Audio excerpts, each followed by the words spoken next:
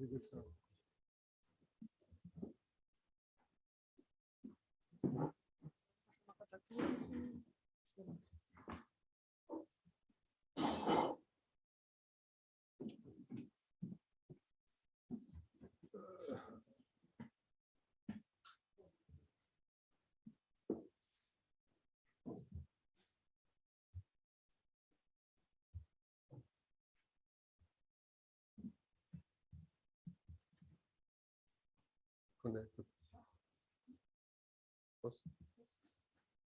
morning, everyone.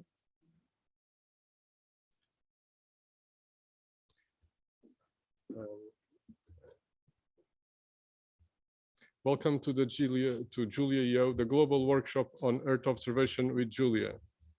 The workshop will encompass different levels of expertise from beginner to advanced, focusing on Earth observation concepts and program skills. And we are super grateful to have an outstanding group of speakers here today. And we have a lot of people online. We'll be focusing on Earth observation and related computational tasks using Julia programming language. My name is João Pinello. I'm from the Atlantic International Research Center, who are organizing this with several institutions. In this very brief note, welcome note, I'm going to talk about some housekeeping stuff that we all need to be aware for this to run smoothly.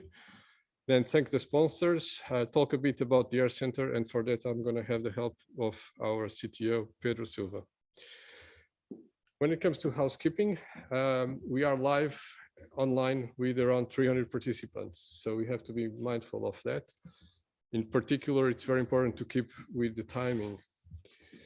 Online participants have limited participation ability. They have to ask questions through the Slack channel or through the Zoom. Over the course of the workshop, we're going to provide a series of notebooks. They are available through the GitHub repo. And there are several ways you can use them. There are instructions on our website to how to use those notebooks. There are Docker images, etc. We did everything for this to run smoothly. But if for some reason you are here or you are at home and you can't keep up or things are not working for you, don't worry too much, because the material will be online after. So it will remain online, it will remain available, both the notebooks, the repo, and the videos of the whole event.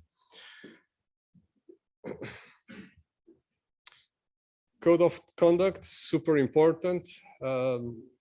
Everyone to be kind, respectful, civil, and available. And if you experience any problems, please come to the organizers. Regarding the plenaries and end-on sessions, they are streamed live, so take it easy, careful with the language, please. We're putting this on YouTube. Hands-on sessions, they have Q&A, these sessions, but let's try to keep it short. We don't have time for a roundtable of introductions, and we have a lot of people at home. So we suggest that you introduce yourself very briefly once you ask a question.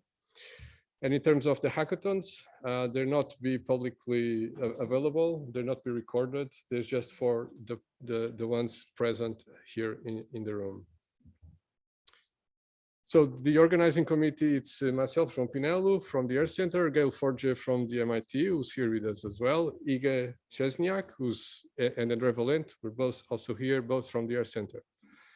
We have a great set of speakers: Alexander Barras, Iga Lippert, Fabio Gans, Felix Kramer, Gail Forge, Julie Hoffimann, Lázaro Alonso, Martin Pronk, Martin Visser, Milan Clower, Nathaniel Yang Wong, Raphael Schouten, Simon Danish, and Simon Lupemba. Thank you very much to our sponsors, in particular, of course, the Air Center and the government of the Azores through Espaço, the MBON Marine Biodiversity Observation Network, and the Sea Biomes, represented here by Gail from the MIT, and to the sponsors as well, FLAD, Foundation for Luso-American Foundation for Development, and the municipality of this welcome city of Angra do Heroísmo.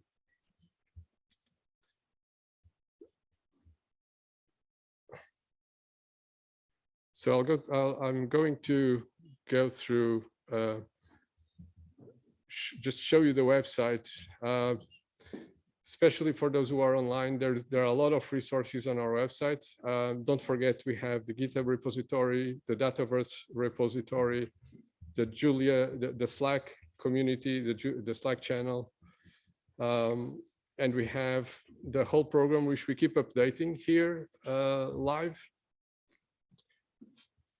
And I regret to say there is a small change to the program today. Two of the presenters got stuck due to they missed their connections, their flights here. So this first plenary session, The Power of JuliaEO with Martin Visser, is going to be kindly presented by Simon Danish instead. Visser will be arriving later today. And then, curiously enough, the other first, The Power of Julia from Martin Visser is going to be postponed. It's going to be presented likely on Wednesday afternoon. And that other session with Lázaro Alonso, scheduled for after that, we have to, it's going to be presented by Simon Danish, who kindly accepted to present Lázaro Alonso's notebooks, Lázaro Alonso's work.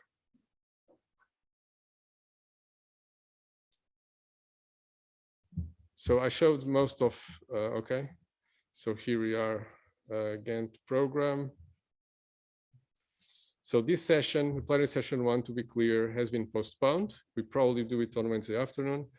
Then we're going to have the coffee break, and then the hands-on session, Julia for Beginners. Lázaro Alonso was scheduled to present, but he's going to be delivered by Simon Danish instead.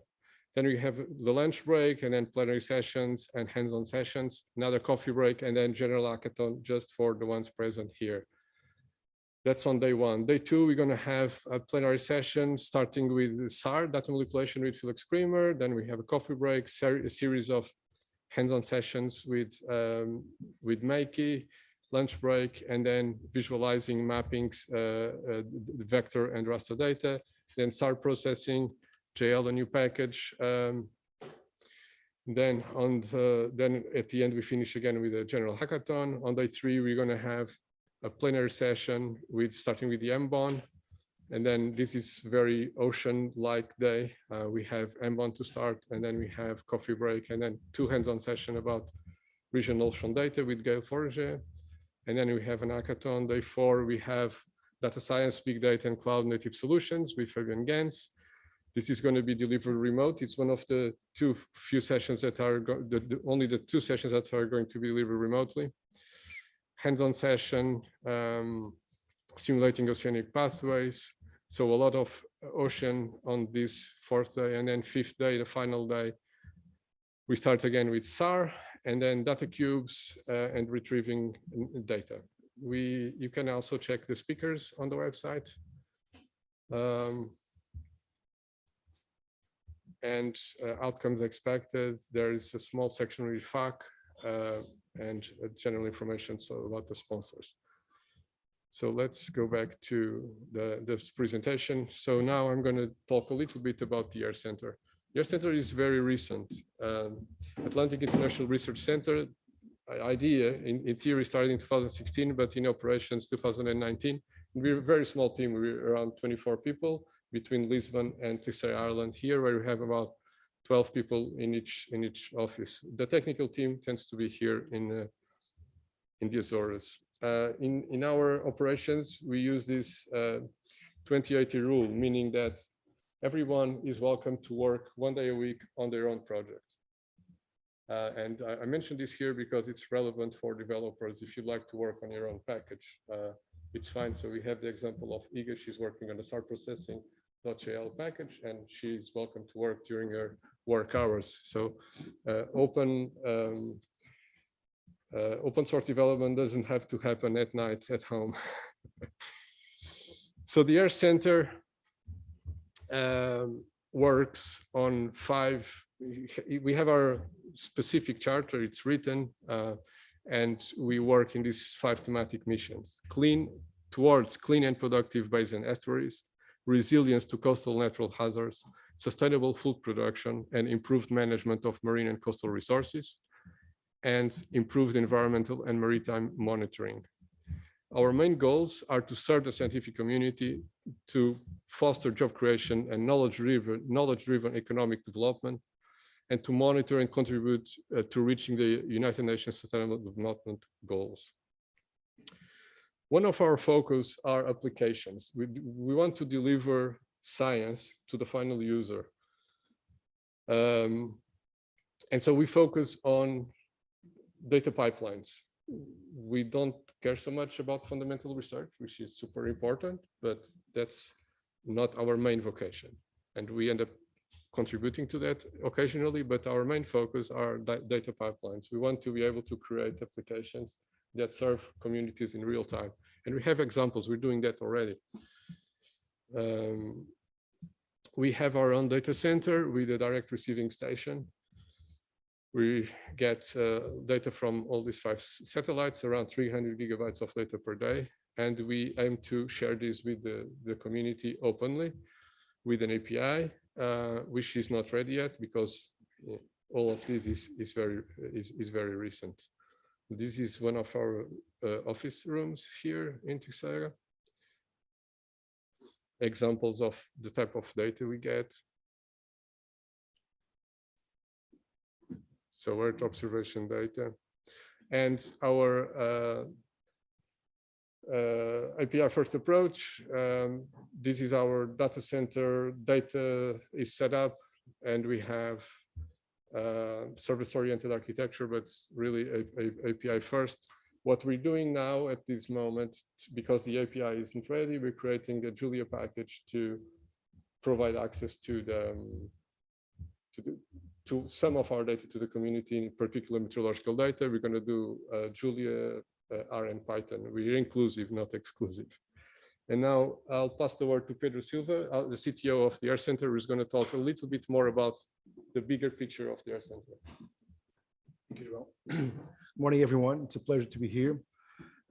So I just want to give you a brief overview of the Air Center in general terms. So João already provided to you a little bit of the context where the Air Center is doing work. I of course want to thank João, Iga, and André, and all the speakers and all of you that came all the way to this workshop, and of course to thank very much the sponsors and the organizing entities that have contributed to the success of this event. Of course, the regional government of the Azores, which has been instrumental to provide the support for making this happen. In particular, the Azorean support to space mission Imaspaço, and of course the MBON. The MBON has been also a very important entity which has been able to provide us with a lot of very relevant inputs for these workshops. Of course, the sponsors, FLAD, the Luso-American Foundation, has been really a great supporter of this initiative. And of course, Hotel Caracol for hosting us here today. To all the participants in person and online, a very warm welcome and thank you. So a little bit about the Air Center. So the Air Center has been established back in 2019 as a process of, let's say, scientific dialogue between nations in the Atlantic, many nations in the Atlantic. Today, the Air Center is with 11 countries represented in the General Assembly and has been growing in these last years. And we have now reached a very wide reach of countries which are actively engaged with the Air Center. So, as I said, this network has been increasing over time. And as part of this network, we have also been establishing some very interesting connections to different entities like the MBON, the Marine Biodiversity Observation Network, but also the United Nations Environment Program. We have a memorandum of collaboration with them, where we are providing satellite data to support the Sustainable Development Goals. And of course, the ESA lab. We are an European Space Agency lab called ESA Lab Azores, where we're providing the connection between companies, institutions, organizations, and the space sector in general in Europe. So this has been, of course, really important for the Air Center to be able to grow. This is kind of a big picture of the projects that we have ongoing in the organization. Some of them are Earth observation related, others are very much network related activities or training related activities.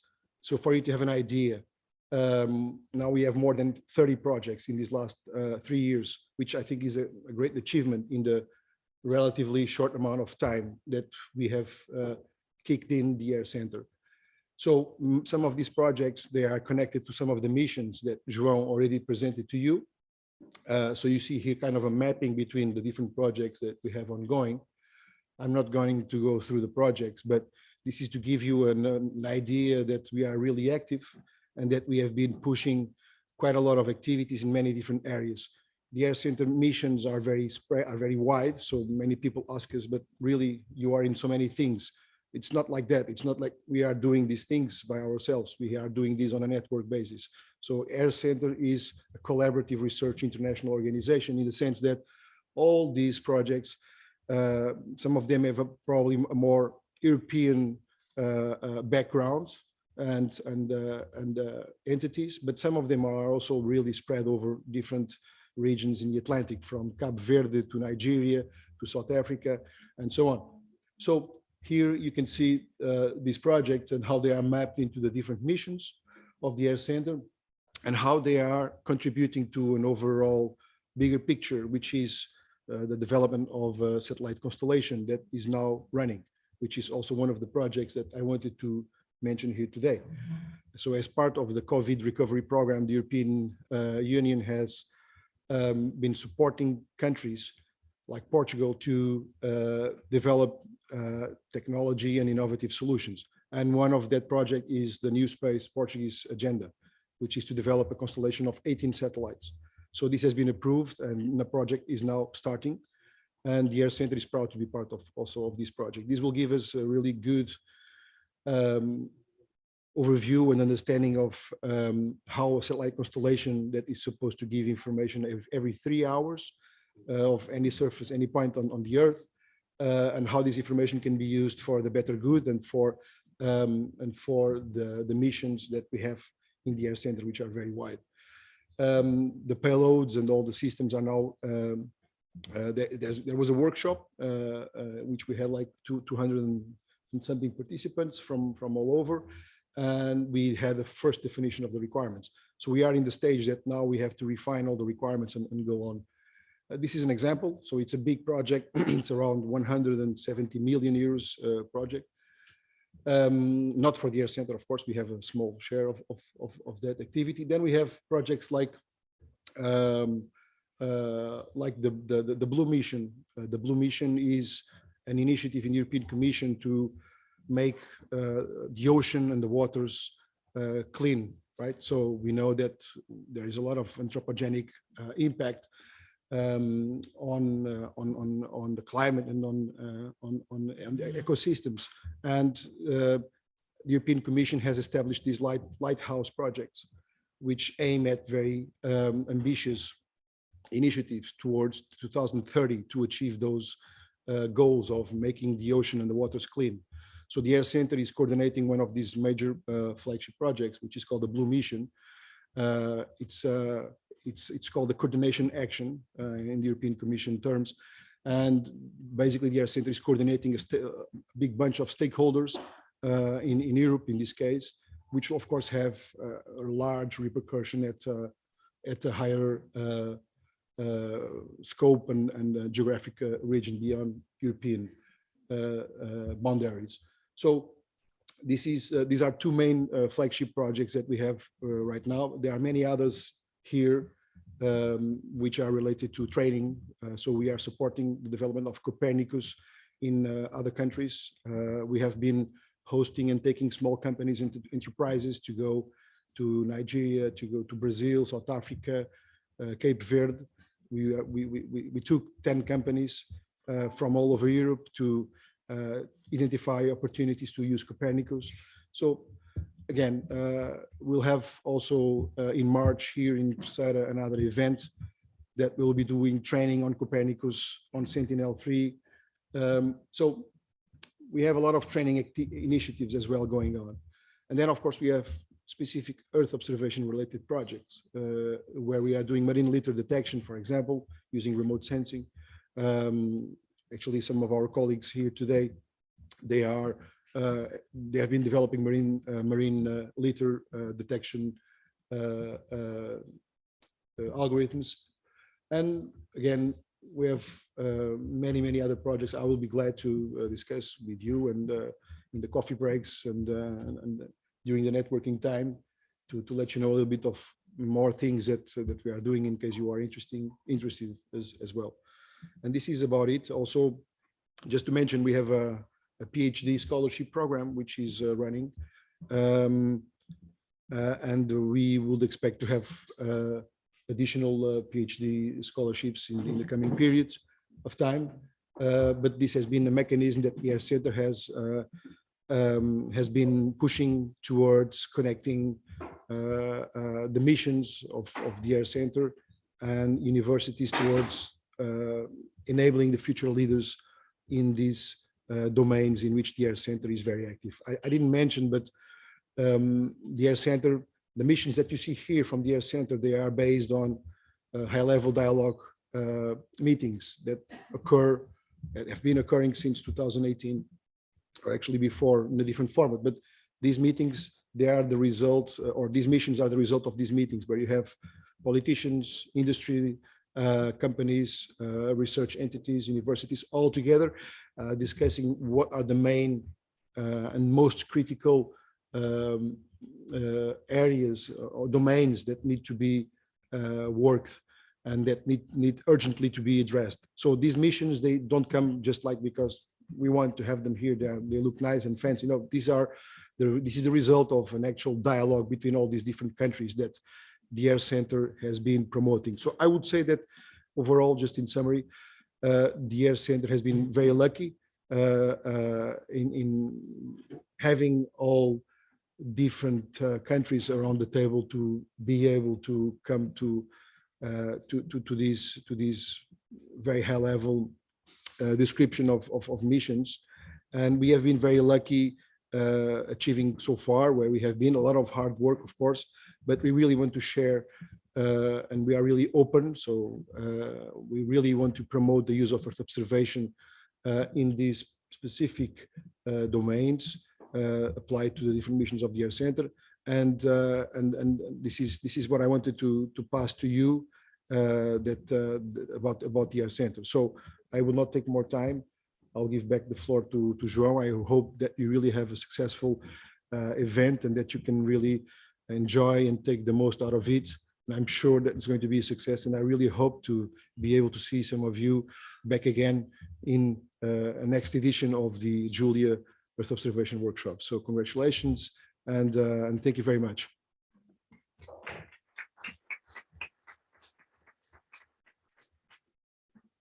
Thank you, Pedro. I mentioned before that at the Air Center we have this focus. We try to deliver to, if necessary, to the final user. Could be to scientists, but could be just to the common citizen. So I just want to show a project that we are starting now to work on, and that will be we'll discuss this again during the hackathon. The Air Center hackathon, as per the agenda.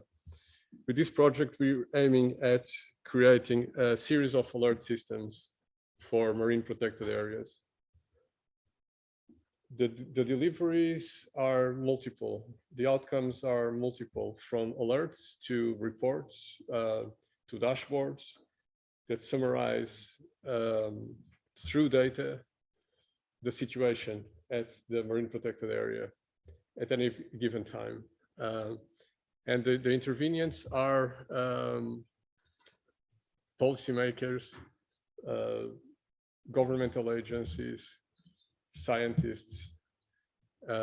And most of this information should also become available to the general public.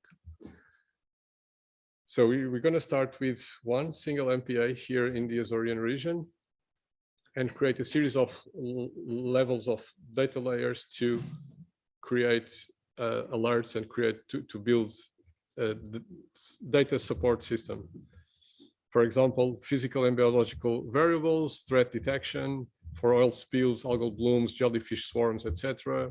And marine litter, which is a topic we're already working on. Vessel detection, probably with SAR, maybe mixed with some RGB data as well. And the phishing effort, which also links directly to another project that we have ongoing. So this will normally close now this welcome message. But since we're not going to have the first session, we're going to have it, as I said before, on Wednesday, likely on Wednesday afternoon, because Martin Visser didn't make it. He got stuck in Lisbon, unfortunately. So we're going to use this time to maybe have an early coffee break here. But before that, I'll pass the word to Gail, who's been working really hard on this Docker image so that everybody has a really smooth run during the workshop. So if you have questions, if you're in the room and you have questions, there is a flash drive passing around. There are several flash drives passing around where you can download all these materials that you need. You only need them in the afternoon. So if you do this in the morning, you're golden. If you are online, then please download this. There's information on the website and on the repo where you can download these images. Please do so during the morning so you can follow up live in the afternoon. But again, if you do not do so, no worries, because the materials will remain publicly available online. That's it for me now, Gail. Thank you very much.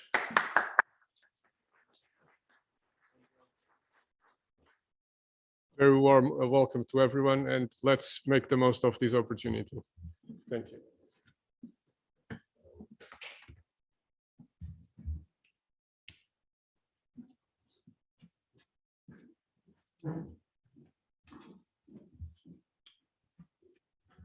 Yay. All right. Hi, everybody. Welcome, everybody, and thanks for being here. It's great to see such a lively crowd and so many people. And hello to everybody online if you see me or hear me. So I just wanted to touch base on these Docker instructions that we have sent. So the reason we are using Docker in this context is we are trying to avoid a situation where, yeah, I'm not sure I can do anything about that though. This is not me. I mean, I don't know what this is. This doesn't work. This.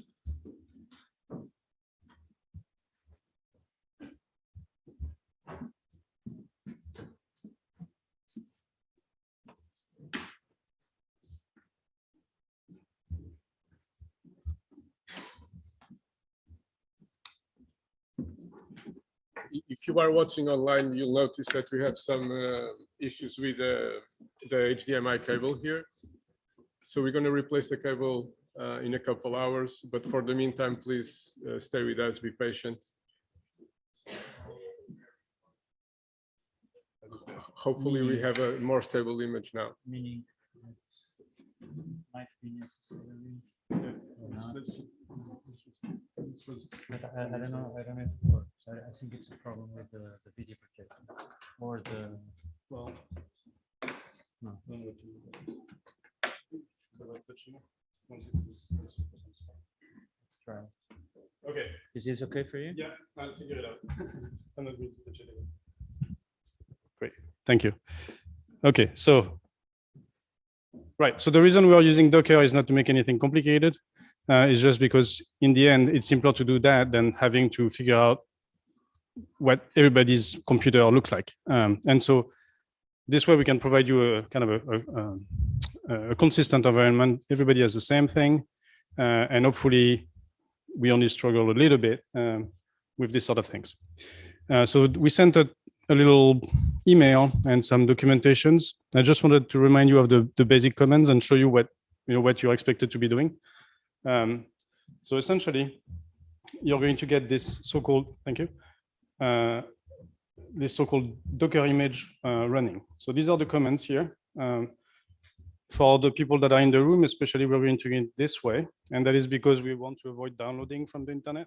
Since we are so many in the room, that would take too long. So we're going to get it from file. The files are going to be provided to you on the USB drive. And so here I've already installed it. So it's this file, for example, for the standard Docker image that we are going to use. Here you're seeing my terminal window. I just created a little folder called data, and I put one file in it. And then we are going to have that enter the image. So command number one is to just unpack this file, right? And if you're doing it remotely, the alternative would be this command here, which would get the image from the Docker Hub server. So either you get the image from the Docker Hub server this way, or you get it from file that way. The second command is going to be this, Docker run. And we don't need to understand the detail of the command, but I'm going to take this version here, where you see that the data folder is mounted.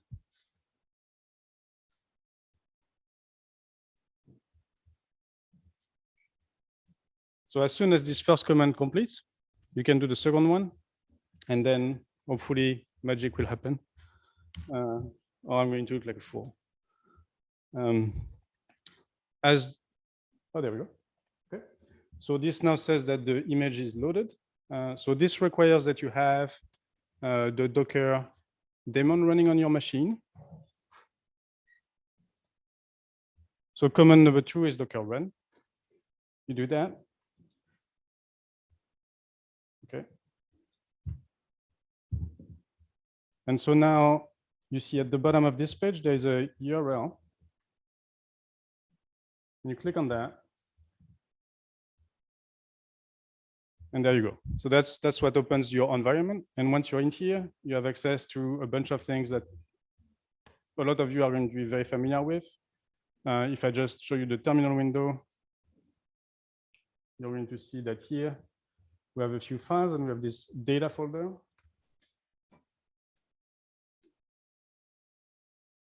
I guess I might have made a mistake on that.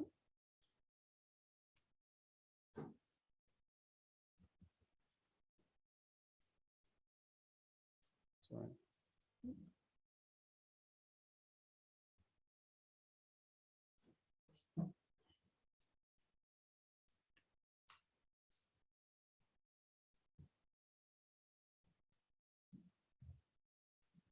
Okay, forget about that.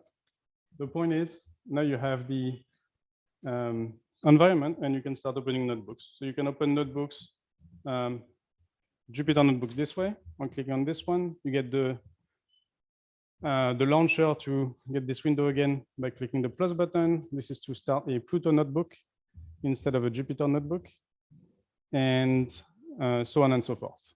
So that's all I was going to say. Any questions? No questions? Yes. The USB, you mean? I am not sure. Can somebody else address that question? Oh, it's over there.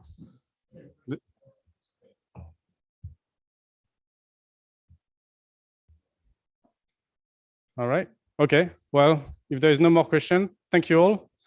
Have fun and a great workshop. Thanks.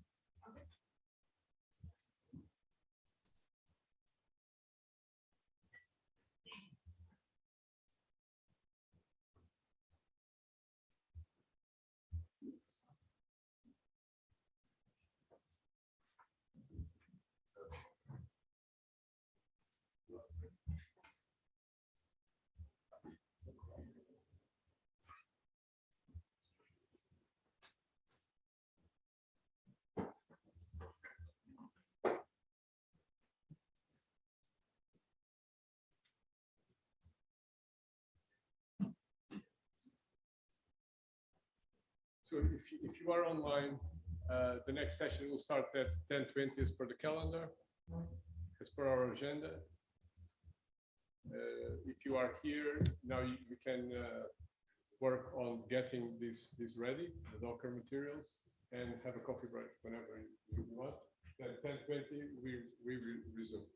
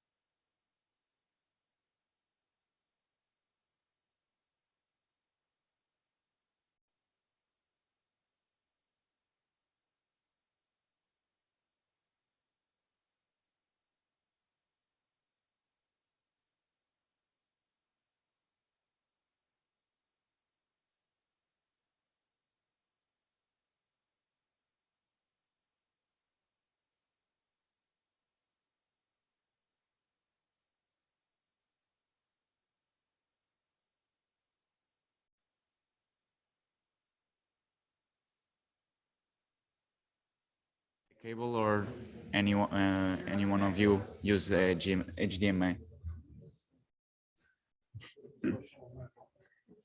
Anyone needs a VGA cable for the computer?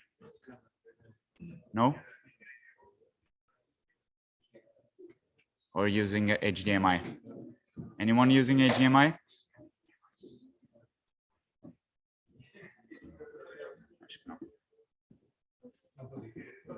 Nobody cares, I guess. Acho que vai usar HDMI. Mas tem que ter um VGA aqui à mão também, não é?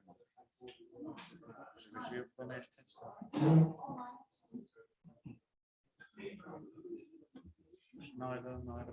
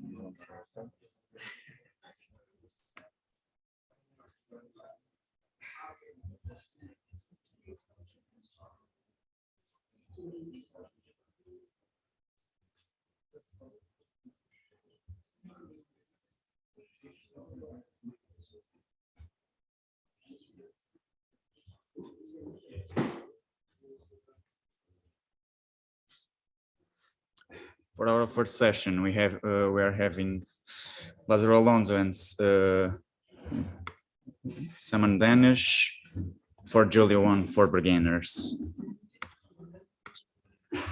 Lázaro Alonso is a Mexican physicist currently working at the Max Planck Institute of Biogeochemistry in the Model Data Integration Group, interested in hybrid model-based approaches to climate science as a scientific visualization. Other interests of his are complex networks, graph neural networks, and series analysis. He is the co-author of the JuliaData Science book and the main contributor at gallery beautiful.makey.org, and contributes as much as possible to open source in his spare time, if any. Simon Danish is the author of Makey and currently works full-time on Makey as a freelancer. He has been part of Julia community for more than 10 years and is the author of many Julia packages. To just name a few that are still actively used for many people in the Julia community: Makey, geometry bases, GPU arrays, package compiler, GeoServe, and FileIO. His mission has always been to create a sustainable plotting and graphics ecosystem for Julia, which enables visualization in needs of high performance, as well as making it very easy to quickly create simple plots and to integrate them in dashboards. Nowadays, with climate change threatening to destroy the fundamentals of our modern life, he is focusing his efforts on making sure that Makey works well for climate science to better understand the changes that are coming for us. Unfortunately, Lázaro Alonso couldn't make it, so Simon Danish will make the presentation.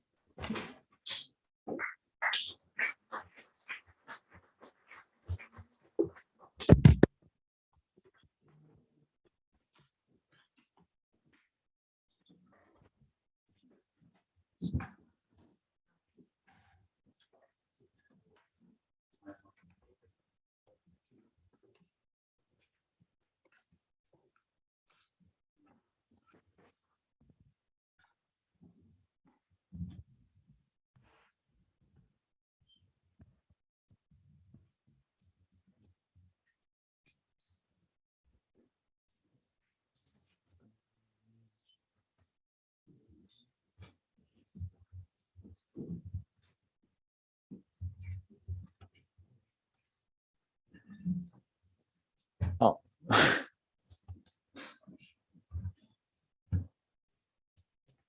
All right. Oh yeah, it's slowly visible. Yeah, hi everyone. I'll take over the hands-on Julia session. I'm not super familiar with the notebook that I'm going to present, so bear with me. But yeah, let's try this. Maybe I can use the chance to show you how I start this notebook. I'll just open the terminal in the folder, start at Julia, and then you can start the notebook server with just using the iJulia package, and then calling the notebook function. And if you actually want to start in the current directory, you can pass the dir argument to the notebook.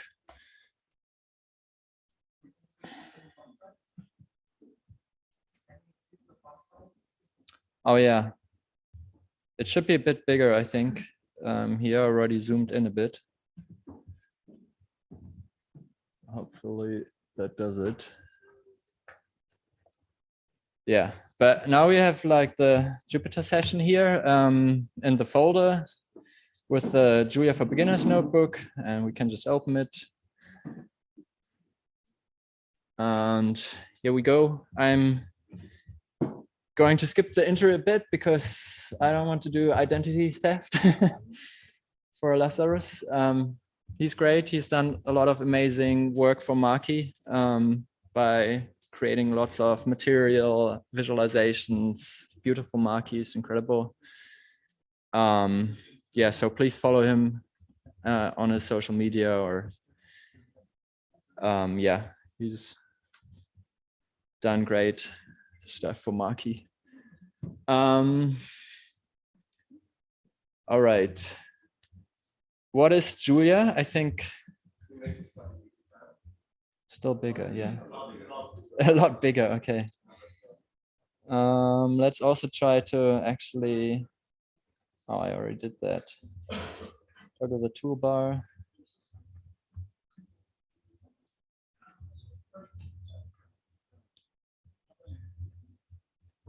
Yeah, okay. So what is Julia? Julia was roughly published around 2012. I think the development started quite a bit earlier and was initially developed by a small group at the MIT. It's just in time compiled. I'll explain this a bit more in different contexts during the notebook. But what that means is that the first time you actually call a function is when it gets compiled, and then you have it compiled and call it again. You don't need to compile it anymore. This has certain advantages and disadvantages that I will explain a bit during the notebook. It's optionally typed. That means you can leave out any typing and everything will just work out fine. So you don't need to worry about types and all of this. But if you want to, you can introduce types anywhere to help readability or to make sure that people don't call your functions with the wrong types and stuff like that. I think it's also great for documentation. I always get a bit lost in code where there are no type annotations because you really don't know what's happening, what's expected in the arguments. I personally think Julia gives you the best of C, MATLAB, and Python. Not always the best. It also takes some disadvantages from those languages, but it kind of has the speed of C. It has the math orientation of MATLAB, so array manipulation and matrix multiplication and all these kind of things that you know from NumPy, and Python is much nicer in Julia, much more native to the language. And I think it takes the easy syntax from Python and the easy usability. It's function-oriented though, and not object-oriented. I will explain a bit more later what that concretely means. But in summary, it means that you have structs that encapsulate data, and you don't add functions to it directly to the object, but the function are separated by it. Julia has been promised to solve the two-language problem, which means, so I think a lot of popular packages in Python, for example, are written actually in C++ in the back to get good performance, which means if you actually want to dive in and develop these packages, you need to learn Python and C++ to actually make edits to the package, which is annoying. It introduces a lot of complexity and makes it really hard to work on these projects. And Julia has the speed of C++ and the usability of Python, so you don't need this separation into two languages. And that means you can write high performance packages with a nice high level entry points that are easy to use in one language, which I think makes it great for developing packages in Julia.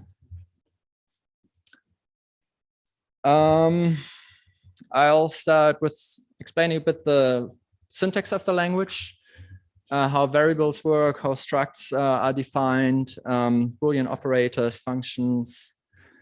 I'll want to talk a bit more about multiple dispatch because it's pretty important to the way how Julia works, and I think why Julia is successful. And yeah, of course, keyword arguments, anonymous functions, and conditionals, just to get an idea of how the language looks. So in Julia, you don't need any var keyword or things like that. You can just immediately define a new variable in the easiest possible way. It works pretty similar here like Python, I'd say. So if you're familiar with that, you should already feel comfortable. Of course, you can multiply variables and apply functions like that. And what I really like about Julia is like the kind of introspections you can do. So you can just find out the type of the variable, and I will show you a few more introspection functions later on. But this makes it very easy to actually figure out what's going on in Julia. And if you're a beginner, it helped me a lot to just like have type of some variable, and then you knew the type and then know how to type your arguments and things like that. Yeah, so int and string are Julia base types, but they are actually also just normal Julia types. Yeah, we should have really had a section about the basic types of Julia. But yeah, let's just continue with how to define a struct. I think a lot of other languages, high-level languages, rely more on dictionaries, but Julia has these kind of structs more from C, I would say. They're very handy, they're high performance. You can inline them into arrays if they're not mutable and things like that. And you can optionally type them, so you can also leave out the types. But yeah, usually you should type them for performance and documentation reasons. As I said, there are lots of introspection you can use in Julia, so you can query the field names of a struct and do very dynamic programming like that. This is pretty nice for serialization, for example, if you want to write a serialization that can take any object. With these introspection methods, you can actually do this. I think in a statically typed language, this is not possible as much. In Python, it's also, I think, quite easily possible. But yeah, there's nothing magical about creating a struct. I think this works like in almost any other language where you instantiate a type. What the default is, the default struct is immutable. So you can't really change the values afterwards. You can, though, put in mutable subfields, basically. So if you use here an array that is mutable, you can change the array, but you cannot change the array that is assigned to this struct. But Julia also has mutable structs where you can just change the fields. If it's strongly typed like this, you can't change the type. If you leave out the type, you can just put in anything you want in there. So yeah, that's how you change the field. If you just make a mutable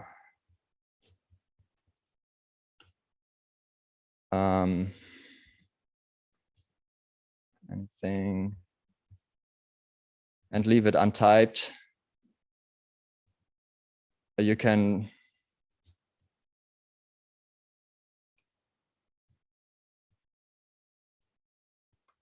just also change the type and everything. So this works much more than like a dictionary, I'd say, if you do it like this.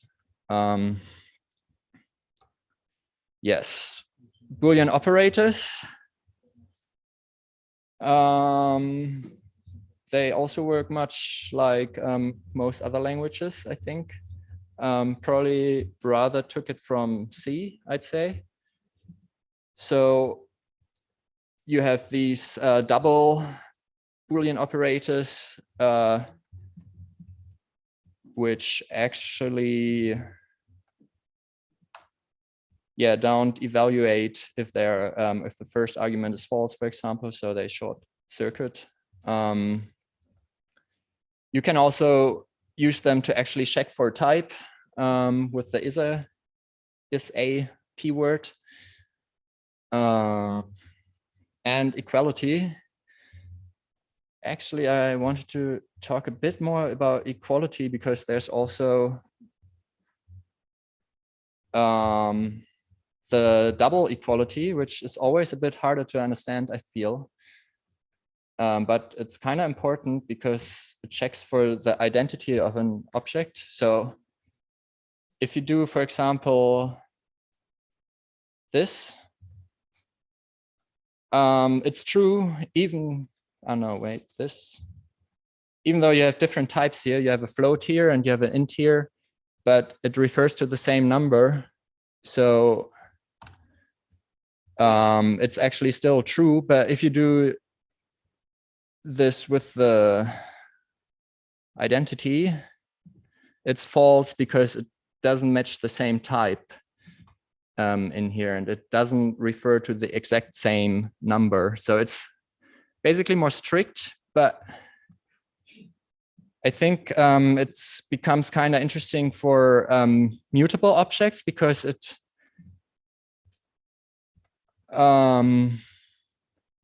there's the difference between referring to an object by where it lives or what its values are. And the equal operation basically compares the values, while the triple one checks basically where it lives. So if you do 1 equals 1, which is a mutable array with the same content, it will be true. But since it's in a different array in a different memory location, if you do the triple check, it will be false. Yeah, I don't know.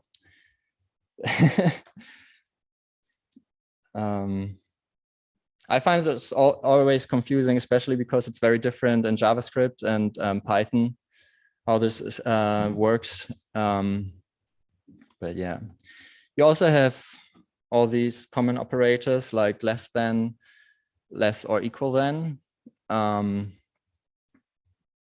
of course, you can mix this with all the other Boolean operations. Now we come to functions and multiple dispatch. For Julia, you have like multiple syntaxes to define a function. So you have the short form where you can leave out the function keyword and just immediately in one line define a whole new function, which is pretty handy, keep things short. But there's also the long form that looks like this with the function keyword. The return argument is also optional. I think a lot of people like this. Some don't like it because they want to be explicit. So I usually try to use the return keyword because it's kind of important to know that it's on purpose that a function returns a certain value. So yeah, I usually prefer the longer form and the return keyword everywhere, especially if you have a lot of if else in a function. It becomes very important to just really use the return keyword and make it easier to read.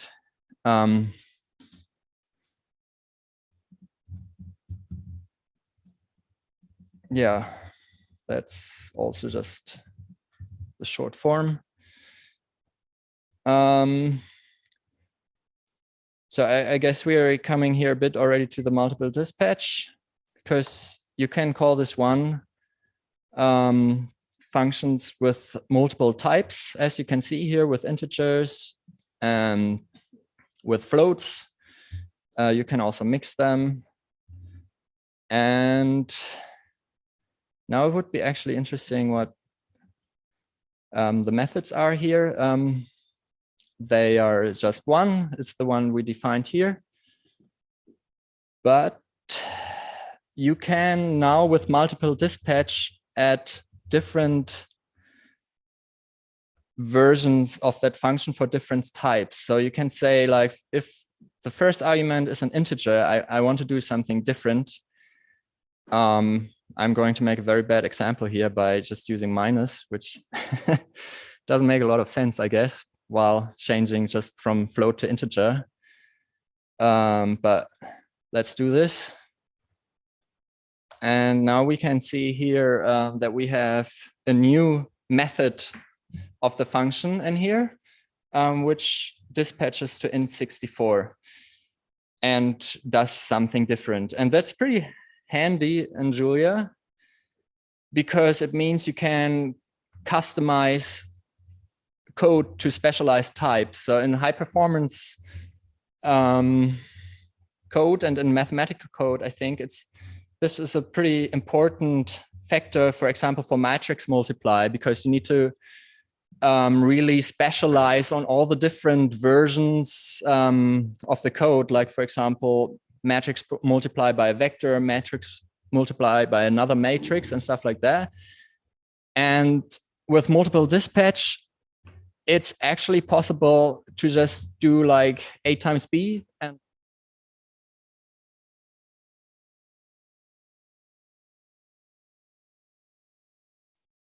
which is very powerful.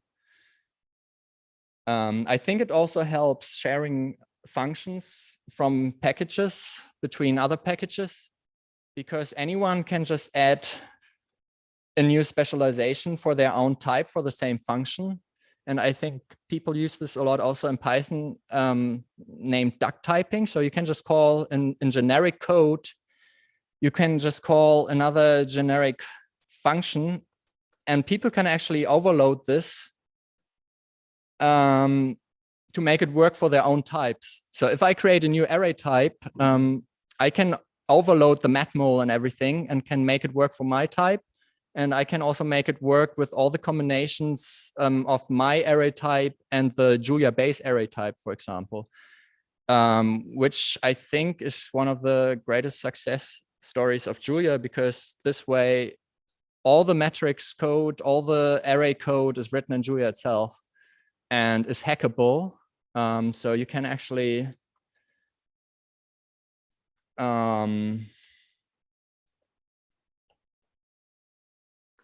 with the introspection I've been talking about, you can actually directly look where this function takes you to. And somehow the link doesn't work. But usually it's very easy to jump into Julia code, see what's going on. Even with base Julia code, even with like the craziest high performance package, you jump in there, it's Julia code, you can edit it, you can reevaluate it, and you can try out your changes, which is very powerful, especially with the fact that most packages are hosted on GitHub. So it's very easy to immediately push your changes or discuss them with the authors if you found some bug or something like that, or if you found an improvement. So I feel like Julia has a very high ratio of users becoming developers because of this fact, which is very great for the ecosystem. Yeah.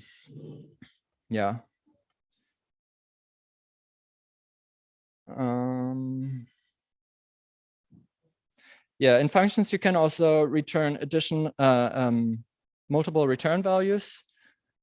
This is the same pretty much as wrapping it in a tuple and returning a tuple. I think we'll talk a bit more about tuples later. But there you see, if you call this function, you get back a tuple. And you can also separate these like this. So, yeah. So you can also unpack these multiple return values from a function, which is kind of handy. And there are these helper functions, get the first element and last element. And of course, you can also index into it like this. Oh. Yeah, because I already unpacked it.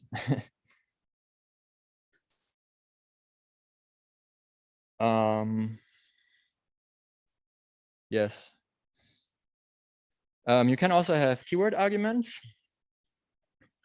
like this, and you can even type them. But the thing is with keyword arguments, they're not part of the multiple dispatch.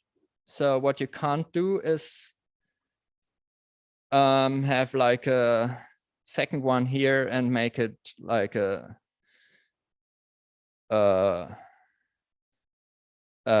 second method and make the keyword argument a different type. This will just override the first function. So that's much more than like in other single dispatch languages where you can't really have multiple methods for different arguments. But yeah, that's then how you call it. And I think how you actually pass the keyword argument is pretty standard here. And that, yeah, obviously changes the output. You can also pretty easily create anonymous functions. I think in other languages, this can be called lambda functions. But in Julia, they're not special functions. They're pretty much the same as any other function. They do have funny names though.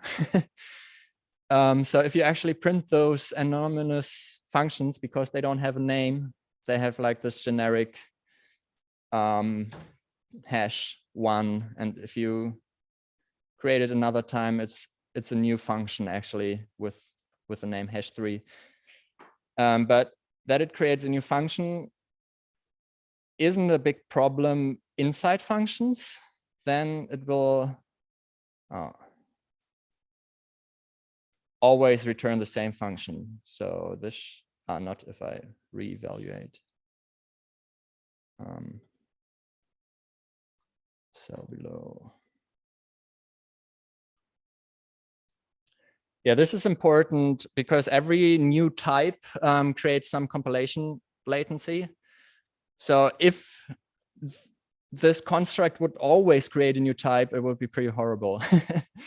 But this way it stays stable inside a function. And it's really handy for yeah, mapping over an array like this. Yeah, so it's pretty function oriented. Function are high level objects that you can pass around and work with, which I think is great for mathematical code and for all these map reduce use cases. Yeah,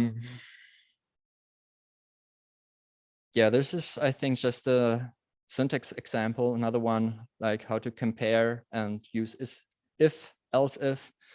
I think someone on Julia Discord just complained about else if not being elif like in Python.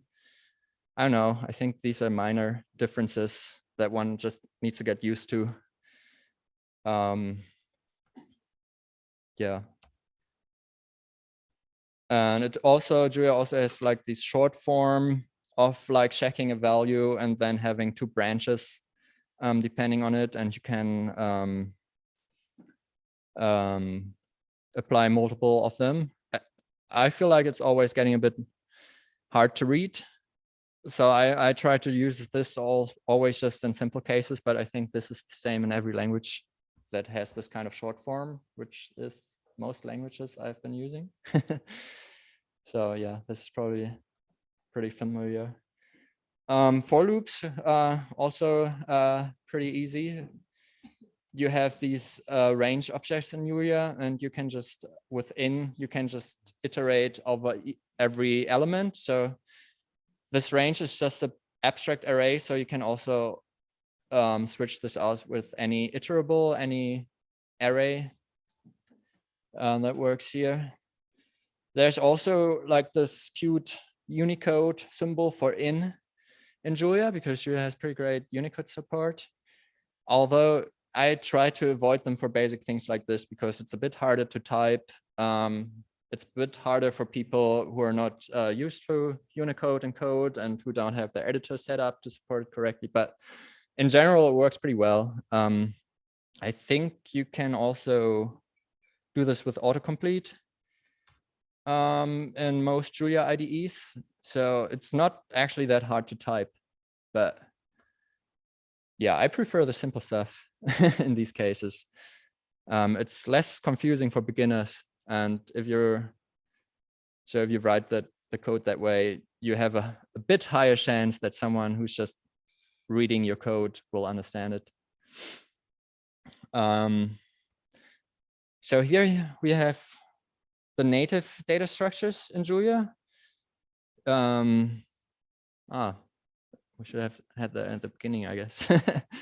So we have obviously strings and different ways of defining strings. I'm relatively happy that Julia just has two main forms of defining a string, one with one quote and one with 3 quotes, which is the quoted form, where you can have characters in here which usually need like escaping, but yeah, with these triple quotes you don't need to escape them, which is pretty handy.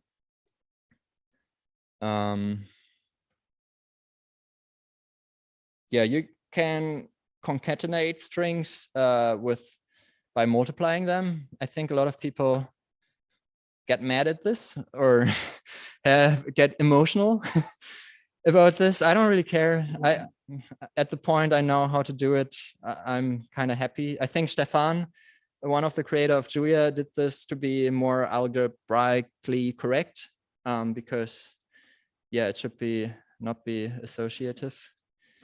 But yeah, I don't really care about this. I actually don't very often use this anyways, because you can also concatenate strings like this. And the advantage of this form is that you can also just put other types in there, which makes it, for me, a bit easier to use it in generic context where I'm not 100% sure of the input types. Because yeah, if you would do this with concatenation, I think it will fail. Yeah. Oh no, that's another failure. Yeah. So you don't actually have like any other type besides strings defined for this, which I think makes the string option a bit nicer. Yeah, and you can also interpolate into a string, which I think is also preferable to multiplication signal, because it makes it a bit clearer what exactly the string will look like in the end. I don't know. I think this is very subjective, and most people just find their way. And obviously you have a few basic operations here defined, and I think here's also the power of multiple dispatch that gives us a bit nicer syntax than other languages, because I think in a lot of OOP languages, this would be join and then the array, which I think looks weird. And I don't know, I think this form is very clear, but it's maybe also about what you're used to. And of course, you can combine this with the previous examples about branching and comparing. And then you get something like this. There are a few more functions to manipulate strings. There's the contains one and starts with and ends with, which are all pretty handy. And of course, the whole class of lowercase, uppercase, title case functions. So the Julia strings have quite a few batteries included, I'd say. And there's also the replace function, which works with any kind of different patterns in the first argument here. This arrow here is just a bit of syntactic sugar. I think in early Julia versions, it was just like this. But I think this arrow here makes it a bit clearer that this should turn into this. It's a mapping. And I think we will discuss this operator a bit later as well, what it actually does. But yeah, it's also pretty easy here to use a regex that uses this kind of string macro here. If you look at it, I should create a new.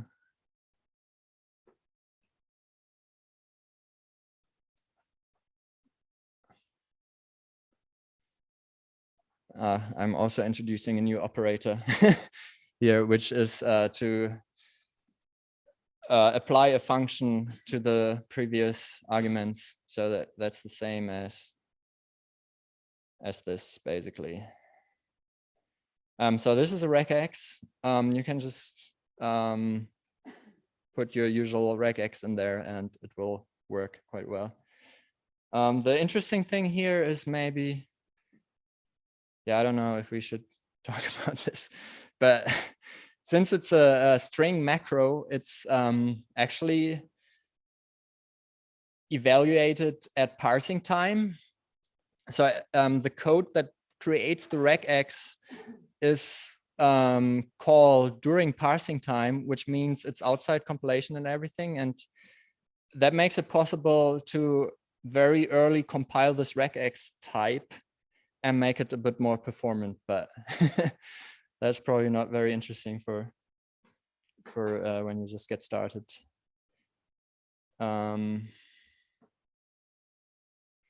What do we have?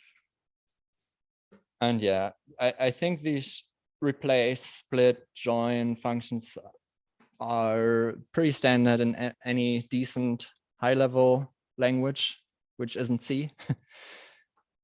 So you have all of these nice little things. String conversion is done also with the string functions, which I already showed you a bit earlier. So it's a multi-argument function, which I think we haven't actually introduced.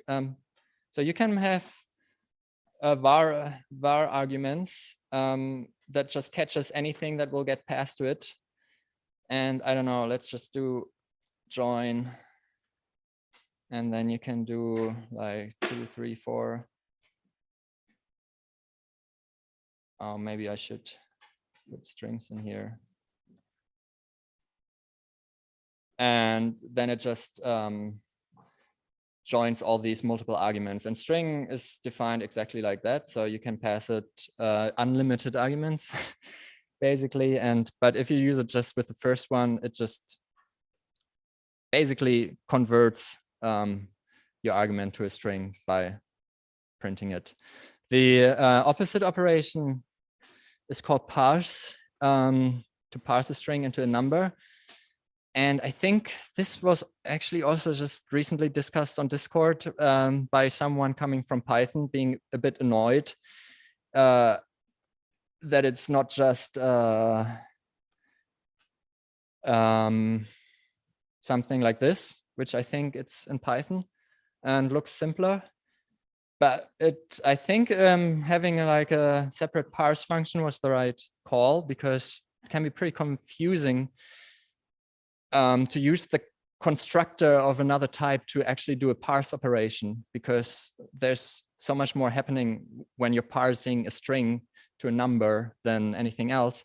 And it's actually also surprising because, like, I think in Python, if you do this with bool, so int works, but if you do it with bool in Python, it actually checks if the string is empty. So yeah, I feel like it's a bit more verbose to have the parse function here, but it's more clear what happened.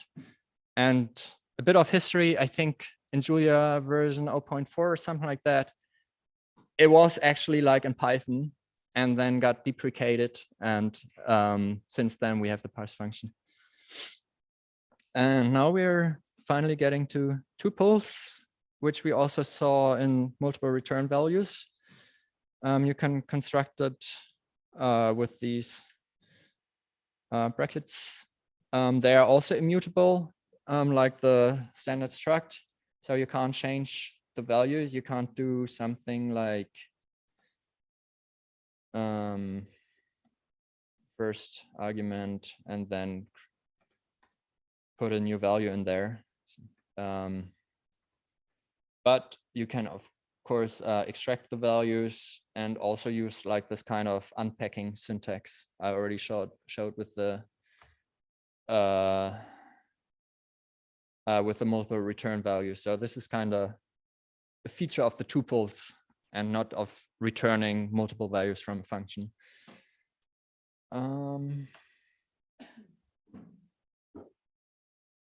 Yeah, I guess Lazaro also wanted to talk about this similarity with the multiple return values. And yeah, here you see the type. So tuples are always strongly typed. That means if you create a very long tuple, like let's say there's the end tuple function, which has a callback for creating a value for it, and you can do something like this to create a bigger tuple. And then if you see the type of, it actually gets kind of shortened into this end tuple alias. But under the hood, it's like tuple int pretty much. So that's something to be wary of if you're getting deeper into it. But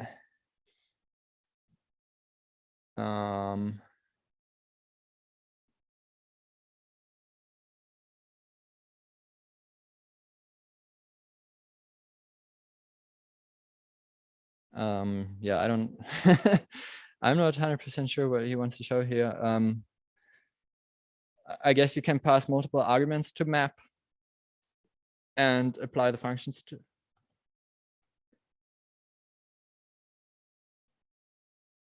And get, yeah. The arguments get passed to the anonymous function. So if you have 10 arguments here, you will need to write a function inside here that accepts 10 arguments.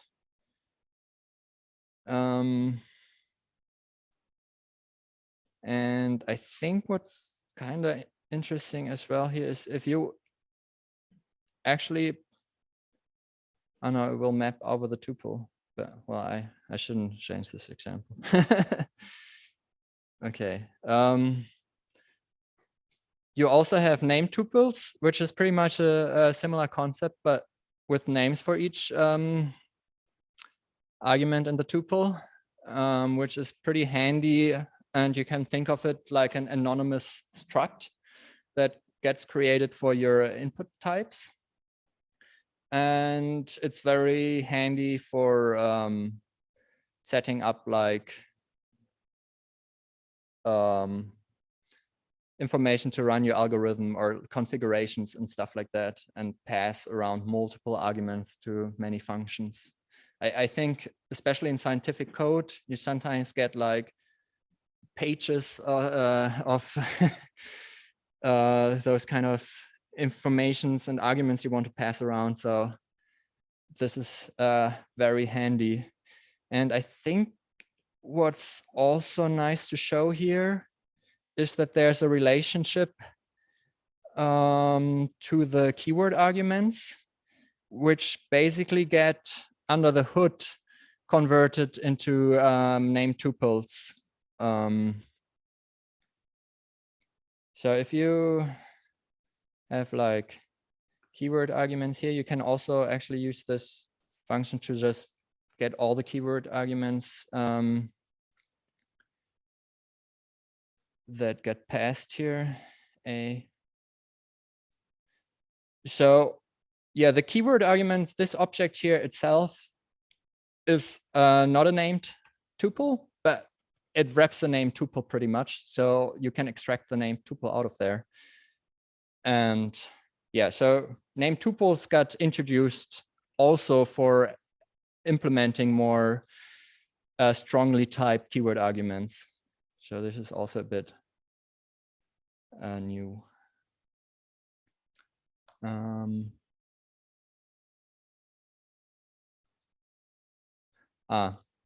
So when you can also quickly create a named tuple out of variables, and then with this short form, the field name will just be the name of the variable.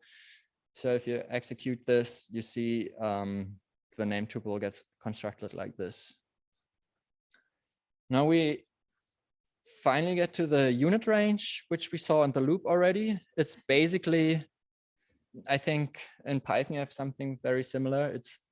It's an abstract array that doesn't concretely store the elements for 1 to 10. There's the collect function to collect any abstract iterable abstract array into a concrete array.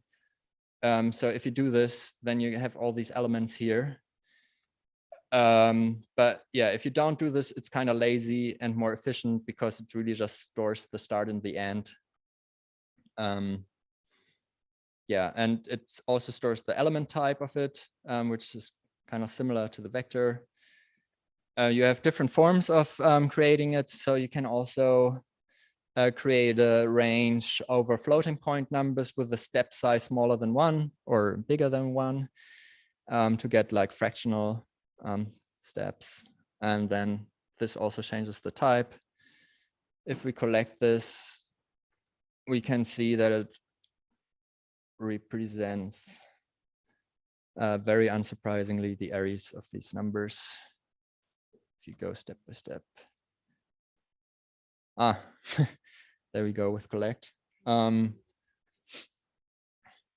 Yeah, so that's how you get an array, or I think I also used this already in quite a few places. That's how you create an array. I think this is very similar to MATLAB and Python. What's not similar is that you actually have like the element type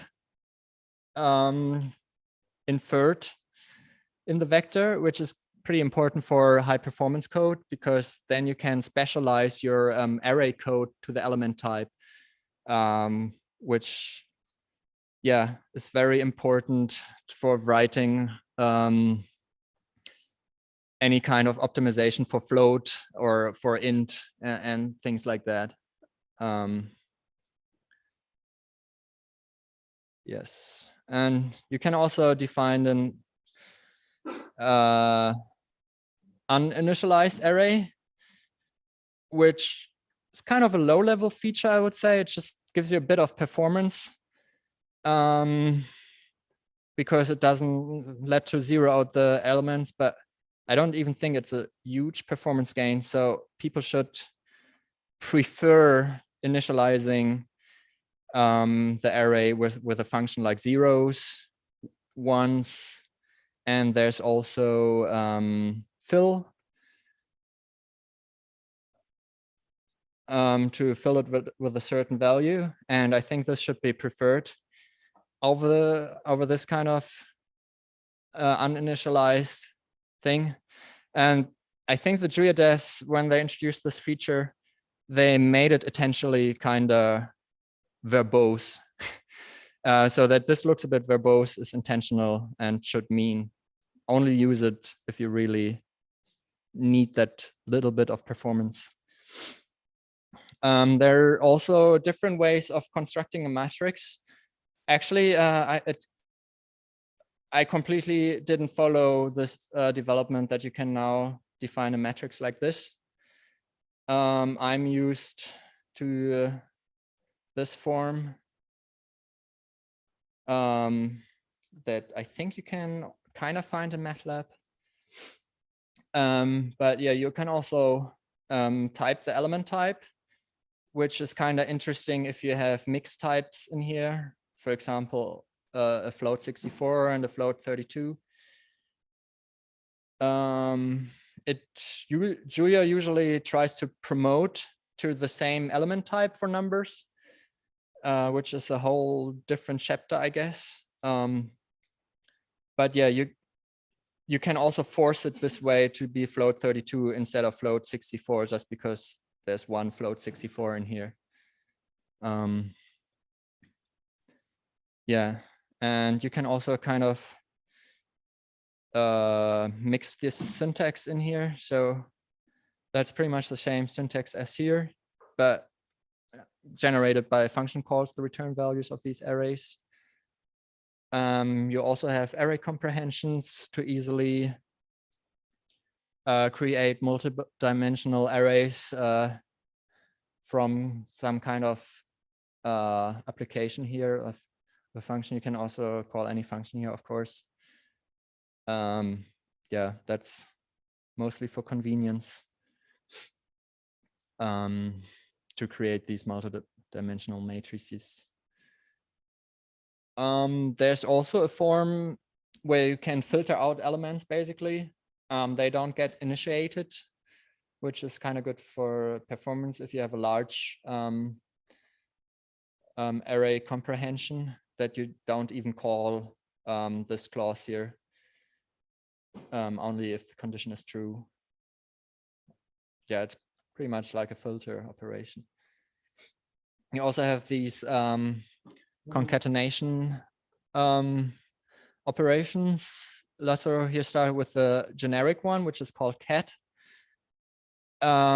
which has like this dimension argument, which is pretty much what, yeah, so I think vcat is pretty much defined as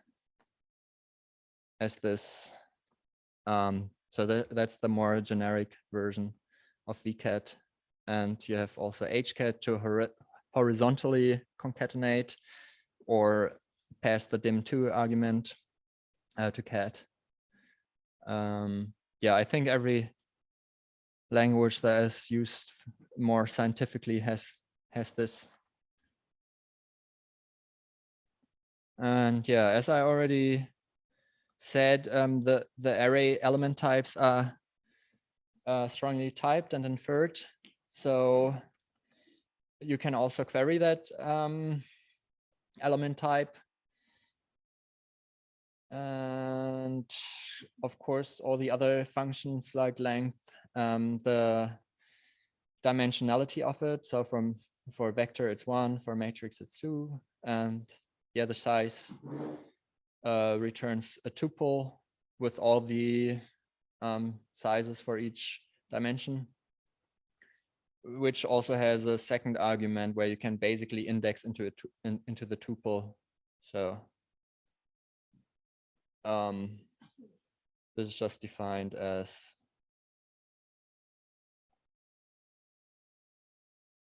basically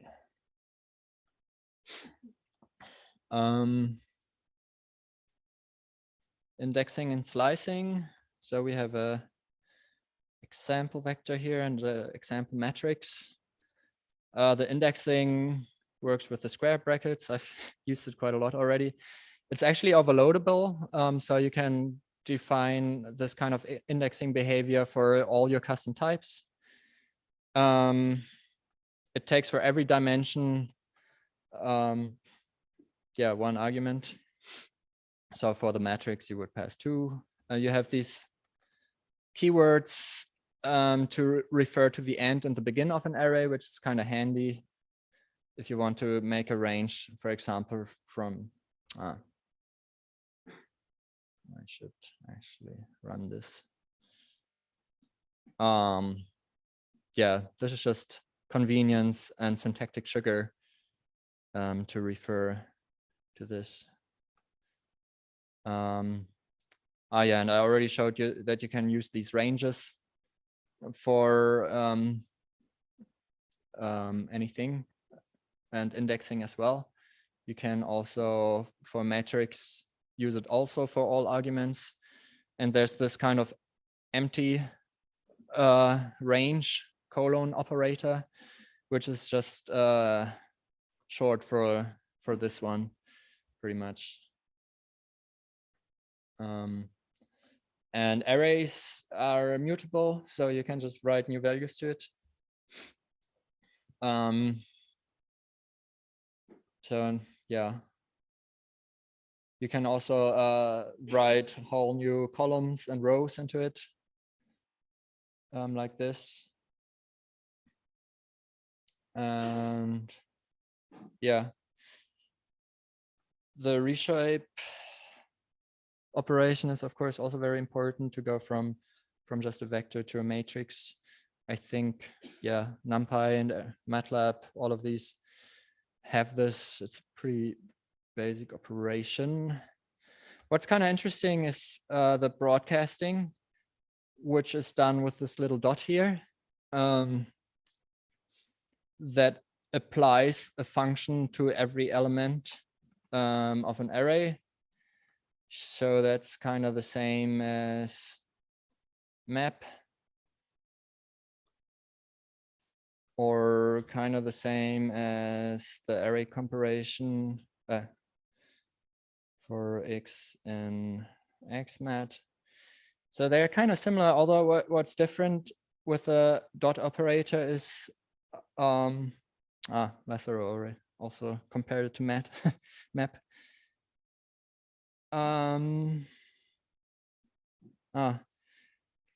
That the multi-argument version of it broadcasts the array dimensions. So if you combine a matrix with a vector here, it gets repeated for the other dimension where it doesn't have values. And what's kind of interesting here is that Julia manages to pull off to compile native specialized code for these functions that get applied here.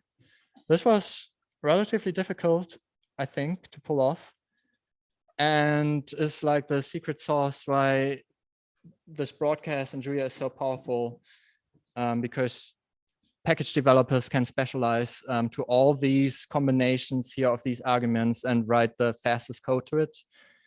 And actually, if you put a GPU array in here, if the package developer of GPU arrays actually handles that combination of arguments, you will immediately be able to just broadcast on the GPU your Julia function, which is pretty cool, pretty important.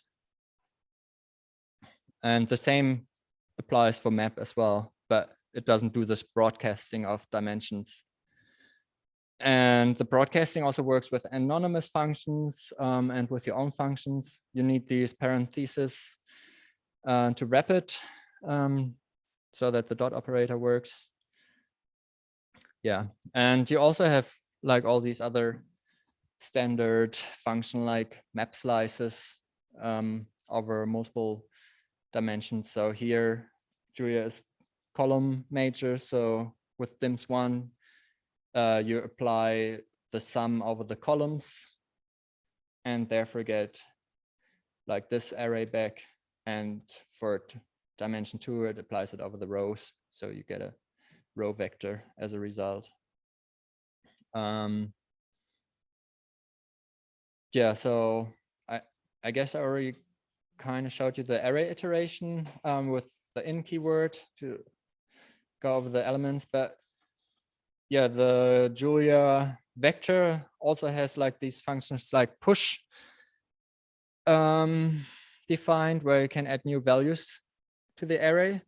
Doesn't work as easily for matrices, like you can't, you need to create a new matrix to add a column or a row. But yeah, there's also the each index function, which iterates over the indices of an array. So if I run this, you don't actually get the 42, 42, 42, but the 1, 2, 3, which is a bit Julia specific that you even have the need for this kind of function and not just do like 1 to length of the array.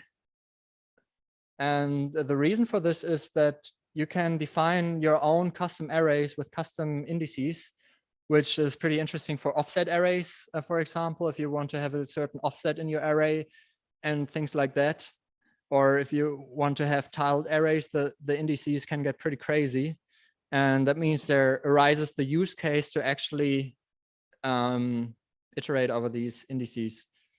But this can get pretty complex if you dive into how to overload really complex array code and make your own tiled array or your own offset array and things like that. But I think we will hear about this quite a bit in other talks where they actually did this for like different use cases where it's pretty handy.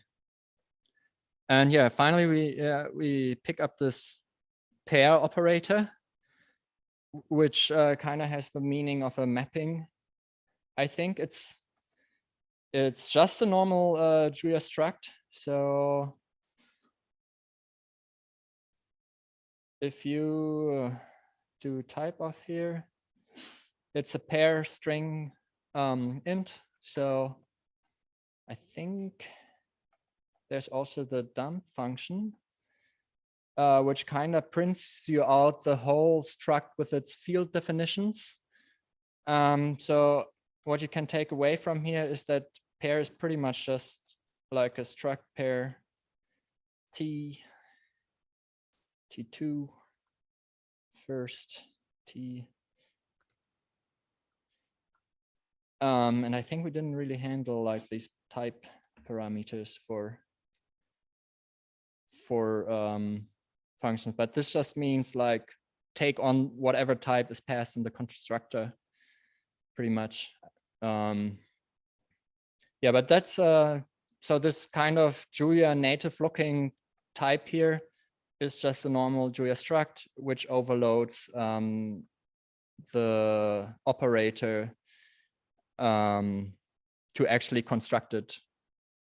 So this is also pretty nice for Julia that you can overload operators for your own use cases. Some people hate it that like the meaning of an operator can be changed. And that's why some language prohibit this. But Julia allows it for the better or worse. I think it's kind of neat that especially for mathematical code where you want to have these kind of terse symbols to represent certain operations. And yeah, this mapping kind of pair operator has been used to create dictionaries in an easily readable way. Although I guess some people coming from Python start immediately complaining that the dictionary constructor in Julia is way too verbose compared to Python. I think it's a bit historical. Julia didn't have a huge focus on dictionaries initially. And then it just got kind of added. And the operators were already gone to just do something like using this bracket. This was already gone at the point where the dictionaries got a overhaul. I don't know, I think it's not too bad, but I also find myself sometimes writing little abbreviations to make it a bit easier to construct dictionaries or just have a little macro. I think we don't even have a section about macros, so maybe I should just skip it. Just make something up.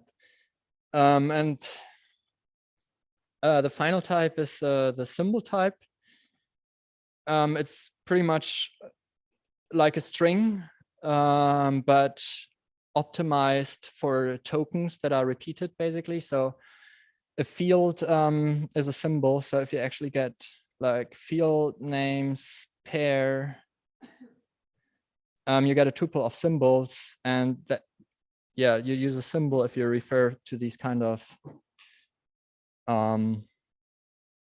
entities, I'd say. It's a bit, yeah, optimized for repeating tokens. So if you have a lot of symbols that refer to the same name, it will be a lot faster than using strings.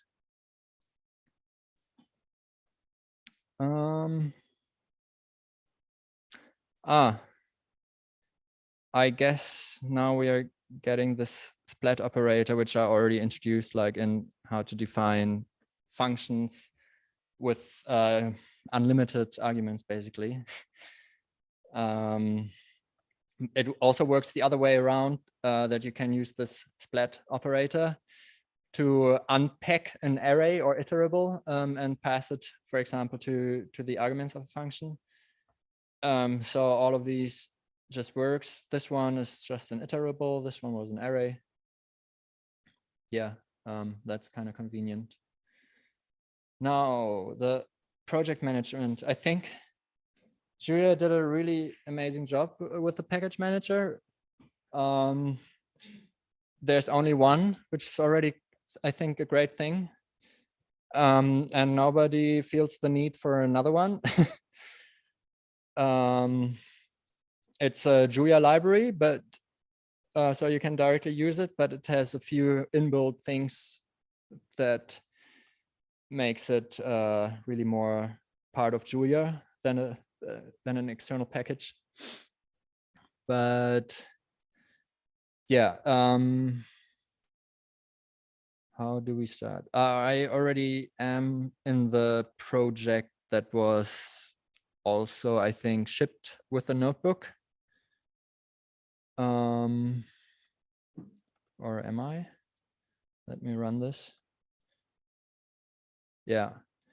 So you have package environments that you can activate.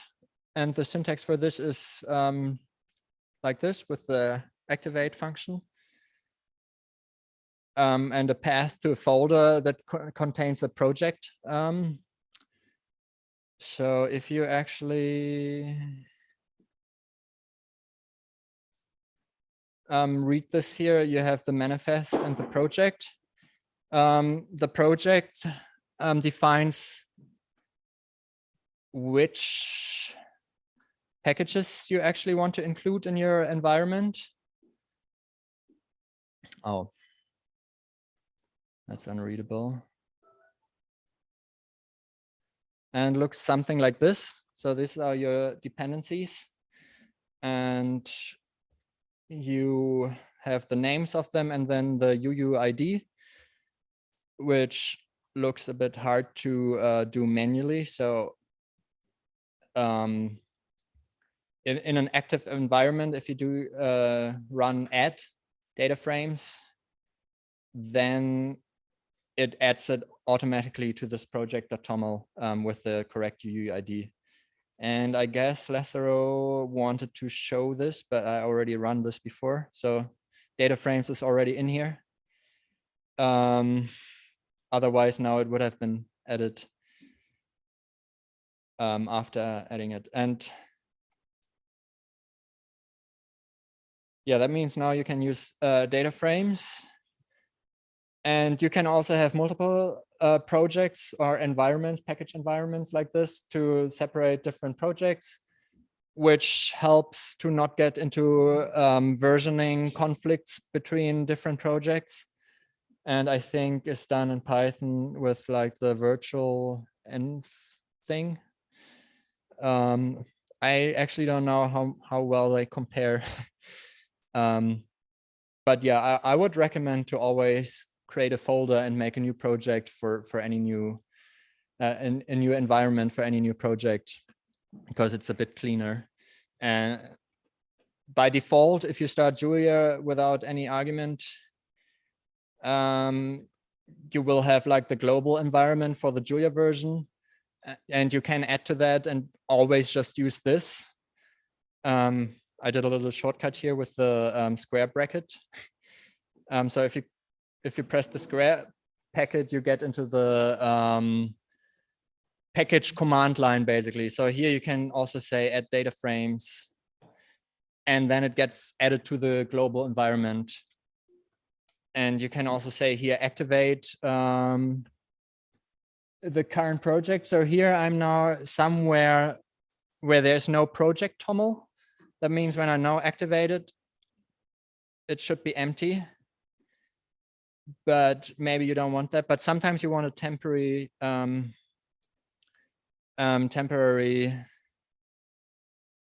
environment to just try out a package without destroying your project. And then you can add data frames, for example, here. I don't know if my internet lets me. Well, it does, I guess. Yeah, so quite a few people just work with the global environment. I think, yeah, at some point, once you get into enough version conflicts in a project, you start kind of switching to having your environments per project.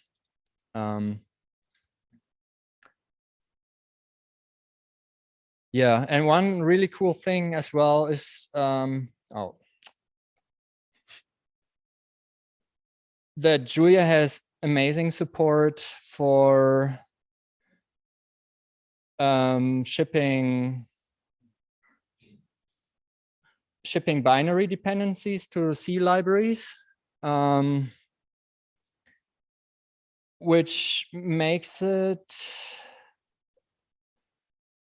incredibly easy to just have a project toml, give that to someone else, and they are most likely able to reproduce this, even if there are tons of binary dependencies in there, because a few people put an incredible amount of time into creating this Yggdrasil binary builder, where everyone can just make a pull request and add a new C library with a little build script, which is pretty much just what you take from their website, from the C binary. And you can then just copy another of these build tarballs, JL as a template, and then just replace it with whatever you have from the install instruction from a C binary. And then this will compile it for every platform that Julia supports and make a little Julia package for it that you can then add. So this one here is called Gemalloc. So I guess there should be somewhere this kind of package flying around. So this is where you can add the binary dependency. And I think it's pretty different from any other language I worked in. I've always had a lot of binary problems and compiling on the computer where and always some library was missing. And I think the Julia package manager did an amazing job to help people ship their binaries to the end user. Yeah. And I think this advantage of Julia will really pay out in the next years. But yeah, now back to data frames. I must say, I've used data frames very little. So I'm probably like on the same level as a lot of people here in the audience.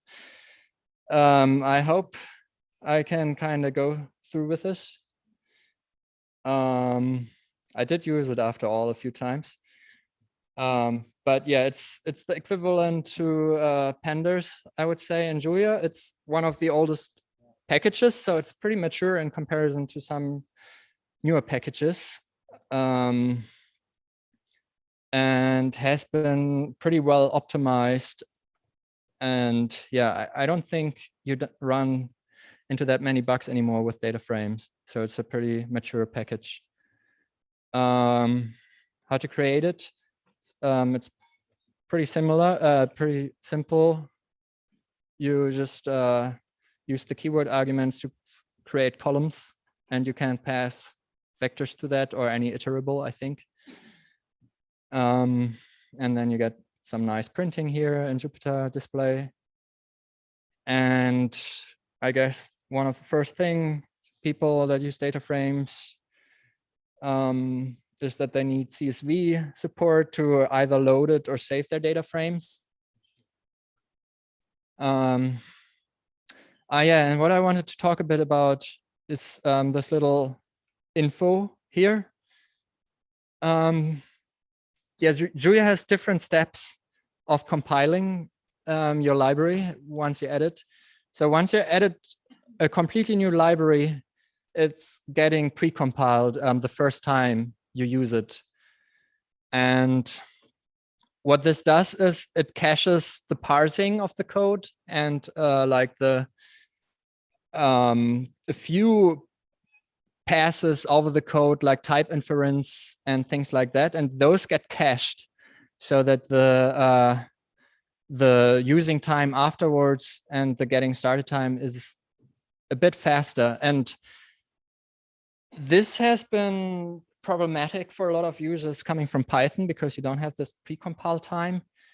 And actually also on the first call, what I already told you, like Julia is shit compiled. So on the first call to CSV write, this function will get compiled completely. If this is a big function, that can take a long time. So I think a lot of users on Discord have been writing incredibly long threads about how they come from Python and Julia is supposed to be fast. And they just installed a package and called the first function and it takes forever. So like Marky, my package is completely written in Julia. I've been working on it for more than 8 years. It uses a huge amount of other Julia libraries. I think it's the last time I checked, if you add it to a completely new environment, it adds 150 Julia libraries in total. And if you call the first plot command, it can take up to, I don't know, depending a bit on the hardware. On my pretty fast laptop, it takes, I think, 40 seconds until the plot shows up. And that's because it needs to compile it just in time. And the pre-compiling here has been helping with that because it already did a few steps of the compilation process while first adding the package, but that obviously has led to long pre-compile times when you first add a completely new package. And this has gotten a lot better now with the newest Julia beta version that just got released, like I think around New Year's as a little New Year's present, because now Julia actually, while pre-compiling, also saves the native code. So this has helped dramatically with the first call to a function, because then if you're lucky, it doesn't need to compile anything anymore. So this is a huge change for Julia, I think, which will help a lot with adaptation. Because yeah, it's really annoying to wait. There are a lot of workflows in Julia that got created to work around this, because if you just let the Julia session run and run and run, you don't need to compile anymore because you don't reload the package and everything is compiled already. So the Julia IDE, for example, VS Code, the main one, allows you to just reevaluate your functions while developing them without ever restarting Julia. I think the only reason you need to restart Julia then is if you have a seg fault, which you hopefully won't get, or if you need to define new types, which is a bit annoying if you need to define a lot of new types. But I get away pretty well by not defining a lot of new types. And then it's, once Julia is started and pre-compiled, it's a pretty nice workflow. But I think a lot of people stumble over this. Yeah, and I really hope with the new Julia, this gets a lot better, even though the pre-compile times have been getting longer with the newest Julia version, but it's kind of a bug. It does some work double that it doesn't need to do. So I really hope the pre-compile times stay low in the actual release when the beta gets released, and then you have like really fast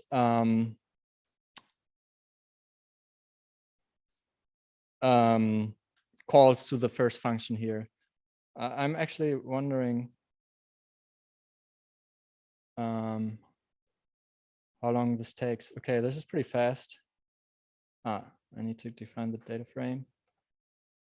I think this is, I'm still using Julia 1.8 here, which doesn't have the change here. So you already saw it took a bit of time to actually display this because the code that displays this data frame in HTML in the Jupyter output needed to be compiled. So if you run it a second time, it's a lot faster. And let's see what's the case for actually writing it. Oh,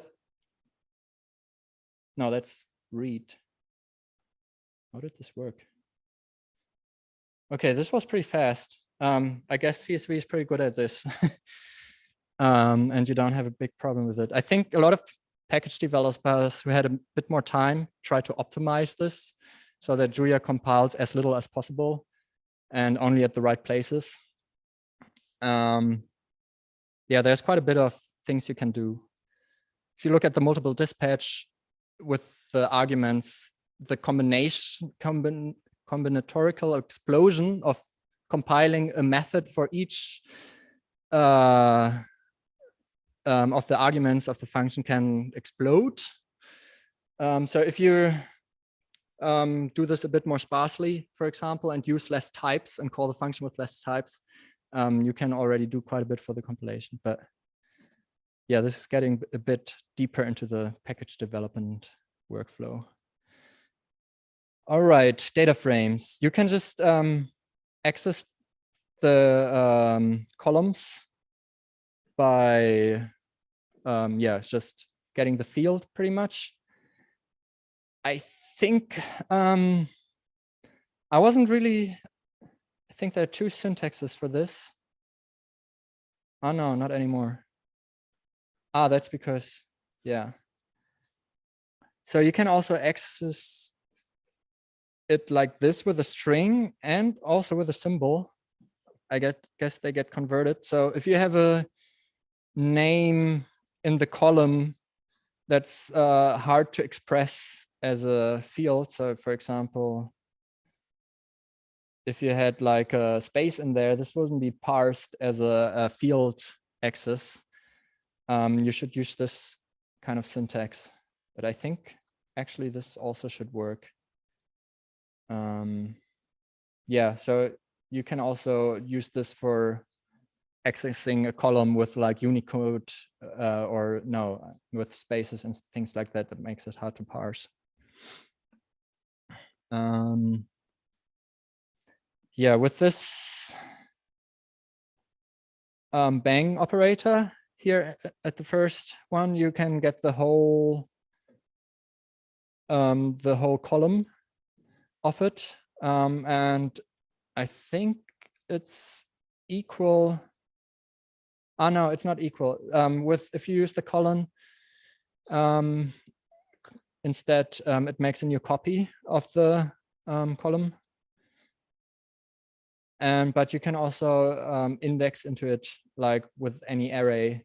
So the indexing syntax is pretty similar with a few little quirks that are different.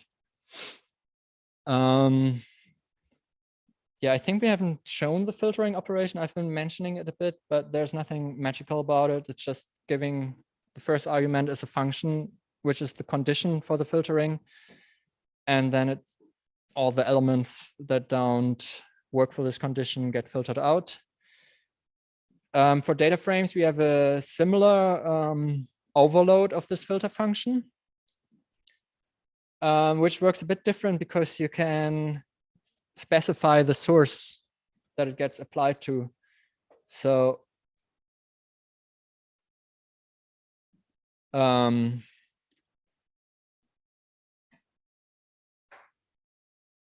so for example, if you want to filter based on the name column, you can pass this kind of the name of the column and then this operator, which we have already seen.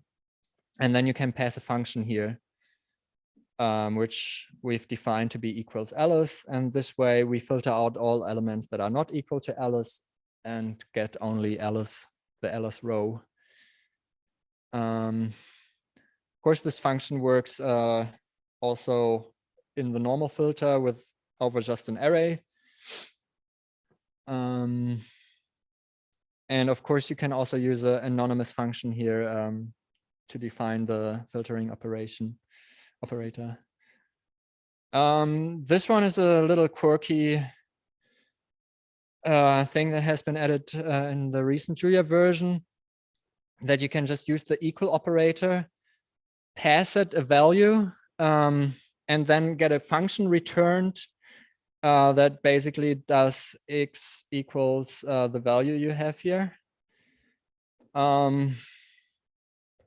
It's pretty nice for short syntax and terse syntax, but I usually don't use it. As I've been mentioning, I prefer the things that are a bit more standard and easily readable, but I think it's kind of nice here. And you can do this with other operators. Sometimes I think you will need parentheses to make it parse correctly, but in general, yeah, you can do this with quite a few functions, but it only works if this is defined for a function. So there's nothing magical about it. I think we can define it for any function, and that means you just return an anonymous function as a result, where you then just do x value. This is pretty much what they did for all these different operators to make this work. But yeah, that means you can't use the syntax for just anything, any operator, but I think the common ones.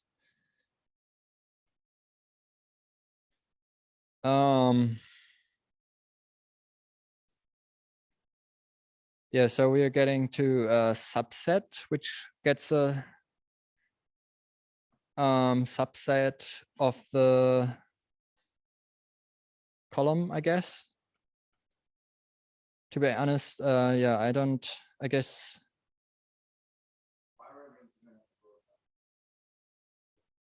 So you get the whole column here, right?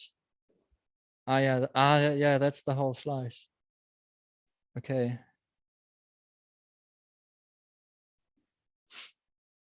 Yeah, but you can obviously also pass the anonymous function here and do all these little tricks as well.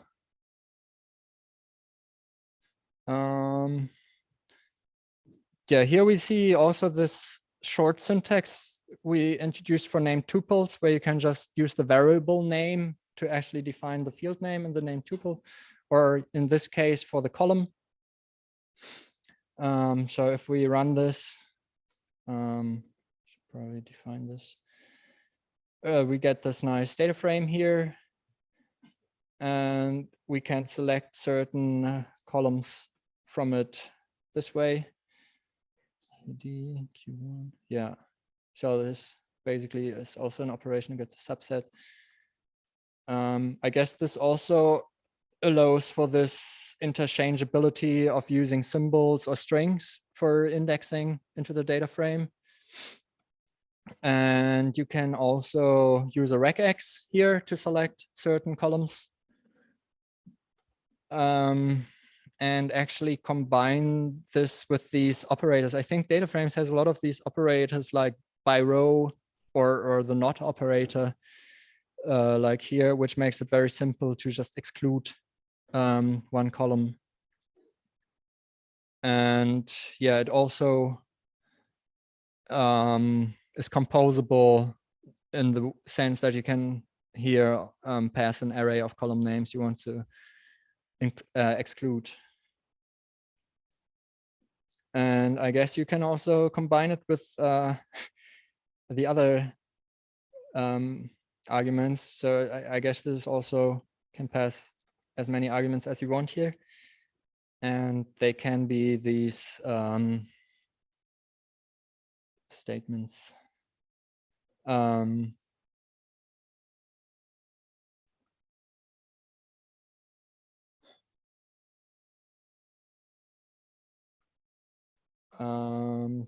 So this just gets Q5 and the rest, I guess. Is that right?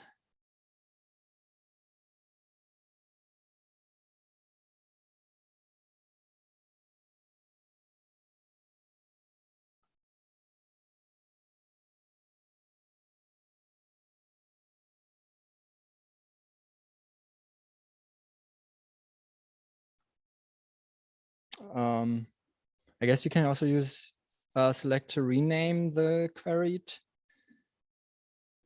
Okay. I was just wondering, how is this renaming anything?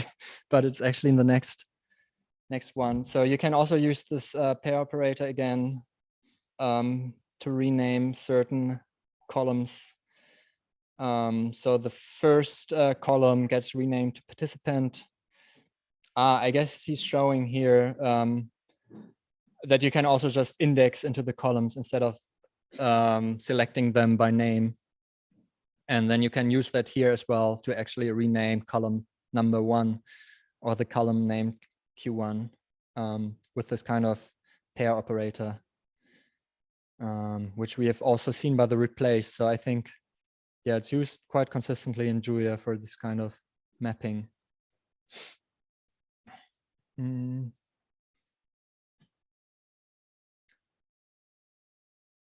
Yes, so we introduce categorical arrays here, which is obviously an array for categories. And it's optimized for that use case in the sense that it saves memory and doesn't repeatedly save the data for repeated elements. So if you have a 1 million array with the same name in it, it will only take the memory of having an array with just one time the name. I think that's what it kind of does, which is pretty important for data frames because all the columns need to have the same names. And oftentimes you have a actually static value for one of the columns where it's all just the same value. And I guess that's really where categorical arrays comes into play. Let's see. So here we use the broadcasting syntax to convert this array of strings into an array of dates. And create these columns here with a date, age, and a string. And we can sort this data frame by just naming the column we want to sort on. And I think you can also do this in place. Yeah. So Julia has this kind of way of saying that certain functions are mutating their arguments. It's a bit fuzzy. It's just nothing is forcing you to use the bang if you mutate your arguments, and sometimes it's not really clear which argument is used. But for simple cases, I think it's kind of convenient to immediately see, okay, this one is mutating and this one is just creating a copy of the input, and yeah, leaves your data alone.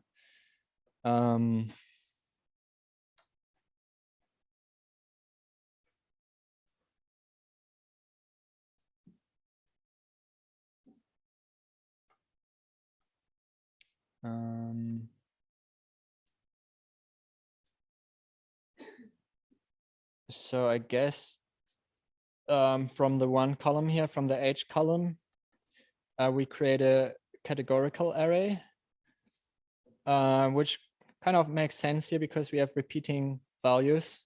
I mean, it's not a huge column, so probably won't save you much, but I don't really know what the order true does, but I guess it says that there's an order to these elements, which should also help speed up certain operation like sorting. Yeah.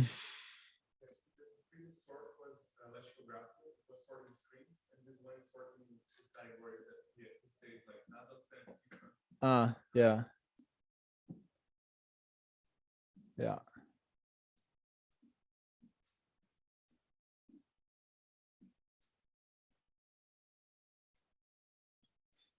Yeah, now it's sorted by, no, not yet.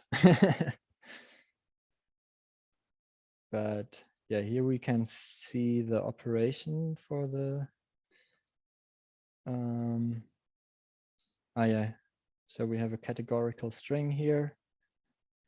And that means we can compare these categorical strings and then more easily sort them.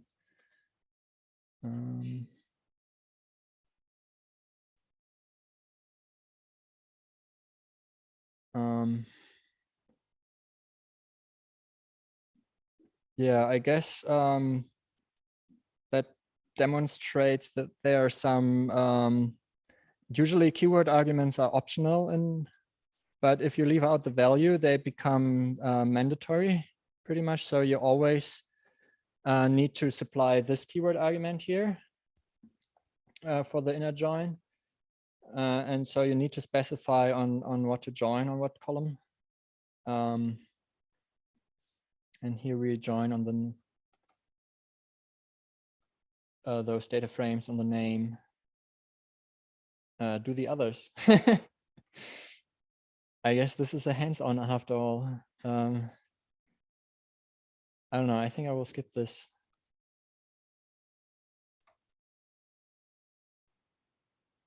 I don't know. What's the time anyways? 10 minutes. Well, that's good. Like I have written it for the exact time. Are there any questions so far?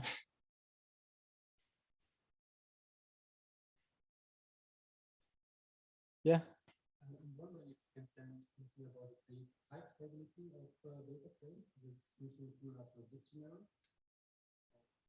No, not really.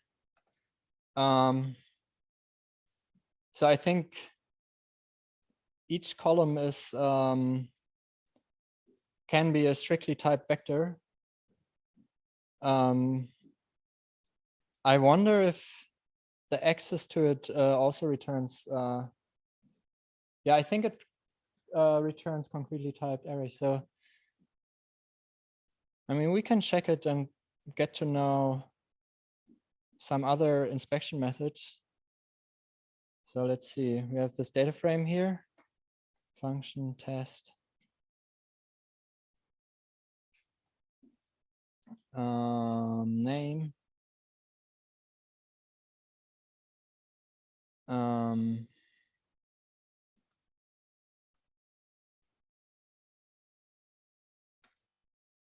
So there are these inspection macros in Julia that you can use to actually look into the function what Julia actually sees, and what it compiles the function to.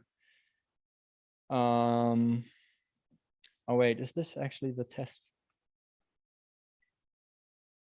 Oh yeah. Oh yeah, that's a good idea. Okay, well, we see here, this gets lowered to get property, which is just like the field indexing of a struct. And we see that it returns actually an abstract vector here. So it can't infer the type, but I think if you actually call a new function with this, then it will have the concrete type here. So in a lot of use cases in data frames, you do the heavy lifting in another function that you pass it to. And there you have all the concretely inferred types, which makes the compilation be able to specialize to it, which makes it fast. Yeah, but this is actually an interesting question because I think with data frames, they fought a lot with this. To get the best of both worlds, that the columns are kind of dynamic and you can just change the type and can just add a new column dynamically, which is kind of mandatory, I think, for a data frame package. But that means if you can just change anything dynamically, you can't make this access here. Julia can't be able to infer the actual concrete type. of that return value.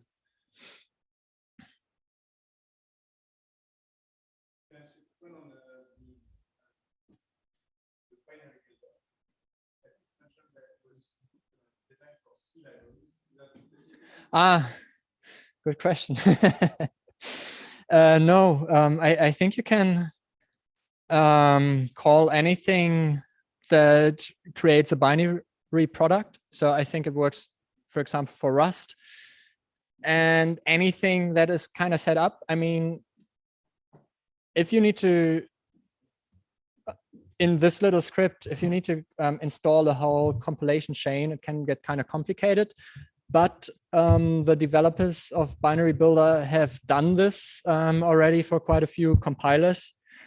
So I think at this point, I don't know what's exactly supported, but in theory, anything is supported that you can kind of install on Linux on this virtual environment.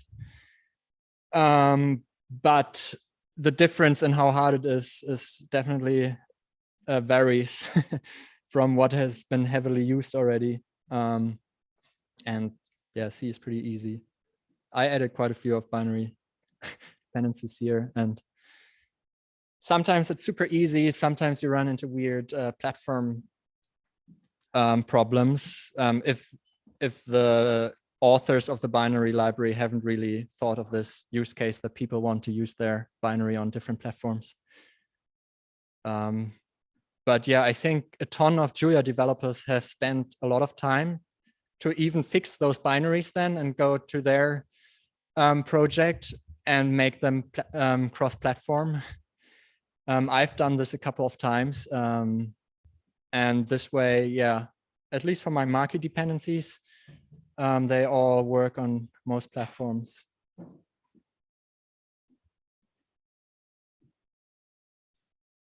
All right. Yeah, I think I stop here because my data frame knowledge will get more fuzzy and fuzzy. All right.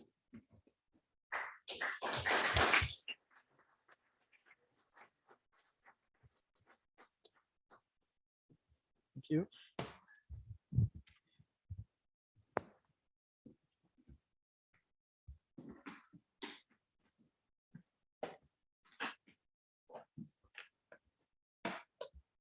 Thank you very much, Simon. Yeah, sure. So if you are online, you're probably not aware, but Lazaro Alonso has just arrived. Oh, nice. Just in time to not deliver his talk. Anyway, we have a lunch break now, and we'll be back.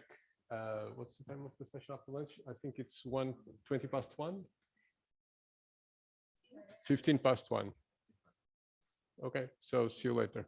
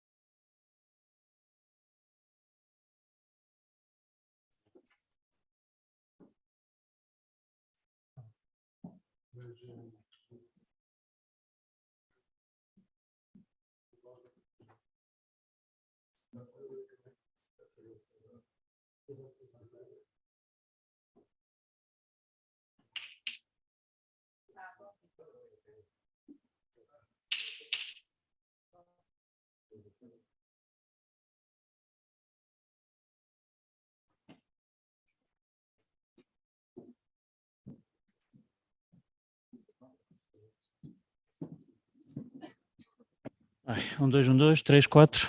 Sim. Tá, não tá? Ok.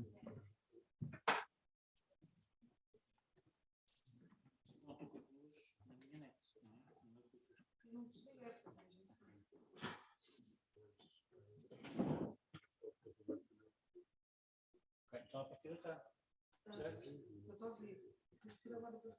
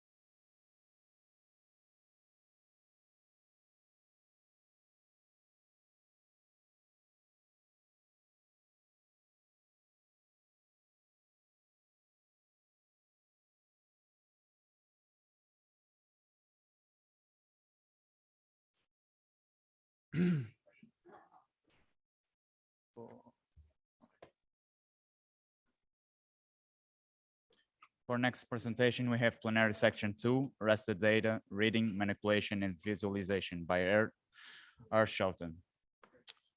Raphael Schouten is an Australian macroecologist with a background in niche and dispersal modeling of terrestrial plants and animal distribution in the context of climate invasion, species, and deforestation. Currently, he is doing a PhD in drives of islands extension at the Center of Macroecology, Evolution and Climate in Copenhagen. Raphael authors the Rasters.htl and packages on spatial process modeling, such as dynamic grids.htl, along with a number of supporting tools like dimensional data.htl and model parameters.htl. He also works on and core maintains a number of JuliaGeo packages and related tools.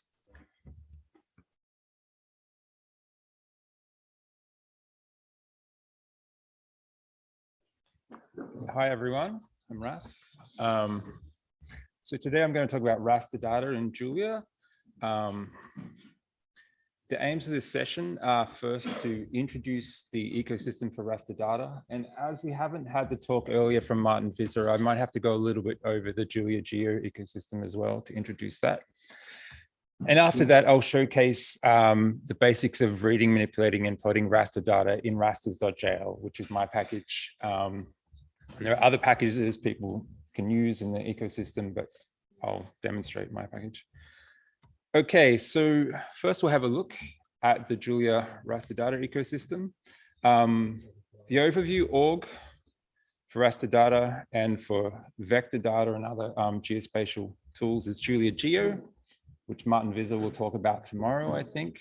So JuliaGeo, a GitHub organization is a way of grouping a lot of developers together with a common goal. And the goal of JuliaGeo is providing like basic geospatial tools for Julia. So there's about, 10, 15 of us that work together on and off on different packages. Okay. Next, I'll get into some actual packages. So I guess everyone here uses GDAL at some point or knows what GDAL is. Is that true? Kind of. Maybe use NetCDF. GDAL supports a lot of raster formats, and it's the most common tool for importing raster data in most languages. So most packages like Raster and Raster.io are just wrapping GDAL underneath. So yeah. And how do we use raster in GDAL? I want to show you a little bit of what Simon Danish was talking about in his talk, in that actually in Julia, we use these auto-generated C binaries. We don't use GDAL from your system. You don't have to install GDAL or NetCDF like you would in Python or in R. In Julia, this is all versioned as a package within Julia. So even if you have your own GDAL, we'll install it again so you have the exact right one. So it's part of the Julia dependencies. So this is one of these packages. Maybe the screen is a bit too small. And this is just an auto-generated package.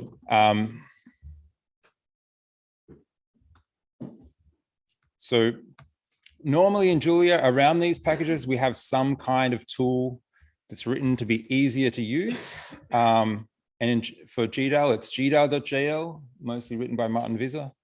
But still, most of the time, we don't use that because it's quite a low-level package where you have to use C calls and deal with pointers. So we use this package called ArchGDAL.jl, ECN's ArchGDAL, which is a higher-level Julian wrapper. So the functions are more like using Julia. You don't have to think about pointers or kind of GDAL errors that can occur.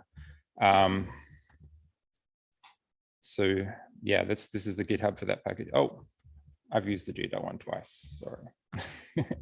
Okay, so another common backend for raster data is NetCDF for like larger multi-dimensional data. Again, we have the same kind of pattern. There's a binary wrapper for NetCDF.jl that will provide the basic binaries. And then we have a bunch of packages for reading NetCDF in Julia. There's NC datasets by Alexander Barth, who's sitting over here. And this is a CF standard compliant package. That's the one I use in rasters.jl, but there's also netcdf.jul, and they have various for and against for which one you would use. Okay, a less common data set. This is mostly just meteorologists use this and no one else knows what the hell it is. But it's the same pattern. There's a GRIB reader and a wrapper package for GRIB that's recently been added. And this will soon be integrated into rasters.jl as well. Okay, so I hope you're getting the pattern there where we normally have some kind of lower level C package that we're wrapping as a Julia package. We have a simple wrapper package, and then we have something easier to use over the top of that. So you understand where these tools are coming from. Also in Julia, we have a basic package for reading ASCII rasters recently added. We have a ZAR package and HDF5 for when you have raster data in those formats. I want to talk a little bit about mega disk arrays. This is Fabian Gain's package. He's unfortunately not here, but I work on it a little bit with him. And this is an extensible framework for disk-based arrays in Julia. So it gives us chunked reading and writing of disk-based data, lazy broadcasts. So we can do a lot of operations over disk-based data lazily, and we only read what we need when we want it. I'll show you, I'll demonstrate that later in rasters. Yeah, let's just use larger than memory data sets as if they are regular arrays. So we can operate on 80 gigabyte data as if it's in memory, but it's actually not, it's just on a disk. Yeah, we'll look more at that later, I'll demonstrate it. Now look at some high level raster tools. So up until a few years, maybe 3 years ago, the tools I've shown you was pretty much all that existed. And they're not maybe that easy to use if you just want to load and plot a TIFF file easily. You need quite a few lines of code, or you want to do basic operations. So a few of us have written, actually all the people who are part of this course, we've all written different packages to do this kind of high level raster analysis. There's GeoArrays, which is like an ArchGDAL wrapper that makes it easy to use ArchGDAL rasters.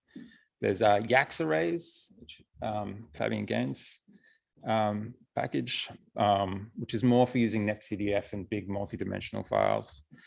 And then the package I'll focus on for the rest of the day is rasters.jl. This is also a multi-backend package, uses NetCDF, GDAL, we'll use GRIB and a bunch of other things.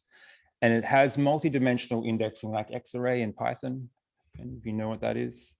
So it lets you have large rasters with time series or other dimensions that you can work on. It also has a bunch of GIS tools like you would be used to in Raster.io or R rasters. Okay, I'll just give you a little bit of background on the package. So I came into working on this stuff not by being into GIS, but by doing modeling. And I needed a tool that would get raster data into large models easily and generically. I wanted to be able to use NetCDF or TIFFs or HDF5 custom formats as if they're all the same thing. So your model doesn't know anything about the source of the data. You just have a package that does that for us. We also were working with multi-terabyte data sets, like a long time series, and we wanted them to be loaded lazily, but have the modeling packages not have to care about dealing with the laziness, just treat it like they were normal arrays. So that's kind of baked in from the start. So Raster standardizes the behavior of these low-level packages. It supports named and indexed dimensions using dimensional data, another one of my packages. Lets us manipulate multi-layered stacks of rasters. And these days it has geo interface interop. And when I wrote this slide, I was expecting to have already discussed geo interface in the earlier talk, but we can look at that in the next slide. It also has nice plots, recipes.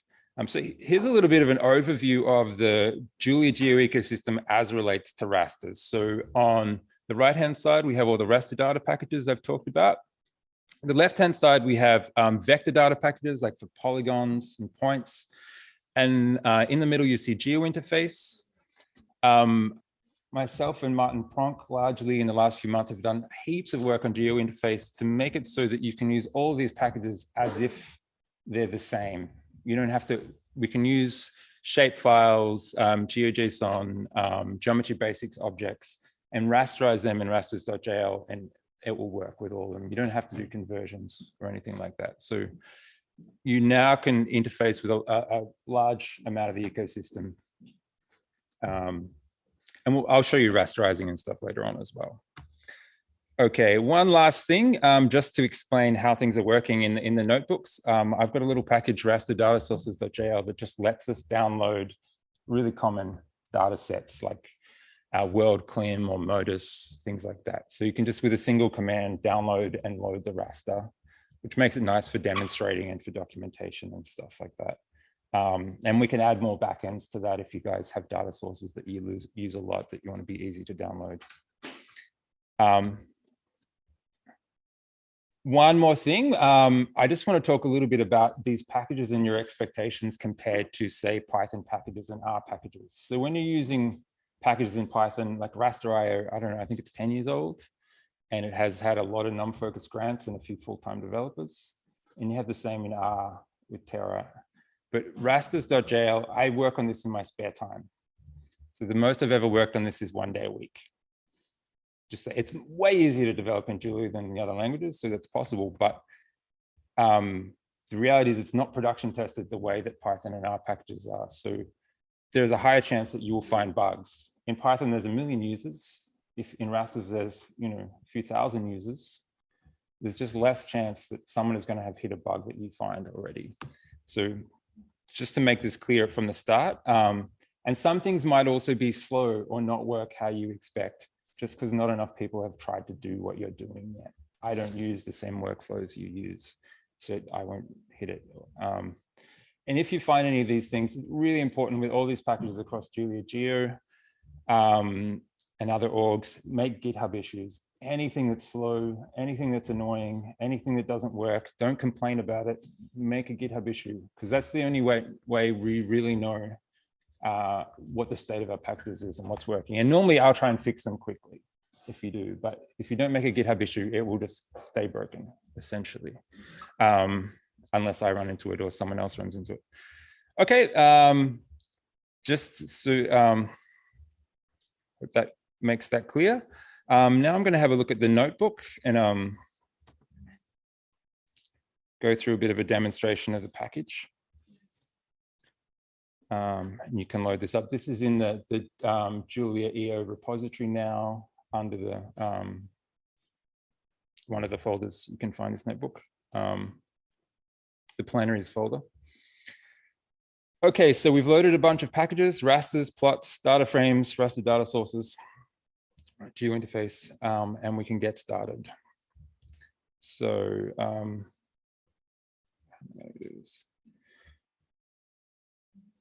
okay, the first thing I'm going to do is just download a raster to use. This one's already downloaded, so that will probably take longer for you. Yeah? The font size? Okay. Thank you for telling me that. How's that? Big screen. What about that? Okay. Very big. Okay. All right. So you can run that. And with that file path, bio5 path.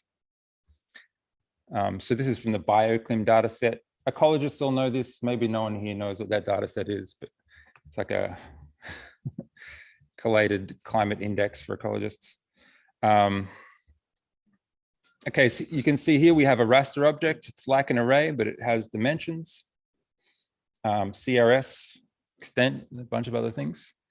And we'll go through that more a little bit later. The important thing we can do with it is, one thing, plot it.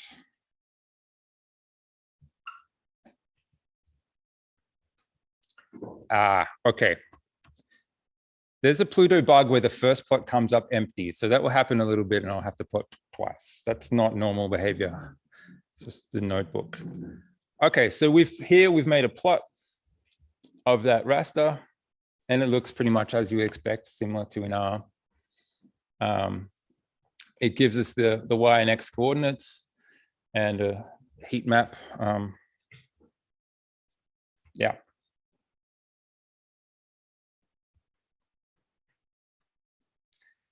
We can also load multiple files as a stack. So it's similar to the stack concept in R raster, if you know what that is. So this means loading multiple raster files together as one object, so we can index into them together and work with them together, plot them together. So you can see here we have a raster stack, has dimensions just like a raster, but it's got a bunch of layers, bio 5, bio 7, bio 8, bio 12. And yeah?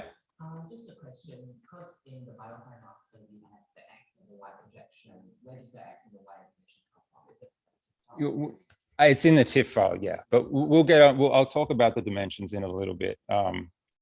Yeah. So you can see when we plot this stack, we get plots of all the layers. Yeah, and it's just an easy way of overviewing what the data is that you have. Okay. Can also, and what I'll do for the rest of the talk is not actually download these files directly with raster data sources. I'll just use this syntax. So raster stack, worldclim, bioclim with the layers I want. I've integrated these packages together so you can just get data with this one line. It's mostly to make demonstrations like this easy and make scripts more shareable. So you can see that just running that line gets the whole raster stack for us. And there's like Modus and other backends that you can do this with as well. And people are adding more. Okay, now I'm going to look at, this question we heard, I'm going to look at dimension wrappers and selectors. So Raster.jl depends on dimensional data, which gives us these dimension tools where we have named dimensions of an array and we can refer to the dimensions of array by name. We can also index into an array by a lookup index for each dimension. So that can be latitude and longitude. It can be a time series with dates. It can be some other dimension. It can be height, elevation, or some other non-spatial dimension that your data has. So by naming them, it means the order that we use the indices doesn't matter. We don't have to use all the indices we don't care about. We just index with the ones we want. So here, show you what I mean.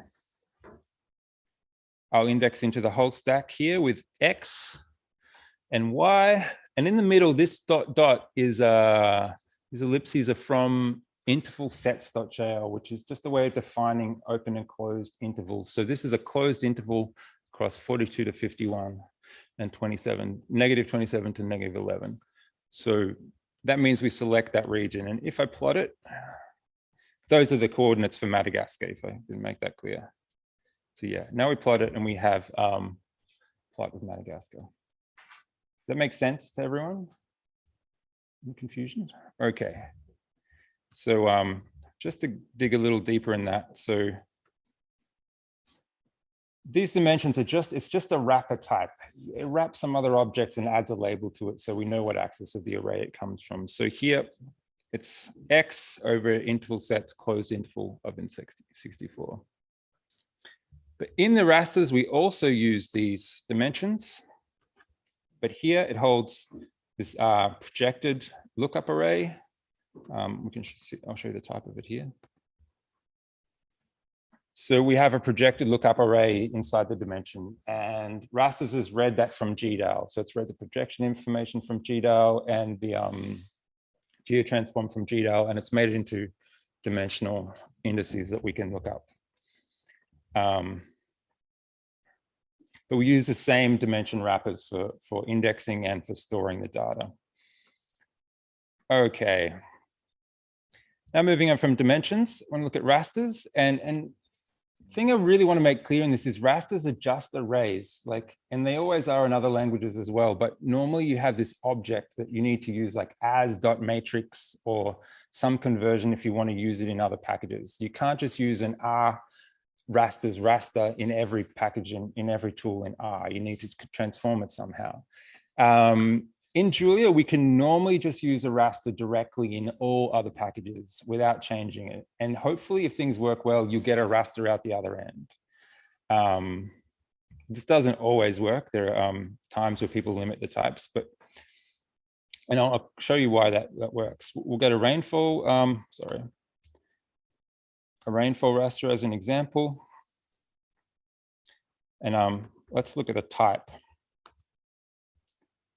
So the type of a raster, this function super type gives us what the inheritance is of a type. So hopefully some of you understand inheritance. So in Julia, we use an object inherits from a super type that may inherit from another super type, and that gives it the behaviors of the things it's inheriting from. So hopefully I'll be able to demonstrate that.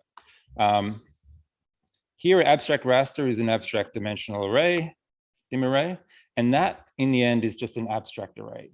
So most other Julia packages will allow an abstract array, and they'll do operations on an abstract array. So they won't actually care that what you have is a raster. It will just work in other packages. And that's kind of it's a beautiful thing when it works. I'll show you some other properties of what an array is. We'll look at the parent object, and you can see a raster is really just a wrapper around a regular array. And we have an array of the exact same size with the data inside it, but with no metadata. But rasters can use normal base operations like maximum, skip missing. Can also do broadcasts over them. Normally we have to use this function replace missing before we do a broadcast or something, so we don't multiply the missing values. That's something that will change in future, but not that important for now.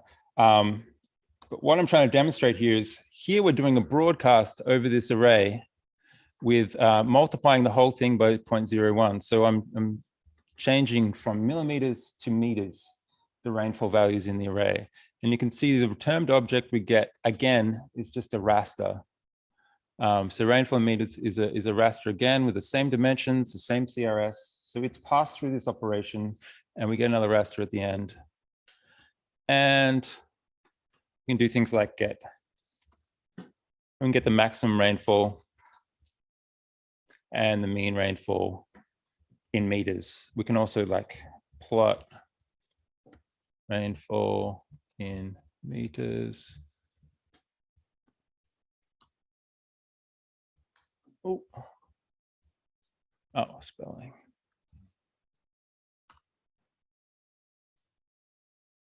And there you go.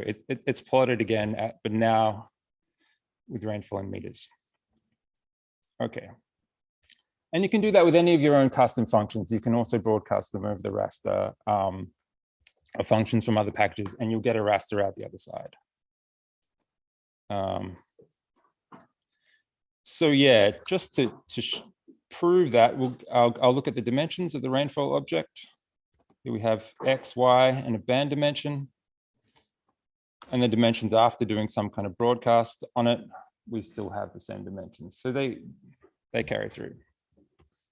We also track the missing value of the array if we haven't replaced that with missing. Often it's much faster not to use Julia missings for some things. So we also track a missing value. Also the CRS, the coordinate reference system data, will remain attached to that array through operations. Okay, and also things like the rasters track the orientation of the array and the way that they should plot. Because say when you get an array from GDAL, it's actually upside down on the y-axis. So if you plot it, it will plot upside down. So what I'm going to try and do is break one of these rasters. So we're going to rotate it and permute the dimensions and see what happens when we plot it. See, it still just plots the same raster. So it knows which way around it is. If that makes sense. So you can reorder the dimensionality if you need something for modeling, if you need to change the indices for performance, and it will still plot in the right way. So I'll show you, if we plot the underlying parent array raster, oh, we get nothing because of that bug. And we plot it again. And yeah, so this is the actual data underneath. You can see it's backwards and rotated. It doesn't know it's metadata. And so that's what you would be getting if you were just working with raw arrays. But rasters gives you this ability to do these transformations and still know what kind of raster you have. We can write that back to GDAL and it will write correctly with the right ordering. It will work all that out for us. Not the internal array, the raster. Yeah, so let's do that. Oh, I'll write it to netcdf instead. Okay. Now we'll read it, that netcdf file. We haven't specified the key because normally netcdf is multi-key, but we should be able to plot it.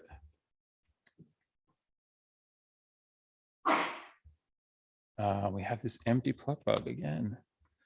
So there you go, same file. It's saved properly and we read it as a netcdf and it knows what it is. It has the correct axes. Yeah, that's the basic idea of rasters.jl. That's the kind of stuff that's meant to work as widely as possible in the ecosystem. Another thing I want to look at is laziness. So rasters.jl has a lot of tools built in for working with larger than memory data or just really big data that you don't want to take all of your RAM. So there's this lazy keyword. It used to be always lazy by default, but it causes some problems. So now it's eager by default and it will load the raster to RAM, but you can force it to be lazy and stay on disk by using this lazy equals true keyword. So here I'm going to get the earth and land cover data set. And this is like a very large, it's not a very big file because it's compressed, but once it's brought into Julia, it's a very large raster. Okay. So yeah, you can see this is 43,200 by 17,520. So that's a huge raster. But it's in a small, it's in uint 8, so that's not very big. And what we'll do is, oh yeah, I wanted to show you this. So before when we got the type of the parent array, we just saw a regular array, but here you see we actually have this file array.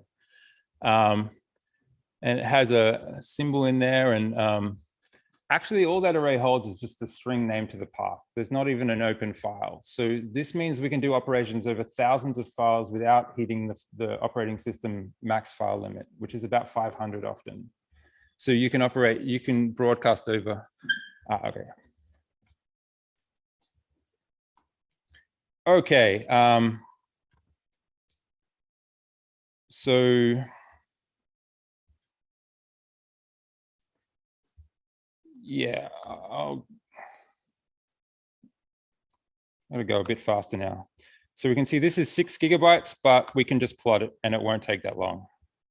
It'll take a couple of seconds. Oh, it took me longer than I thought. Yeah, there we go. Oh, and it's empty again.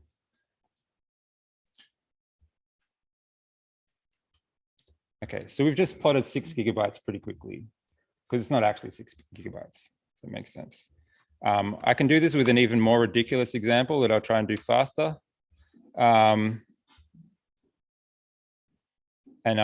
This is a whole stack of those arrays. So the size of the whole stack, you can see there is 72 gigabytes, but we can just load it and we can convert them all to float 64. So it is 72 gigabytes. And I'm just going to cut out Tercera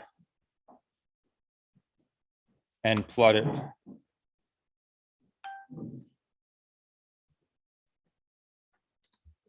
Yeah, and you can see all of that was pretty fast. We're not actually working with that data set. We're doing all those broadcasts lazily, and then we're just plotting the bits that we need after the fact. Okay. A few other little things. Rasters has tables.jl integration, which means you can convert between data frames. You can save a raster to CSV or something like that if you have tables. You can use a raster directly in a GLM or any other model like that, as if each layer of the raster stack is a column in a table. So here we're just going to use that Madagascar raster and convert it to a data frame. And so you can see something in there. You can see if we filter out the missing values, we have the X and the Y coordinates, the band number, which is always 1 in this case, and the layers as columns in the data frame. So that's easy interrupt. And that will work with all tables.gl packages, like 150 packages. Okay, I want to show you some rasterizing. So another thing rasters.jl does is rasterizing any geo interface .jl compatible geometries, polygons, lines, things like that. First, I'm going to download some country border data. Should be already downloaded. Okay, there we go. And I'm going to use shapefile.jl. Oh, what?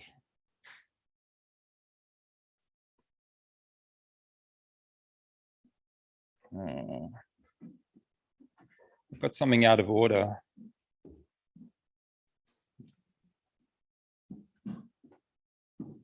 How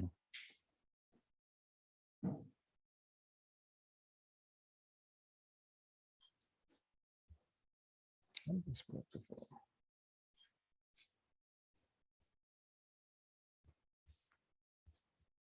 Okay, I'm just going to skip this one. We'll do more rasterizing in the next one. I'll fix it later. Okay. So instead of rasterizing, I'm going to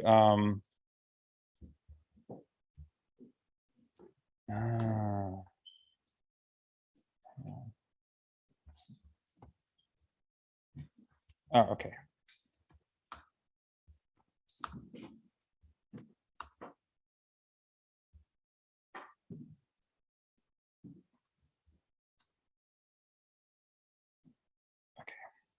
Okay, so that worked. Okay.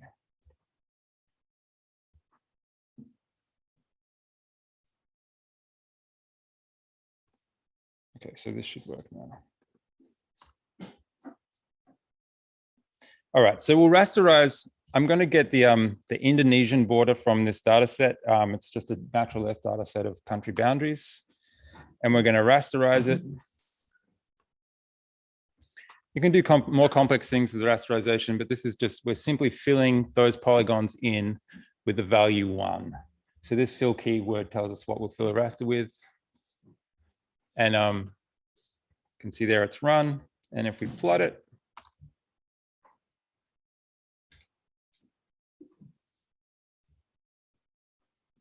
we get a raster of Indonesia from those values. Rasterization, just as it would work in any other package. And we can plot the Indonesia border around it. Just see that it's, pretty much the same. The difference in rasterize in rasters.jl to most other packages is that it's all native. So it's not using GDAL. This is all Julia code. So we can customize things and make tools that you can't use in other languages. I had a question over here. Yeah. Yes, I noticed that the color bar goes from 0 to 1, and I only see yellow. Because I just filled all with 1s. So the 0s are just the empty values. Yeah. It's just how plots a heat map. Always has a color bar. I could turn that off. Okay, what else can I get through? I'll do another example like this. So as well as rasterization, we have like masking, cropping, basic GIS tools you'd expect in R and Python packages. And they work pretty similarly. It's kind of modeled off RTerra. So here I'm going to get the borders for Denmark, Sweden, and Norway, just by filtering them out of this table from Natural Earth. That should have run okay. Yeah. Okay, I'm going to get a climate raster stack from WorldClim. See there, and plot it just to see what we've got. And we're going to cut this down for a particular area.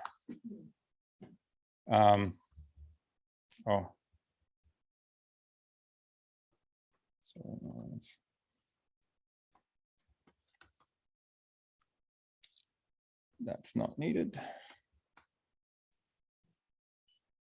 Okay. So here I'm going to use this mask function. mask, and we're using the climate file and masking it with the Denmark border. So that's going to give us a raster mask to Denmark. So we can plot it, and you can see Denmark's so small that it's just this tiny smudge.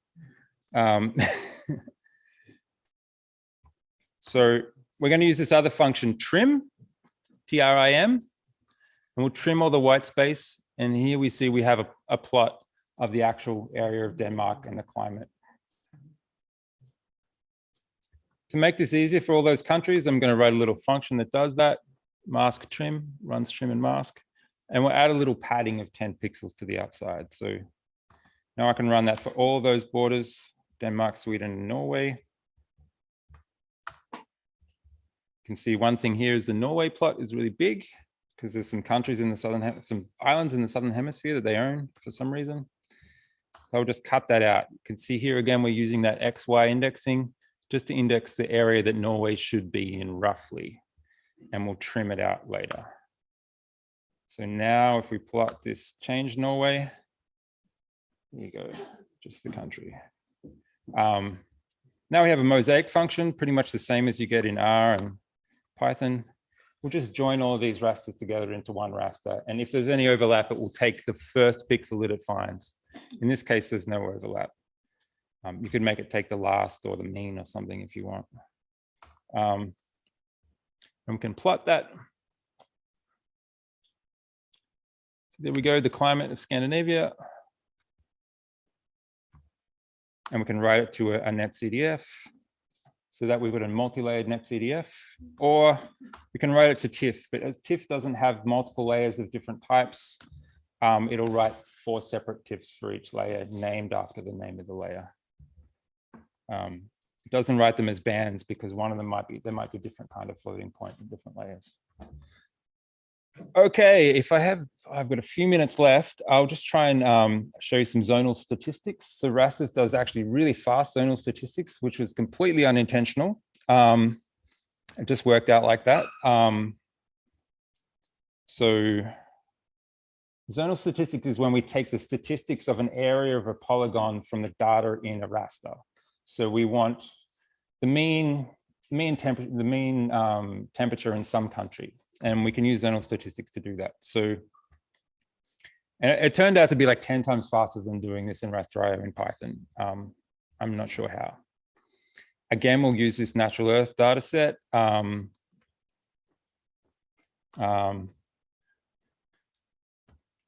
it if we don't already have it. I already have it. Maybe I've already run this. Okay.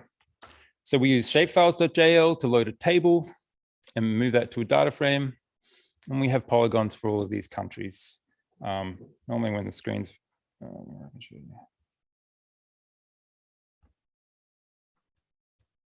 yeah, these countries.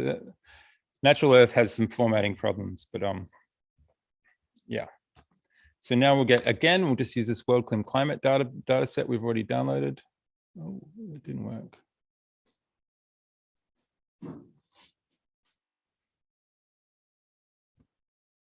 Oh, okay. So here I'm going to set the month to be January, and we can do this with dates.jl. We can just use Jan. I could also use July or whatever. And we'll use that month to select these climate rasters from WorldClim and plot them. And then we have all these different layers: T-min, T-max, T-average, precipitation, radiation, wind, things like that. So from this, okay, so I'm going to get the mean of all of these climate statistics for all of the countries in the world in a data set, just as an exercise. So we can run that, and I don't think it takes that long. Yeah, so 6 seconds to get the mean of all the countries in the world over 7 layers.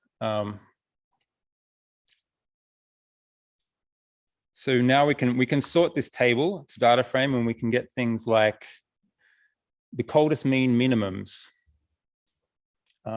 Oh, one thing, I forgot to add the climate name. We'll just add the names of the countries so this makes a bit more sense. Ah, there you go.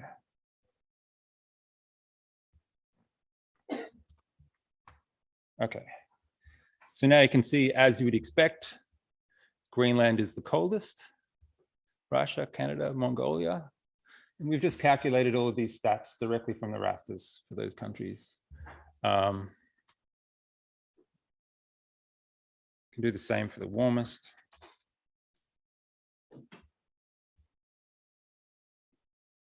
And yeah, there's my home country, second from the top.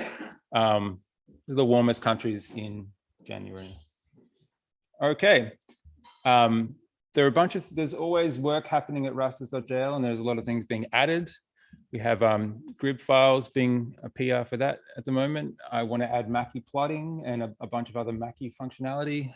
More rasterization. There's a pull request at the moment to use reducing rasterize, so you can rasterize lots of polygons together and reduce them. Polygonization of rasters, so we have conversion the other way from rasters to polygon, and things you make issues for. The other things that get built besides the things that I want are things that people make feature requests for. So if there's anything that you guys need specifically that rasters doesn't do, make a feature request and make it really clear what kind of syntax you want, what you want it to do, and there's a good chance myself or someone else will make it. Okay, any questions?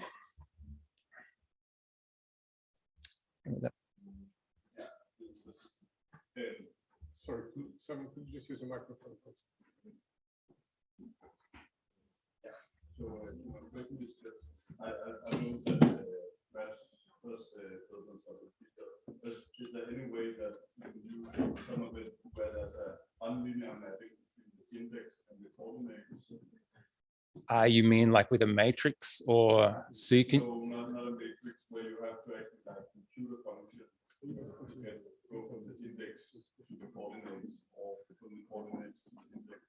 Because at least yeah, you work with data data. Sometimes you have the data which is not on a coordinate grid. You want to do some operations on it before transforming it into like an actual coordinate grid. And so normally you'll need the X and the Y coordinate to do that. So you need the X and Y position in the raster to calculate the coordinates. Is that what you're saying? Yeah.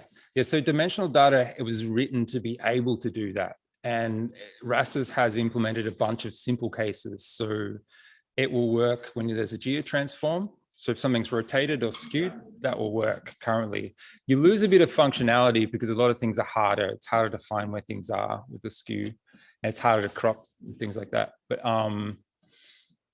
you can have a PR underway actually for handling the netCDF style, where you have a whole matrix, where there's a lookup matrix where you have X and Y coordinates. Okay. Yeah, so it's a matrix the same size as the array. So that's the way they deal with that without to not have a function. But you could also write it to just use a function of X and Y. It's probably not even that much code, but no one has made a feature request. Basically, a bunch of those things is like, those are obscure. I'm working at the 95, 97% use case, and hardcore people will come up with those feature requests later. So, because most people don't work with those files, especially in my field, ecology, we never. So yeah, but make a feature request. We can probably do it. Thank you. Thank you. Thanks. Just a quick follow-up on that, I was just the same question, because the full climate models is what they do by default. Their grids are not. So it's okay. Yeah. It's a little bit weird to implement if you're going to implement it because of the whole XY nature. We have to do some tricks to group the dimensions and work out which dimensions need to be used together. So.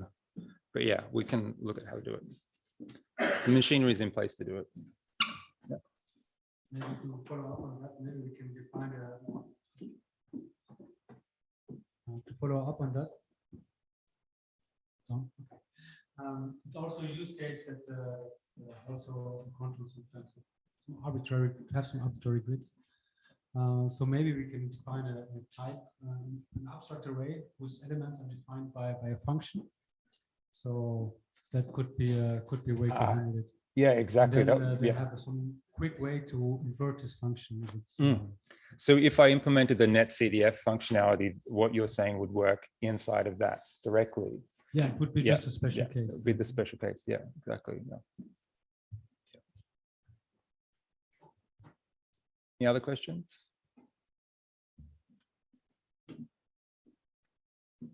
Okay. Thank you very much, Rafael. Super interesting question. You have another session, right? So do you want to take it? Are we going to split in half though or something? Or? Yeah. Yeah. Okay. So according to the program, we now have 2 sessions in parallel. So session 2.1 is with Julie Hoffimann, Advanced Geo, Data Science and Geostatistical Learning. This session is going to take place upstairs on level 1. We're going to go there right now. Whoever is interested, please, you can start going. And the other session is land cover classification of Earth observation, again with Rafael. So since he's already set up here, he will remain here. So shall we go up? The group, part of the group that is interested in the advanced geodata science and geostatistical learning. It's on the first floor. Rafael, whenever you're ready. Okay. Chance to go upstairs.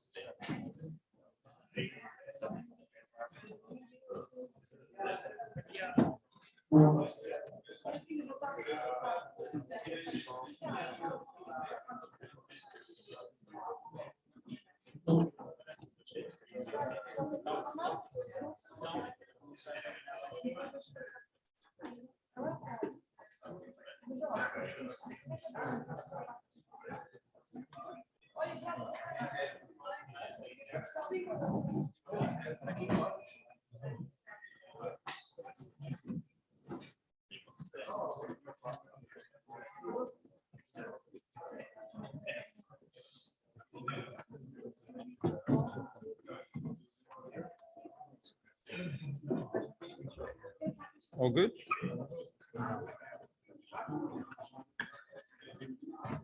I'm all good, yeah. I'll just split these apart. I'm a little bit tired, but probably should have done it separately, but I'll be fine.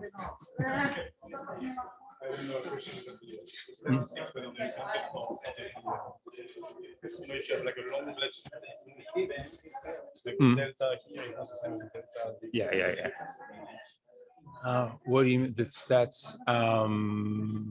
No, it doesn't. No, it's yeah. So it's warping the yeah. No, but it's just taking the mean pixels for each country. So it's yeah. So countries that are small, be the same. Say like yeah.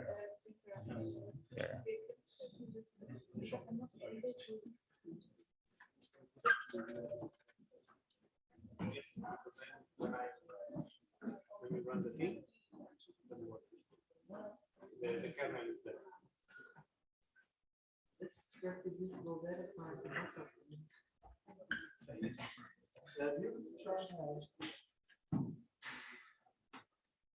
Okay, I don't know if people have this notebook set up. Can you find this notebook? It's in this is in my own system. It's in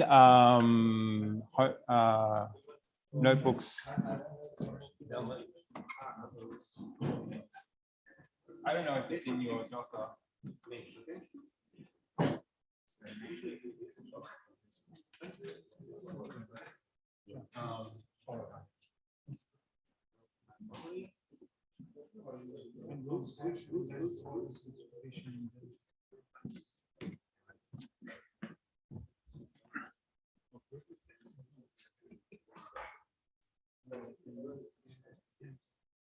Yeah, what's the path?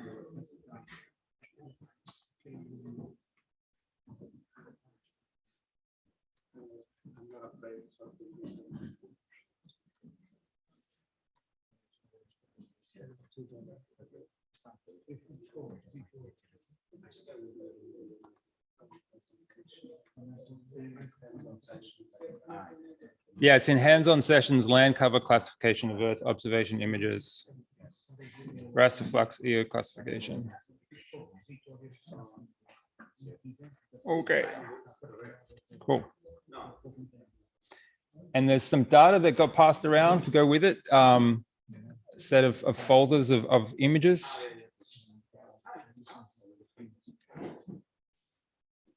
One more detail. I don't think it's been said, but if you could only get the URL of the notebook and you copy and paste it in the menu and click on that. So you start the notebook.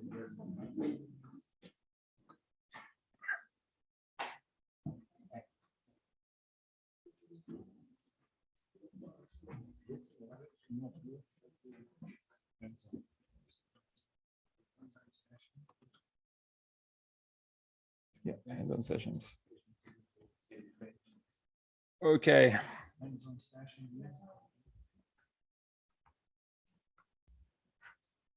I'm going to get started anyway.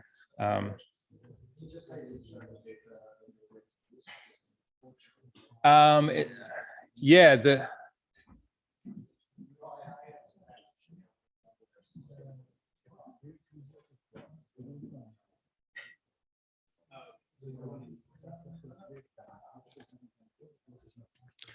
so this is the classification TIFF images of the data you're going to use. I'm not sure what the folder's called.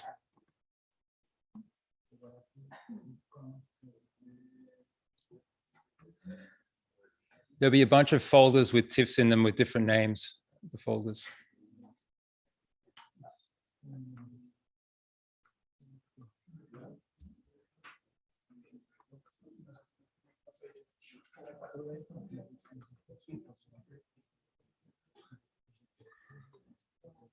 So you should have the data coming in at a path like this. If you've used it on the command line.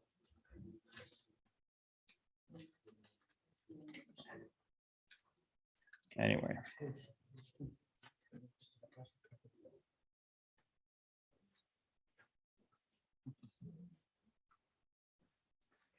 Does anyone, maybe I should go through that from the start. Is that what you intended? Okay, yeah, but I'm not a Docker guy either. Like,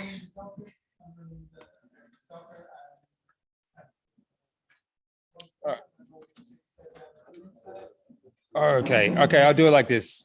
All right, sorry. Okay. So I'll make this much bigger. So this is how I run the Docker. I've got the Gale Fogut notebooks latest, the regular command.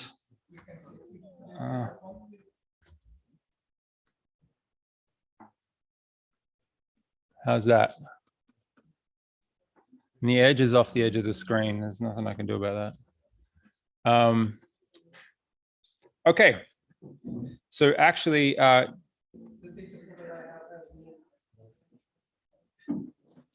no, what?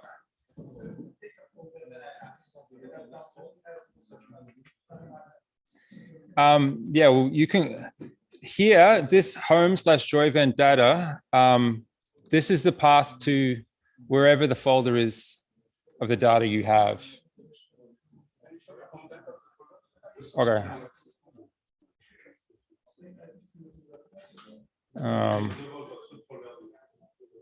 Yeah. Data that was on the Federated, we have a zip file, we have extract all that stuff. Yeah, and then I think you can see down the tree of zip folders. Right? Yeah. Okay. It's like you need to go down a bit. Maybe, yeah, maybe it's a bit deeper in. Sorry, I thought you had those files unzipped already. Sorry, miscommunication. Okay. We have tried here a different thing. We pick up the URL of the file, or put it on Pluto, and we took The URL mean from the GitHub. I see. So the URL directly from the GitHub. What? But this is for the data specifically. So I'll just show you how I have the data set up in my system outside of Docker. So the data is these folders. You should see pasture, highway, herbaceous vegetation, stuff like that. And so you'll need to unzip that to some folder.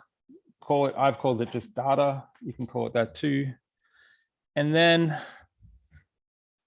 when you use Docker,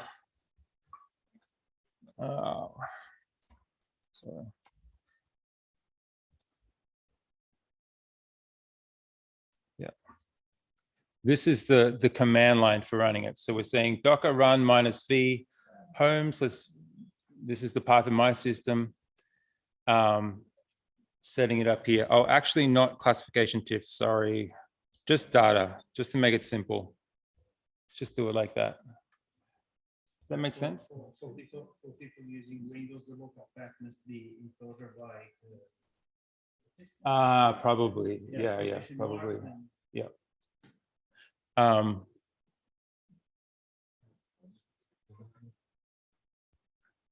Does that make sense? So then if we run that, we'll have that folder inside Docker when we use it.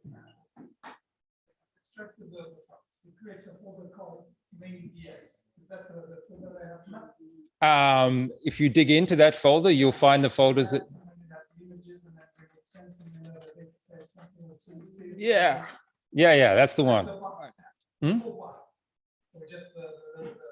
Oh no, you want the last path, just the one all the way in. Yeah. Sorry, I thought you would get that data unzipped already.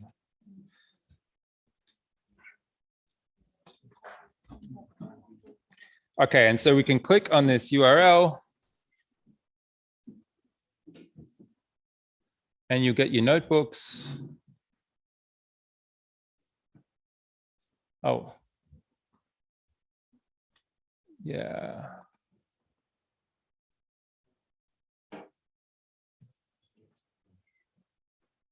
And I think, they're not actually in this kernel yet. So Gail, how are we actually getting the notebooks in from the web? Do you want to just show how to do the URL? Yeah, the URL of the file of the notebook itself. So this one? I would say take the raw or just the raw, okay. And then you open Pluto? Yes. And then you paste it. One question is you had this. Yeah. You had this thing with regard to not running all cells at the same time. Running all. Of not running the whole notebook at once. So something. Yeah, it doesn't actually work though. So probably you should try and make the notebook error at the start. Just hit stop so that you can run it manually. Otherwise, it will try and run all the classification all together at once. Yeah. There's a command to try and stop that, but it's not working in Pluto in this setup.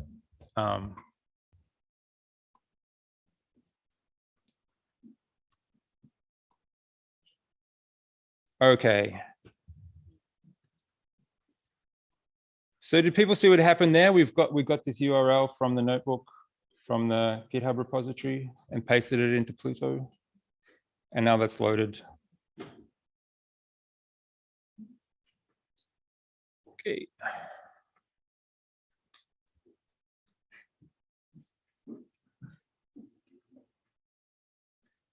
All right.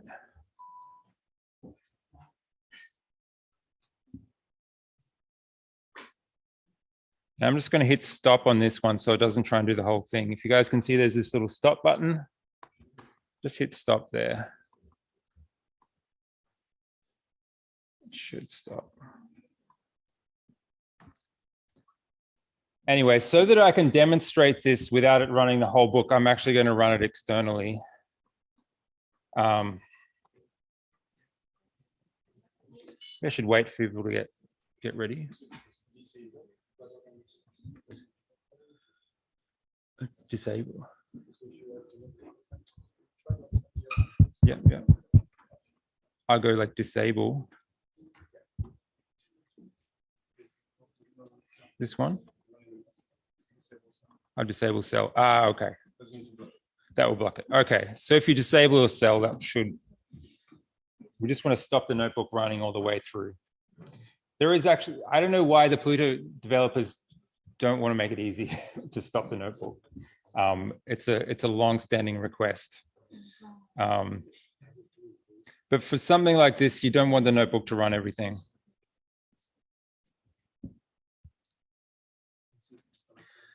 Anyway, so probably you'll have this loading files thing happening for a while as Julia tries to download and register all these packages. Do people have this screen? Does anyone have this screen? No? What's the problem with Git?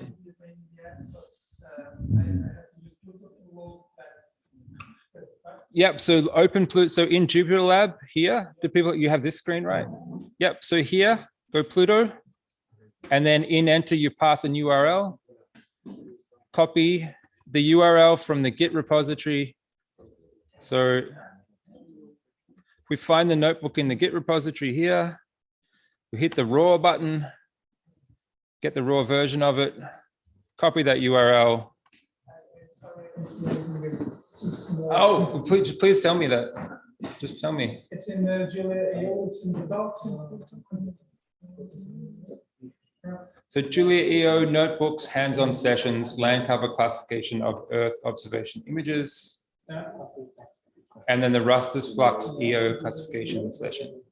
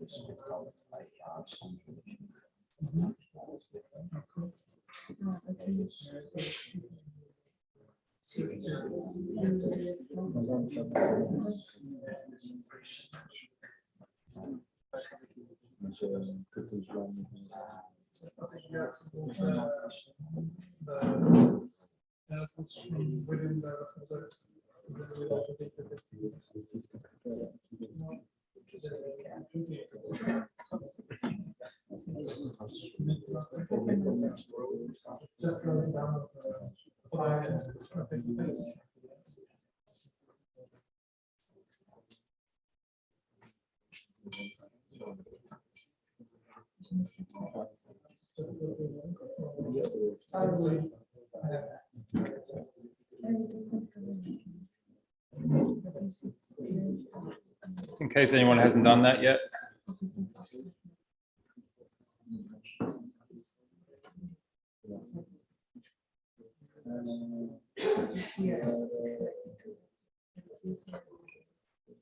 People, please give me a hands up when they get anything working. If anyone has anything working, can I get no one over here? Okay. So where are you at?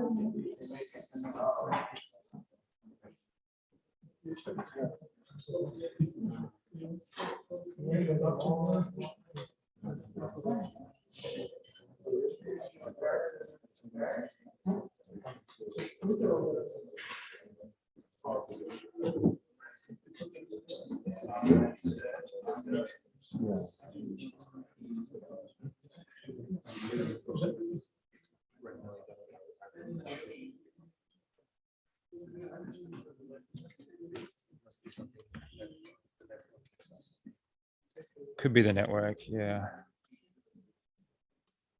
Okay. Yeah, so I also have these packages not loading in Docker. Could be the internet.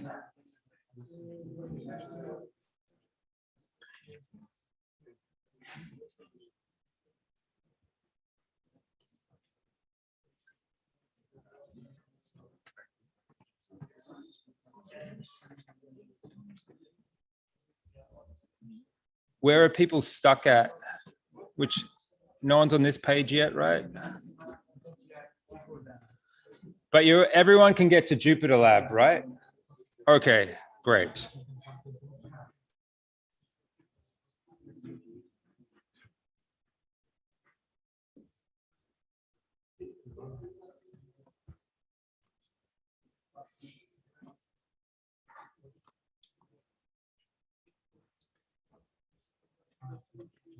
Okay, well, my packages have loaded at least.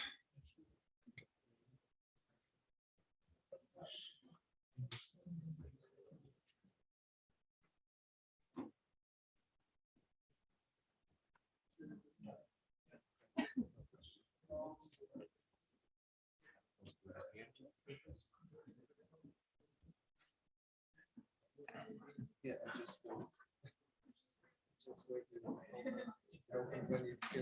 I did finally open. It did finally. Has everyone else got that open now? It took a long time. Yeah, through the network.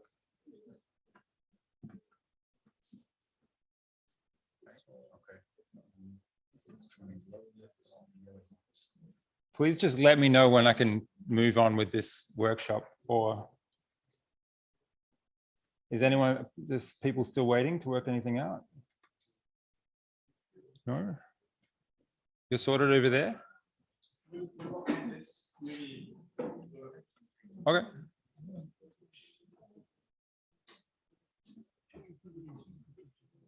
You good? You're good? Oh, it's still doing that loading thing.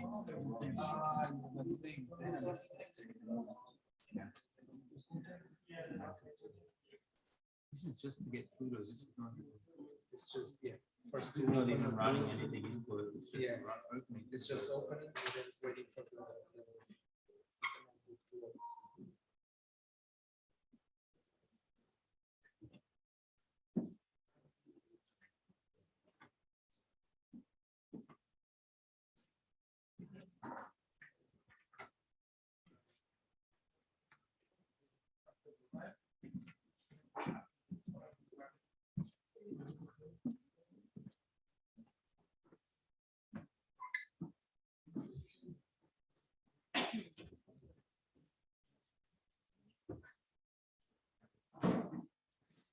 Okay.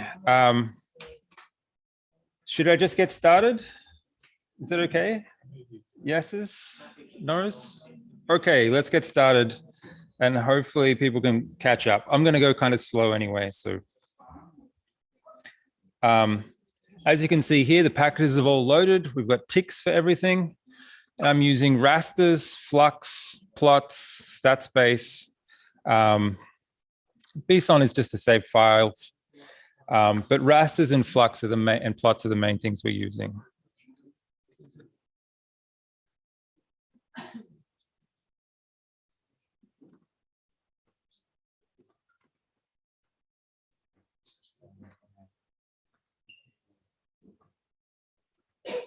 Okay.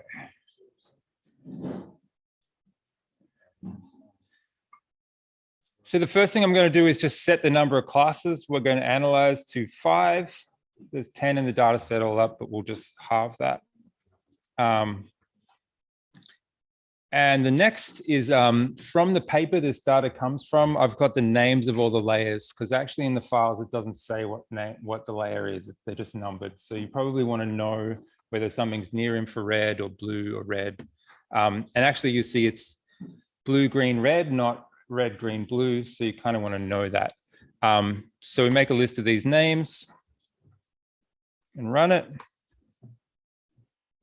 And later in Rasters, we're going to name everything with these names. So we have better plots.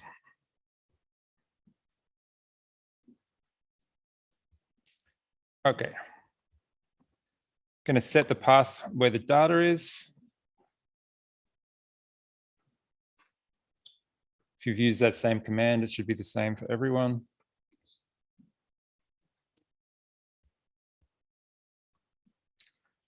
And the first thing I'm going to do is get the names of all the classes of our data. So I guess actually I didn't do an introduction because we put so much time into getting this started. So the idea of this workshop is to get a bunch of TIFF files. These are TIFFs with like 12, 13 bands. I think it's 13 bands. So we have RGB, but a lot of other indices as well, aerosols. And from these, we want to make a classification model that can classify what the land cover is of any particular point. So this data set is thousands of little 64 by 64 TIFFs that have been cut out and someone has manually classified. This is agricultural land, this is urban, this is industrial, this is a road. So we know what those are. We want to train a model to learn what other areas are, new areas that we haven't identified. And I'm no expert in flux.jl at all. So I'm here more to show you the kinds of pipelines to get these data into those tools and get those tools running. But I haven't written a great model that's going to do amazing things. The kinds of models I use is for normally process-based models, so very different internally, but similar kind of pipelines for getting the data in. Okay.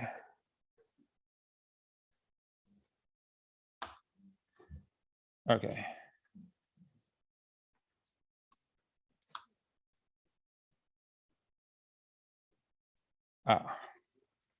Yeah. So you can see this, yeah, the notebook's running ahead and doing everything for me, actually. So I have to apologize. I'm going to swap out of the Docker image and just use it off my computer because I want to show you running these things as we go instead of running the whole notebook. And I can't get that worked out in the Docker image. Okay. Do it again. So we set the path, the number of classes, band names.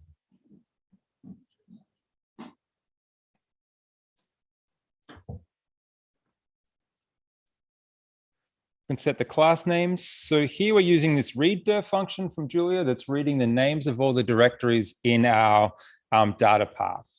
And as you probably saw looking at the data, they're classified into the kinds of classifications like agricultural, industrial land.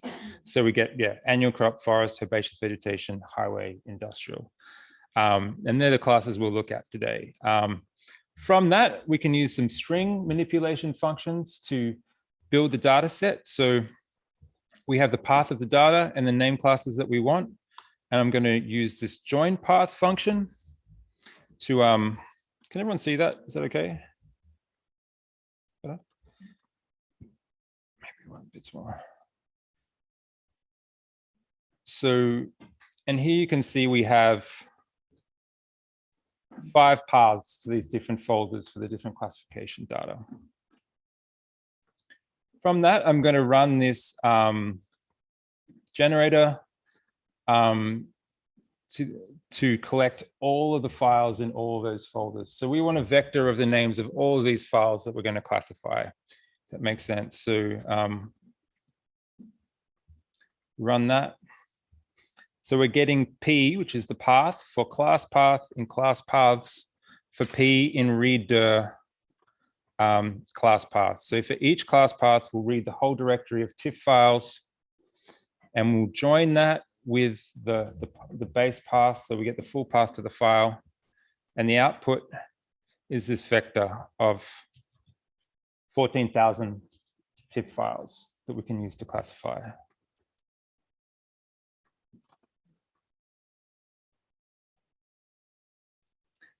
It's good to check your data makes sense. So I'm just going to plot the first one of those files and see what it is. So we have this file path vector.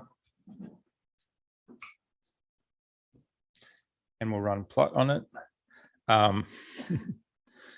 Probably noticed in my first notebook, I'd already run plot before we ran the start of the session.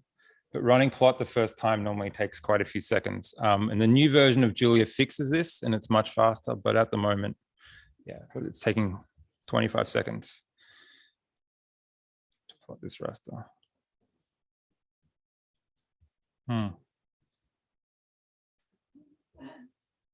Do people have this running? Notebook? No? Ah, okay. Something to do with networking in the Docker container. So it takes too long. I've seen the logs of the container. It's all sorts of errors having to do with network. Yeah, I'm sorry, I can't. Yeah, no, fix that for you. You should just move on. Okay. I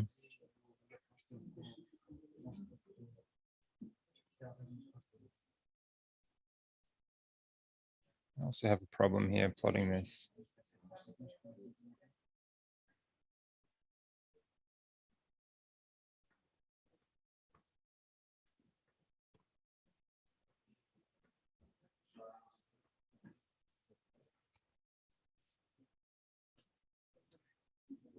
Okay, there's a plot. Normally it doesn't take anywhere near that long. This is a Pluto thing. And it's also plotting with this. Plots.jl is really slow with this many bands, unfortunately. But you can see we have these TIFF files with like a lot of bands. It's hard to get it in the middle of the screen. And the TIFF file comes with unnamed bands. So we kind of want to know what those are. So I'm going to use those names we used before to set the categories of the band dimension to be a name, a string instead of a number. So we can just use this little set function from dimensional data. And here we use band goes to band names, the raster. And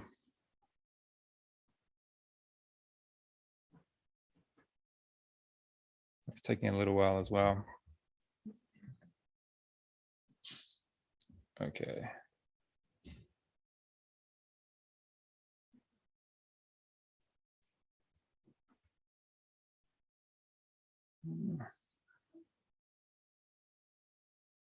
Okay, so we've got one of these rasters with named bands. And if I plot that now,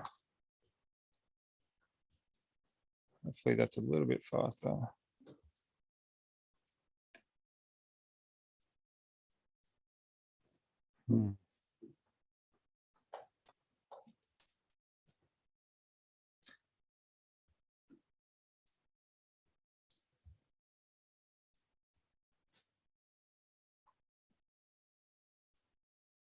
Okay, there we go. So now we've got these, we've got our data with correctly named bands, so we can see what we've got. And actually the bands to use for this exercise are the blue, green, red, and the NIR near infrared band. And you can see those are all much cleaner, sharper imagery than the other ones. But you could also use these other bands to fit a model. So what we're going to do is select those four and make this data a bit easier to use and better for modeling. So I've got the names of these, BO2 blue, BO3 green. It's just what they're named in the paper. Also going to set this n bands variable. So we're using 4 bands out of the raster. And now we can just select those bands and plot them. You can see it plots a lot faster. And yeah.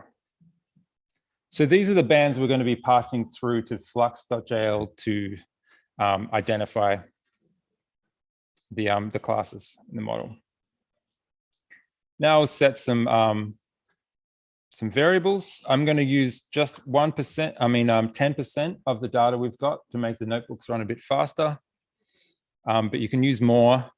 Probably need to use more than that to actually fit a proper model. It won't be enough to fit properly. We'll use 20% of the data as test data. People know what that means. So we're going to keep 20% out and not run that so that we can check against it at the end.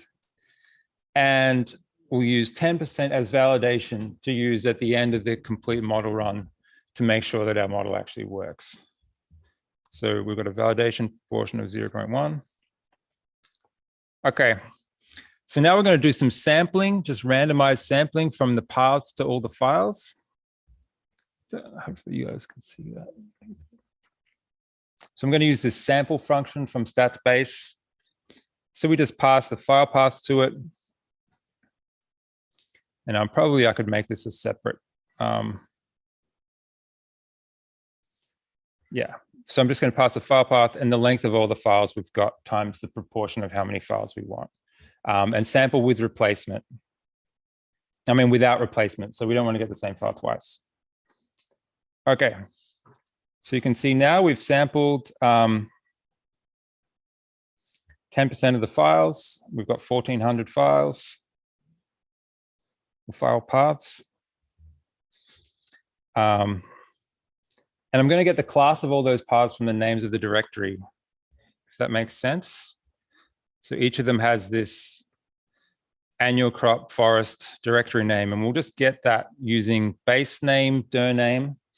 And this little circ means run these functions in order. So we run dir name first, base name, and we map this over all the sampled paths.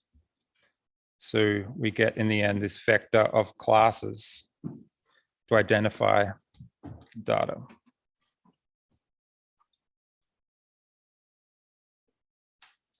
Okay, so now I'll get the number of tests. Oh, maybe I didn't set that up here. Okay.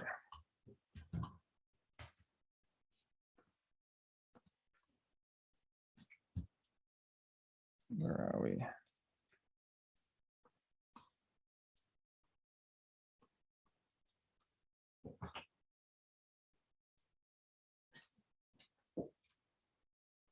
Okay, so we've got the number of indices. We've got the indices to use in the test. So again, we've used this sample function. People kind of get what that does. Instead of using rand, we're just sampling from a vector of numbers. So we're sampling from the indices of the sampled paths. So we have just the numbers 1 to 1,400, and we're sampling some fraction of them, which is n test. We want to have 280 files out of the 1,400. So we just sample those numbers and we get the numbers that we want to use in testing. So we can do the same in validation. And we want 140 files.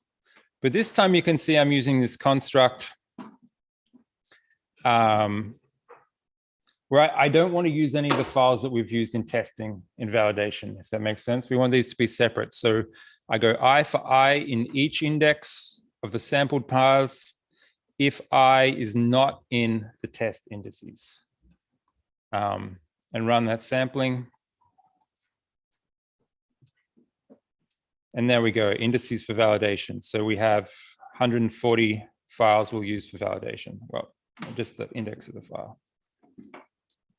Okay. Do the same for training. So for training, we just get all the other files left that we haven't already sampled, so that the remaining 70% using a similar function. Now I'm going to wrap all these into a name tuple like Simon described to you before. So we have a name tuple, sampled indices, where we have train, validate, and test. So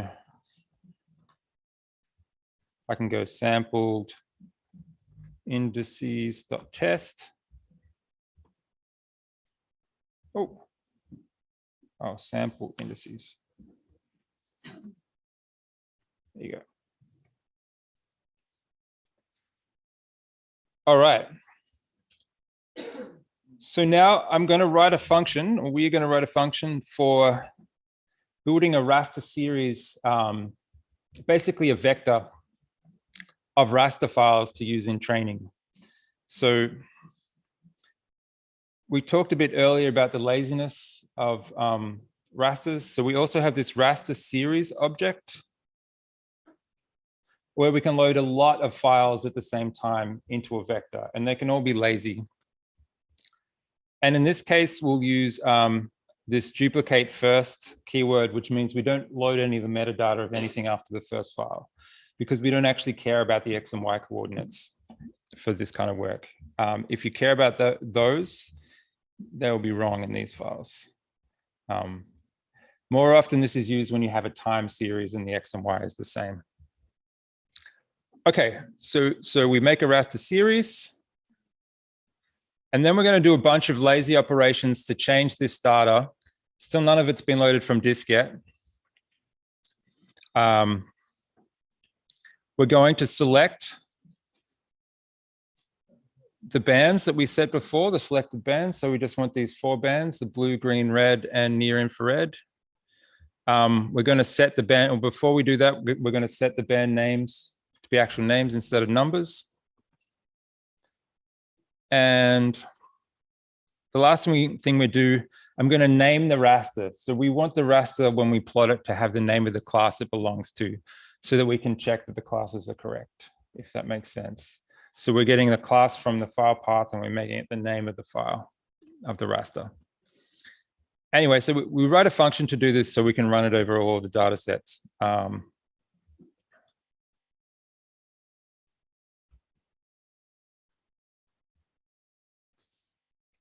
Now I'm going to map over these sampled indices we have. And first, we'll get the paths from all the paths that we have, given the indices. So we're just indexing into this array of paths, and we'll get just the paths back that we've sampled. Then we'll do the same with the class names that we made before. And then this next step is making labels. So for machine learning, the labels of data are not, it doesn't understand, Flux doesn't understand names of data. So it can't be called agriculture or highway. It just has to be numbered. So in this case, it's going to be numbered 1 to 5. So we've got 5 classes. So we're going to convert the labels of our data to the number classes. And we're just going to do that using this find first function and this equals C, where C is the class name from all of the classes that we have here. Okay, and the last thing we do is run that build raster function, build raster series to build a series of all these rasters.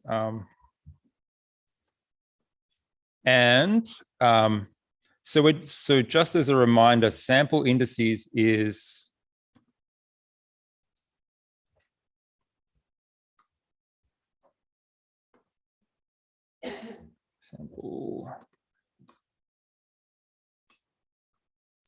sample indices is this name tuple where we have the indices for training, validation, and testing.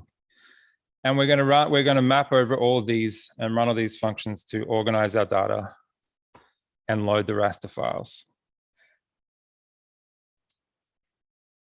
Oh, I didn't actually run that function up here. Okay.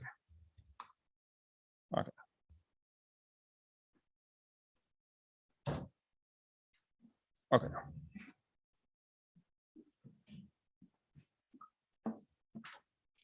Okay, so you might note that ran really quickly for loading, I think it's, 1,400 files.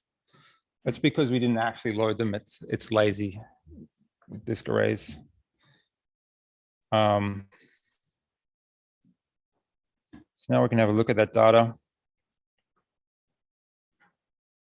You can see as we've used map, the return value has the same keys as the data that we fed into map. So we have training, test, and validation. And you can see in data.train. A little bit to show.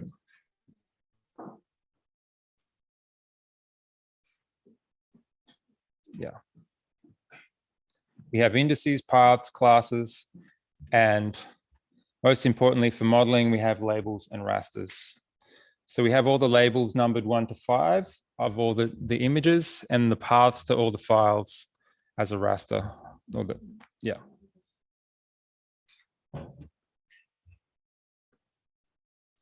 So yeah, we have 980 training rasters. Okay.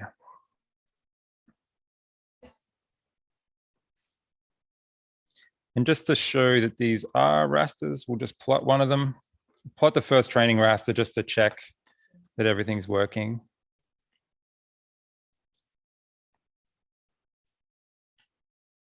Okay, so it's herbaceous vegetation.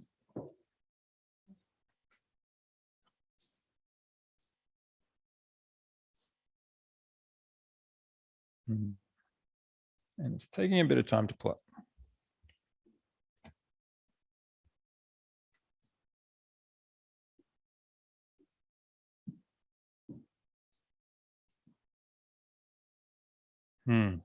Plotting is taking a really long time today. I'm not sure what exactly that is.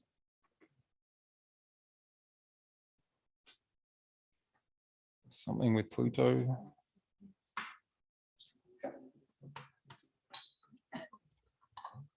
All right. So yeah, in our training set, we have rasters here, herbaceous vegetation and class.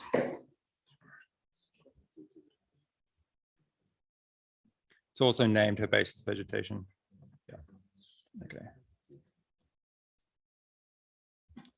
Number 2 is highway. And yes, you can see it's actually a highway. So the data has been classified properly. Okay. Okay, so up to now, we've just been getting all this data into Julia, loading all these rasters. And now I'm going to start on the flux.jl component. Flux works on larger rasters than this. So we have lots of individual slices, single 64 by 64 by 4 band arrays, where Flux will work on multiple of these in a larger, like a tensor, which normally has another dimension. So we're going to glue all these rasters together into a single array that is 1400 long. And then we're going to sample observations from that array, where each observation is a single raster, but inside Flux, it's using the whole larger array. So they're not going to be rasters anymore at that point. At some point, it would be nice to do this all lazily so that you could do larger than memory data sets, but that doesn't actually work currently. Okay, so we're going to, for Flux, we're going to set a batch size of 64, which means it uses 64 rasters at a time to do classification.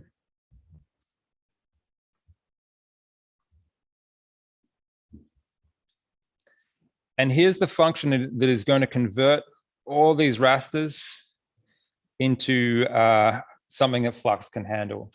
And there's a number of different ways to do this. You can probably write something better, but I'll go through and try and explain what it's doing. So we have the training rasters, which is a vector of rasters. We're going to read all of those. So that means getting them from disk into memory. It would be nice in future to not have to do that and have to lazily read off disk. But that doesn't quite work yet. I'm going to use this align function from Juliend arrays to just make a big array out of all the smaller arrays, so we don't have to load them into memory multiple times. So it pretends it's a larger array. And from there, we're going to convert them all to float 32 because Flux works with floating point numbers and our rasters are in uint 8 or uint 16. So, so if we go back up here, yeah, you can see we have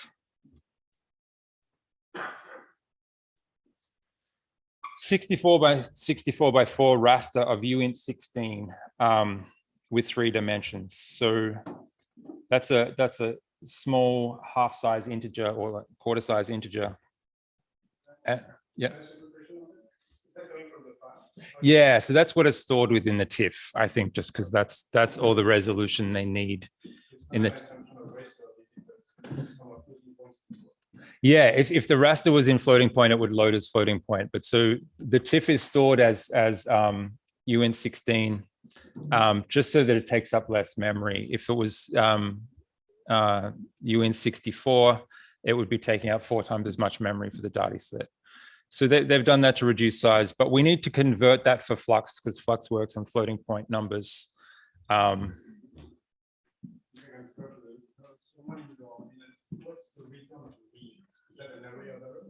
A read, yeah, read is it's actually just returning a raster series again, but it's replacing all the insides.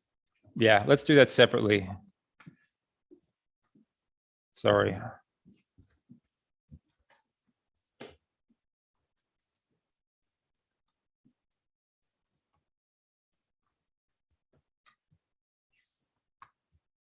And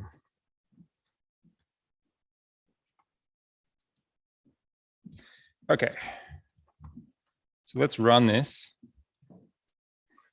This is going to take a little bit of time because this is when we're actually reading the 14,000 rasters from disk into memory and doing a few transformations on them. Oh, we're cutting out just the layers that we want.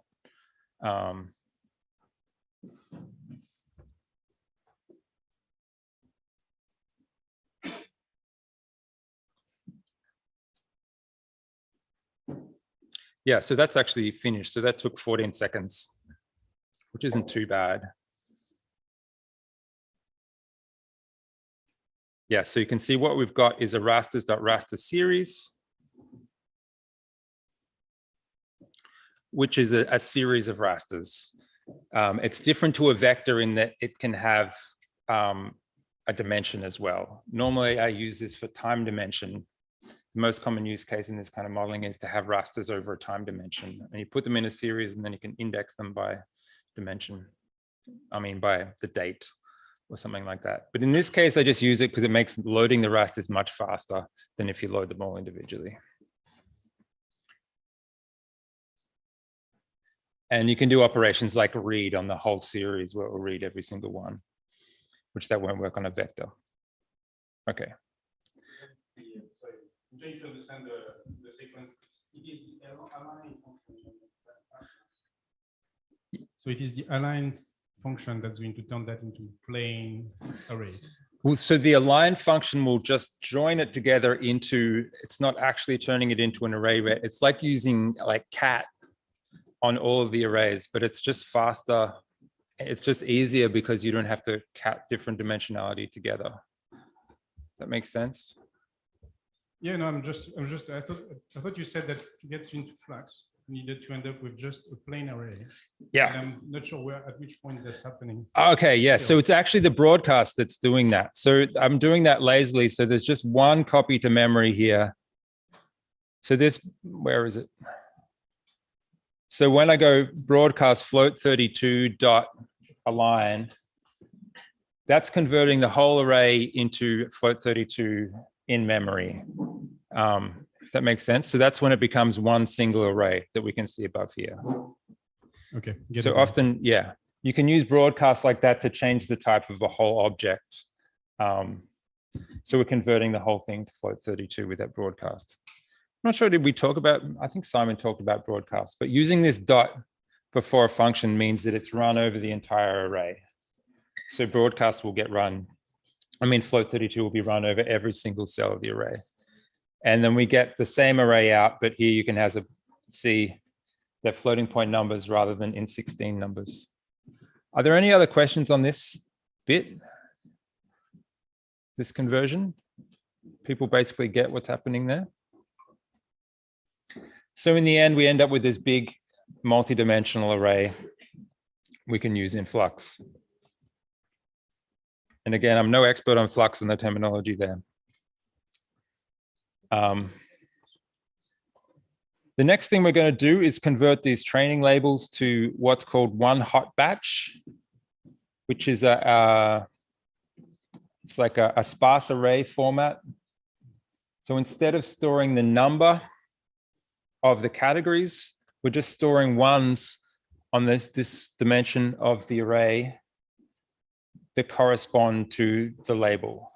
Does that make sense? So if we had a label as 3 as the first label, and now we have a 1 in the position 3 on this axis. So this gives us a way of comparing the predicted results of the model. So the model is going to give us some number in that area that will be 0.5, but we know that this is highway or agriculture, and that's what these numbers, these ones stand for. These are the known labels. You're right. Anyway, this is just the shape of the matrix that Flux wants. We use this one hot batch function to do this conversion.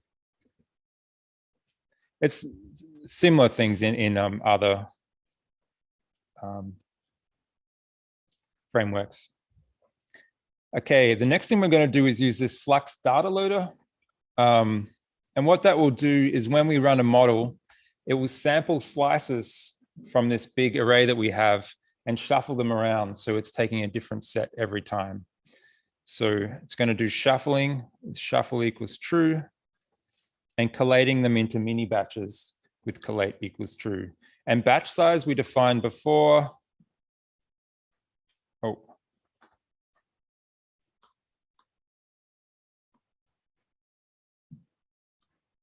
Batch size is 64. So we're going to look at 64 images at a time. And you can see here, I've got this GPU method commented out. You could copy this data to GPU and run all these methods on GPU, but I'm not going to do that now on my laptop. But if you're actually doing this in production, you'd want to move all this data at this point to your GPU and run all the Flux calculations on GPU. And it will run in exactly the same way, but just be much faster. Especially if you have a good GPU. Okay, I'm going to do the same for the test data. Read it all. And for the test labels. But with the test data, we don't need to make it into batches. We just use it all as one big batch. And we could, again, copy this to GPU, but yeah, so Flux accepts these test sets where you have the data and the labels together. The data and the labels that identify what the output should be. Okay, so the next thing, this model, I've converted this, I have to shrink my screen a little bit. I've converted this from a PyTorch model that Gail gave me, because I don't really make models in this field. But from not really knowing Flux or PyTorch, these parts of Flux or PyTorch at all, it was pretty easy to convert this over. The only differences I found were things like dense in PyTorch are called linear, but dense is what they call it in TensorFlow. So it's a pretty one-to-one conversion. Most of the functions are the same or similar to in PyTorch and TensorFlow. So if you have any background with using those tools, it should be relatively easy to transfer over to Flux. Mostly you'll find that Flux is much simpler and the code looks much nicer. In PyTorch, you have to write most of this out twice. You have to write the functions that you're going to use, and then you have to write a function that has them in order.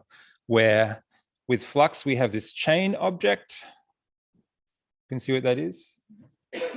And this is like, normally you would start with a much simpler model, but I'm not really demonstrating Flux. So we're looking at this kind of model, and we're chaining together multiple models that manipulate the data with convolutions and pooling.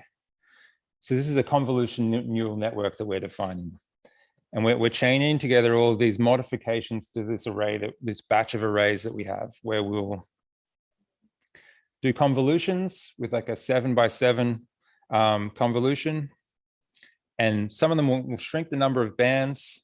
So combining layers So here we're moving from 4 bands to 32 layers. So we're actually expanding the size of the array and doing a bunch more convolutions. Yeah, people that do machine learning and do this kind of analysis will have to continue with what I've set up here and make this better for your use cases. This is not really, this is not totally my field, but the kinds of modeling I do, I don't think would be that interesting to you. So I've given you this example. It should be something to start off with. Most importantly, it runs. So first we're going to test that this model that we've defined here. Oh, I have to run the model first.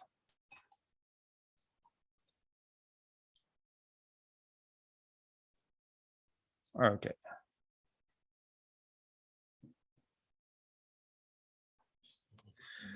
So basically, to understand what this does, it's taking a large array, doing a series of convolutions over it, compressing the array, and we're ending up with an array the size of the number of classes that we want to predict at the end. So here we're ending up with 5 classes, and it will be a 5 by 5.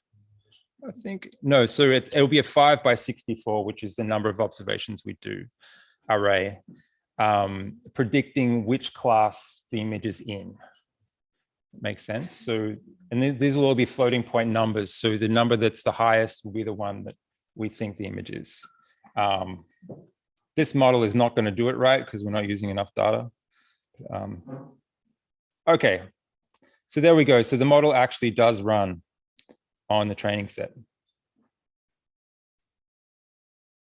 Okay. Okay. Now we're going to define a loss function. Use a cross entropy loss. You can see there are other options you can find in the Flux docs.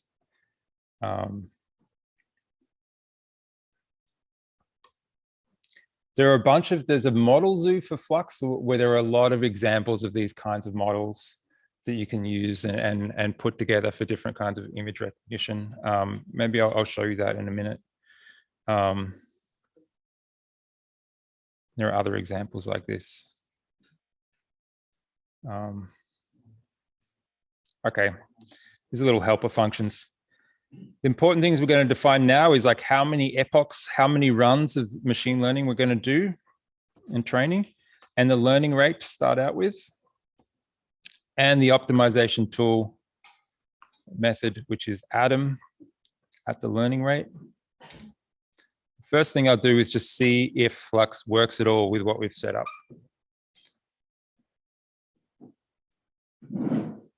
Just over a single iteration. Maybe while that runs, we can look at the Flux model zoo.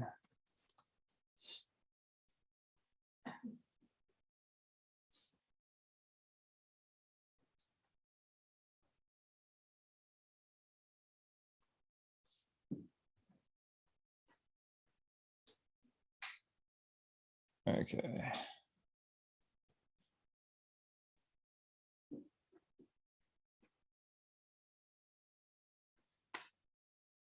We want to look at vision. Yeah, so you can see in the Flux model zoo, there are all these examples of running convolutions.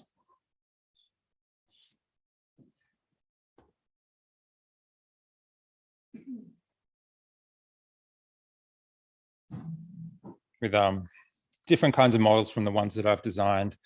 But that workflow I've showed you, getting rasters into that array, will be the same for all of them. Maybe using a data loader, or maybe using some other way of making mini batches. But you'll be able to use that to get data into your models. And yeah, look into Flux for more details on actually writing good models. Okay.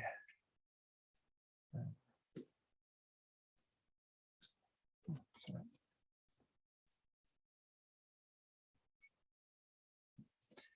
Okay. So you can see this is why you want to run it on a GPU or on a faster computer. Training takes quite a while. Even with this 10% of the data set that I'm using. Yeah, you wouldn't use this laptop for this kind of modeling. And you probably wouldn't use a Jupyter notebook either. You probably do this in a script, but you can just use this notebook as a script or convert it. There are converters.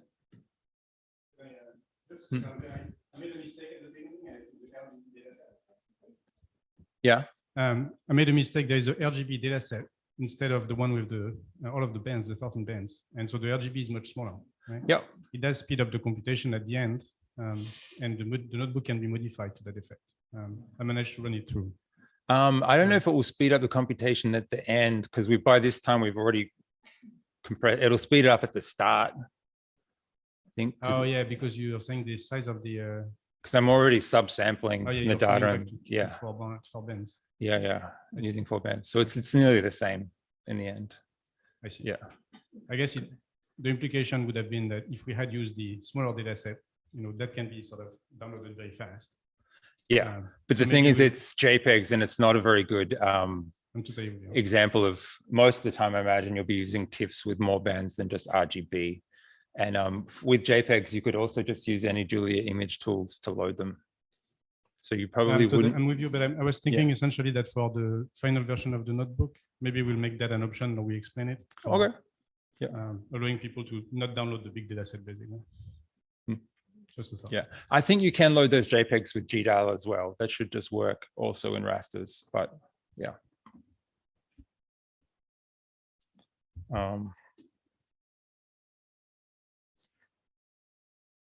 Okay, so did training work? Yeah.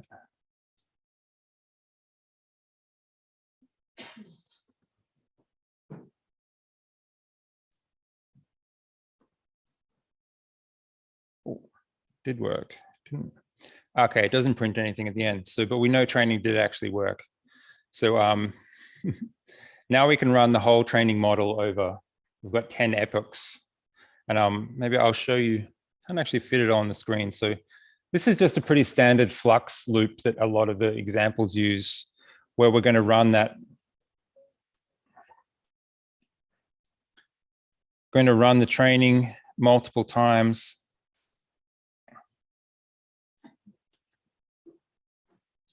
And just do some checks. Check if there are any nans and errors in the outputs. And then we're going to calculate the accuracy of our model against the test set that we defined before. So we've got 20% separated data and 70% of the data that we're actually running the model on. And for every iteration, we're going to check how good is the model, and do we have to run it again? Is it getting better? If it's good enough, we'll exit. We're never going to hit 999 with this kind of classification model, so that will not happen. But you could lower that. We're also going to check if the model is improving, and if it's not, if it's improved, we'll save the model to a file.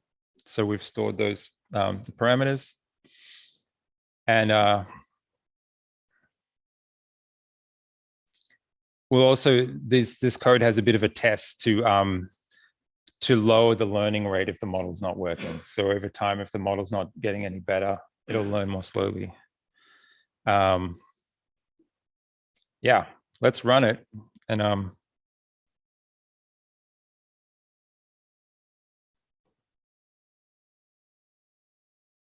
that will be the end of using this laptop, because that'll take quite a while.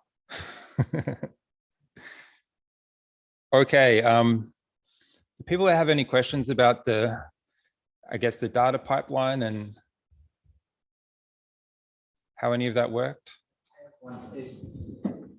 In this kind of model, what is the influence, for example, of the terrain that is beside the highway? Yeah. Right. It might have an influence. So you're going to have to train the model enough and maybe change this model in some ways to make it better if you have a problem where it's getting the wrong outcome. Yeah, because I'm seeing here the accuracy of 20 at the end, right? The accuracy of 20%. Yeah, so it's going to have to use more data and do more iterations and maybe be modified to get better. 20% is what you'll expect at the start. That's just random. So over 5 categories, basically.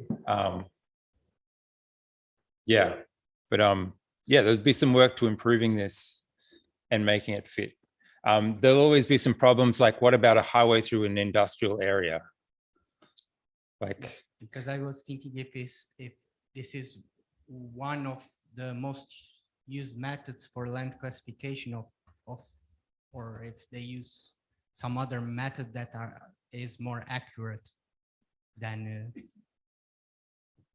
like spectral signatures, maybe. yeah, there's probably a lot of different methods. I'm not an expert in this kind of modeling. I more often use the results of these models than make the data. So yeah, I can answer more questions better about the data pipeline. Yeah.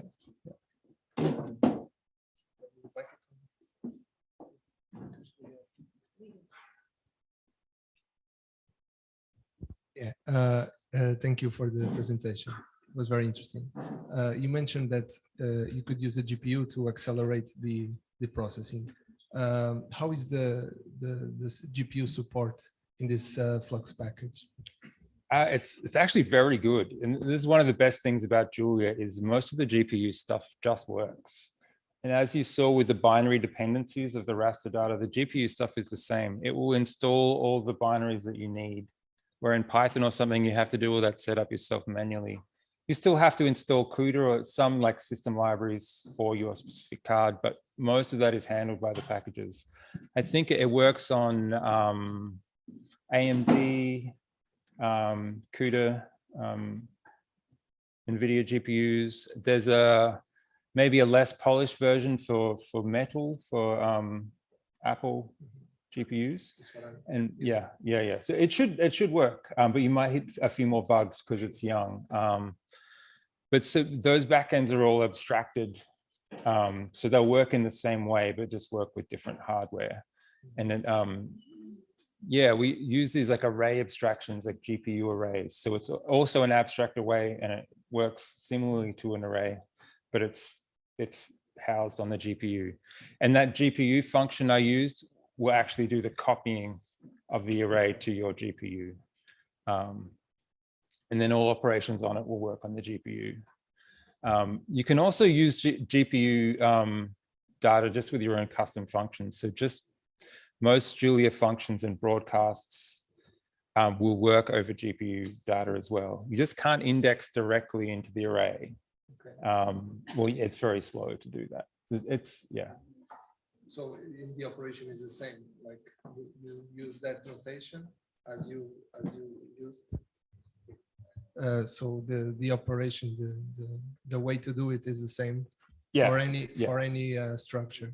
So broadcasting over a GPU array using a function with that dot in it will work for any kind of array, if it's on Metal, if it's on CUDA, and you can just write basic Julia code as your kernels instead of C++ or anything. Well, that's great.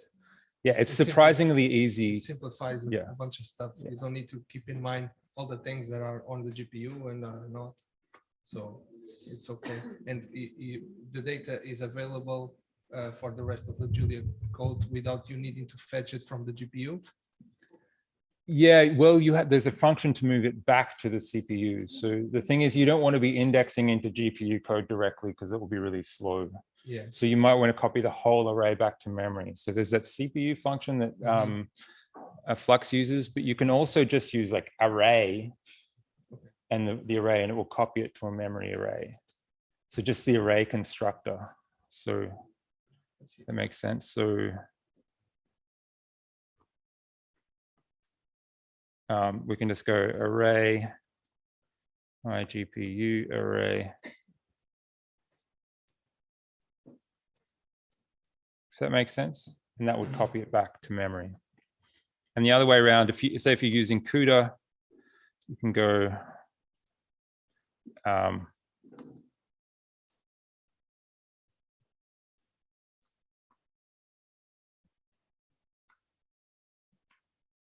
That makes sense. So we've just copied doing that.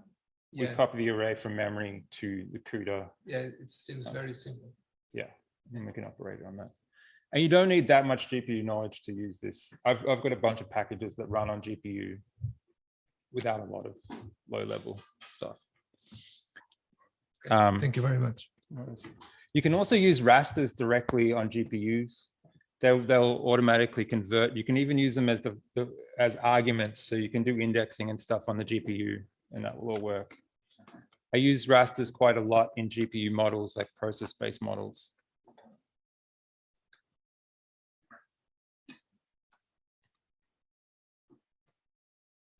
Okay, so yeah, model isn't learning very much. It's dropped the learning rate. Hasn't dropped it any further. So yeah, it's a challenge to people doing this kind of work to make these better. But hopefully the pipeline is useful. Okay. How are we for time? What's the?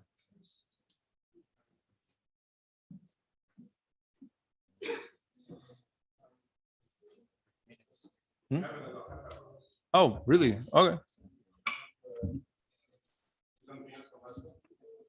Okay. All right, so I didn't time that very well, sorry.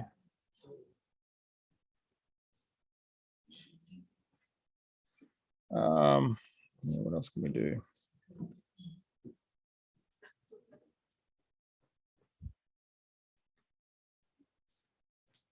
Okay, are there other things people want to learn you can do with rasters? What kind of workflows do people have here? What?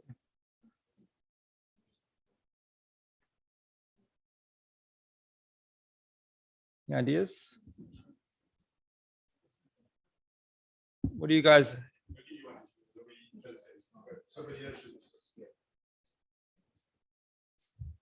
I was going to say, if I give you a set of like sparsely distributed data set in a vector to bin average them over a polygon. So that means not rasterizing them, but just kind of grabbing them because they're in the polygon and then making statistics of them. Okay, like zonal statistics. Yeah, I guess it's not rasters per se, but is it something we can think about? In a poly, yeah, well, it's still rasters because you need to have you need to know the X and Y coordinates to be able to map them from the polygon. Is that what you mean? Yeah, I guess maybe it's more of a matter of combining shape files with sparse data sets. So maybe it's not quite a raster application that I think of.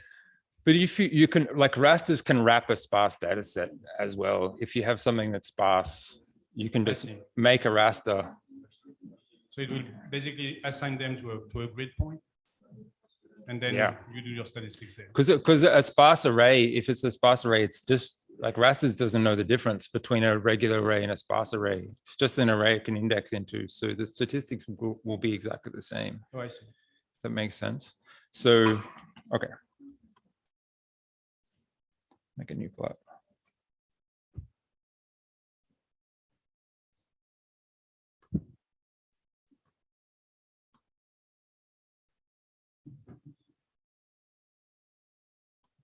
Is there a function to make a random sparse array?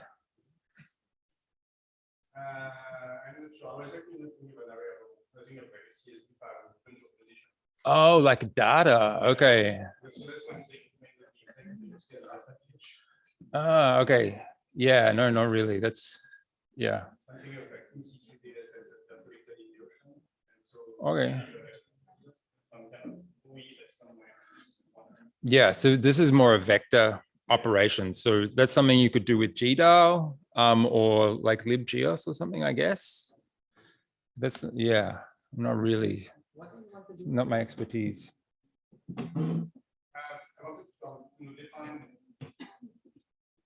Define a region by a polygon, and out of a database where everything is distributed over the planet, but not gridded, group them and make statistics of that. But yeah, no, I mean, I started saying this and then I realized it doesn't really probably involve rasters because it's not an array. Yeah.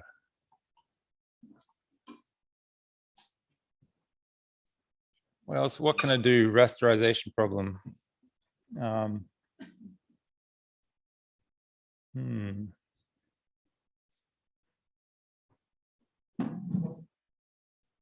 can just look at the docs.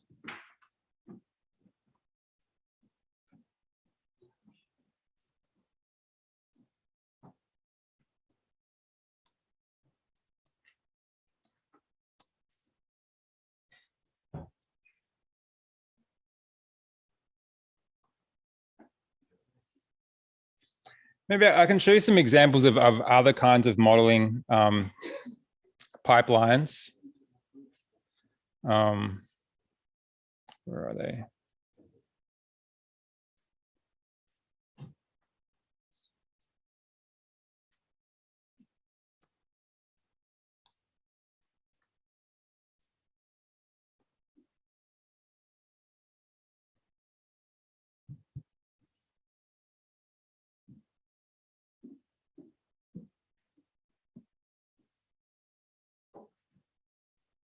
Okay.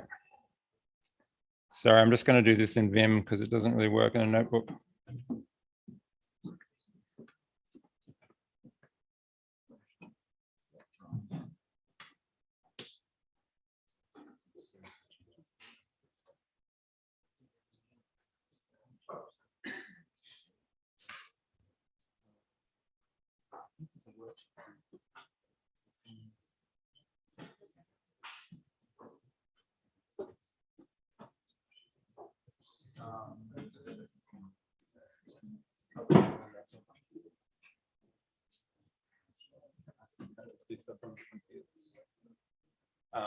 Tell them there'll be a workshop on that later in the week. I think, are you doing time series detection later?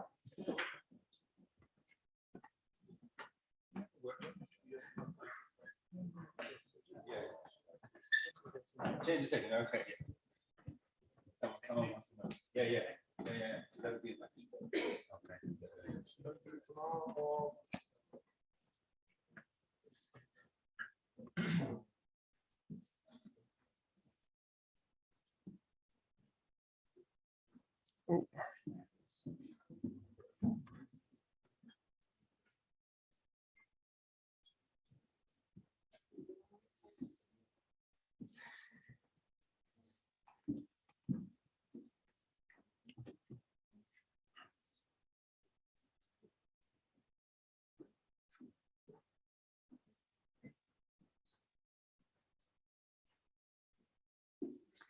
Actually have a whole GLM example.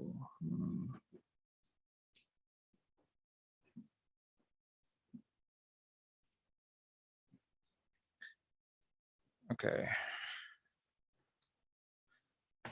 I can make an example of extracting data at points. Is that interesting to people? There. I don't know what's interesting to you guys. I don't really know your field. Most of what I do is like really ecology specific. So, I can show you like extracting data from rasters at specific points using like point data. That's interesting. Okay.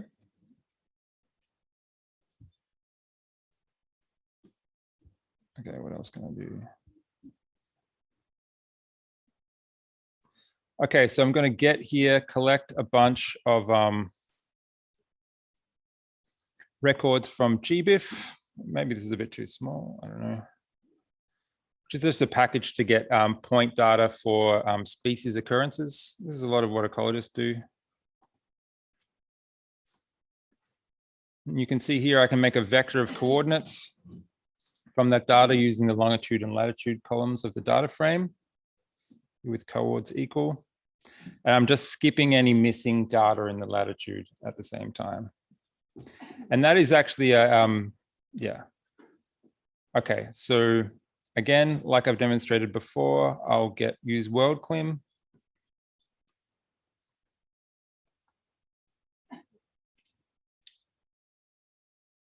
And plot it.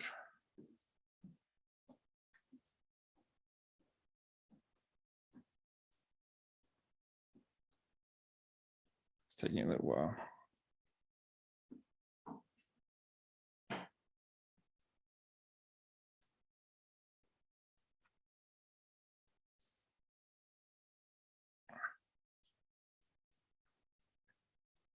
Okay, so I'm using that similar data set.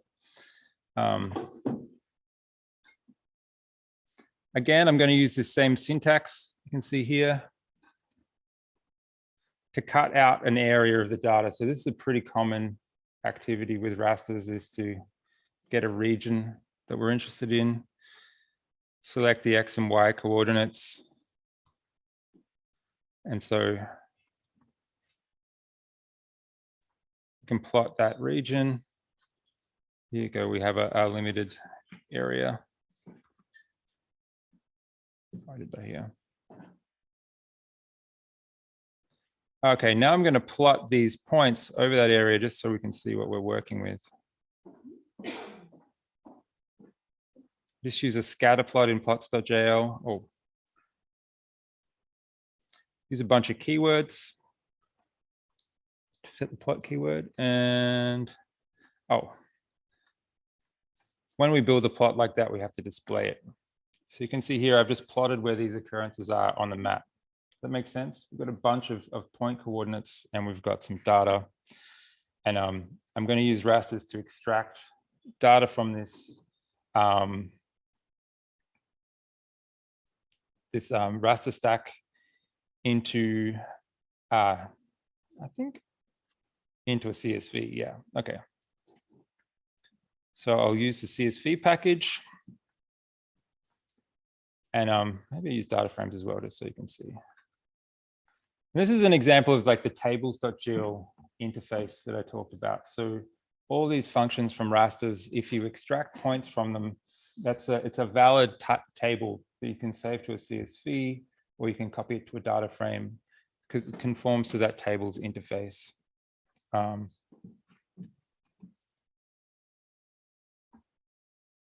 Maybe we'll copy it to a data frame as well. So you can see here, this is just a vector of name tuples. Does that make sense? So we've got a lot of name tuples with the same name. The first is geometry, which is the geo interface standard for what the geometry object in a data frame is. And the rest of these values from the bioclim data set. So we've extracted the values from a raster into a table for specific point locations. Does that make sense to people as an operation? So we want to know, yeah. What would happen if we have more dimensions? Have a time dimension? Yeah, well, you would get a vector. Okay. Yeah, the return value would be a vector of that time dimension. So you would get a table of vectors over time. That makes sense. So yeah, rasters.jl will just extend all of these operations out multidimensionally. So if there are more dimensions, you'll get a vector or you'll get a raster back. So they'll all be plottable as well as the result.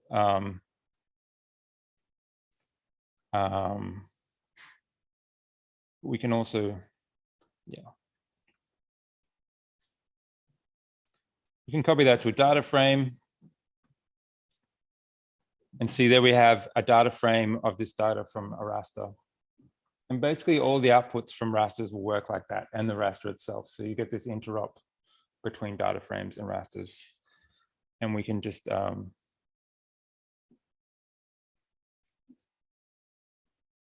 write that to a CSV file very easily, or any other kind of table file.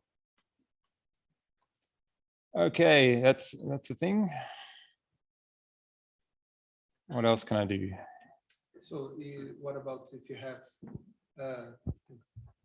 you have like a bunch of points, just like you showed, that you have some data for those points and you want to interpolate for a whole area?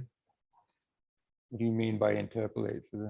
So imagine that I have right here in the island, I have like 3 weather stations in different parts of the island. Okay. And I want the values interpolated to cover the whole island. So is that a pipeline in Julia that makes this faster somehow? So you probably want to do, yeah, I think this will be a question for Julia in the other course doing geostats. So this is the kind of thing you use geostats for, and there's cridging and a lot of other tools for interpolating between points. Yeah, so I don't know if you know. There would also be more of that Okay. Oh, there's a geostats. Yeah.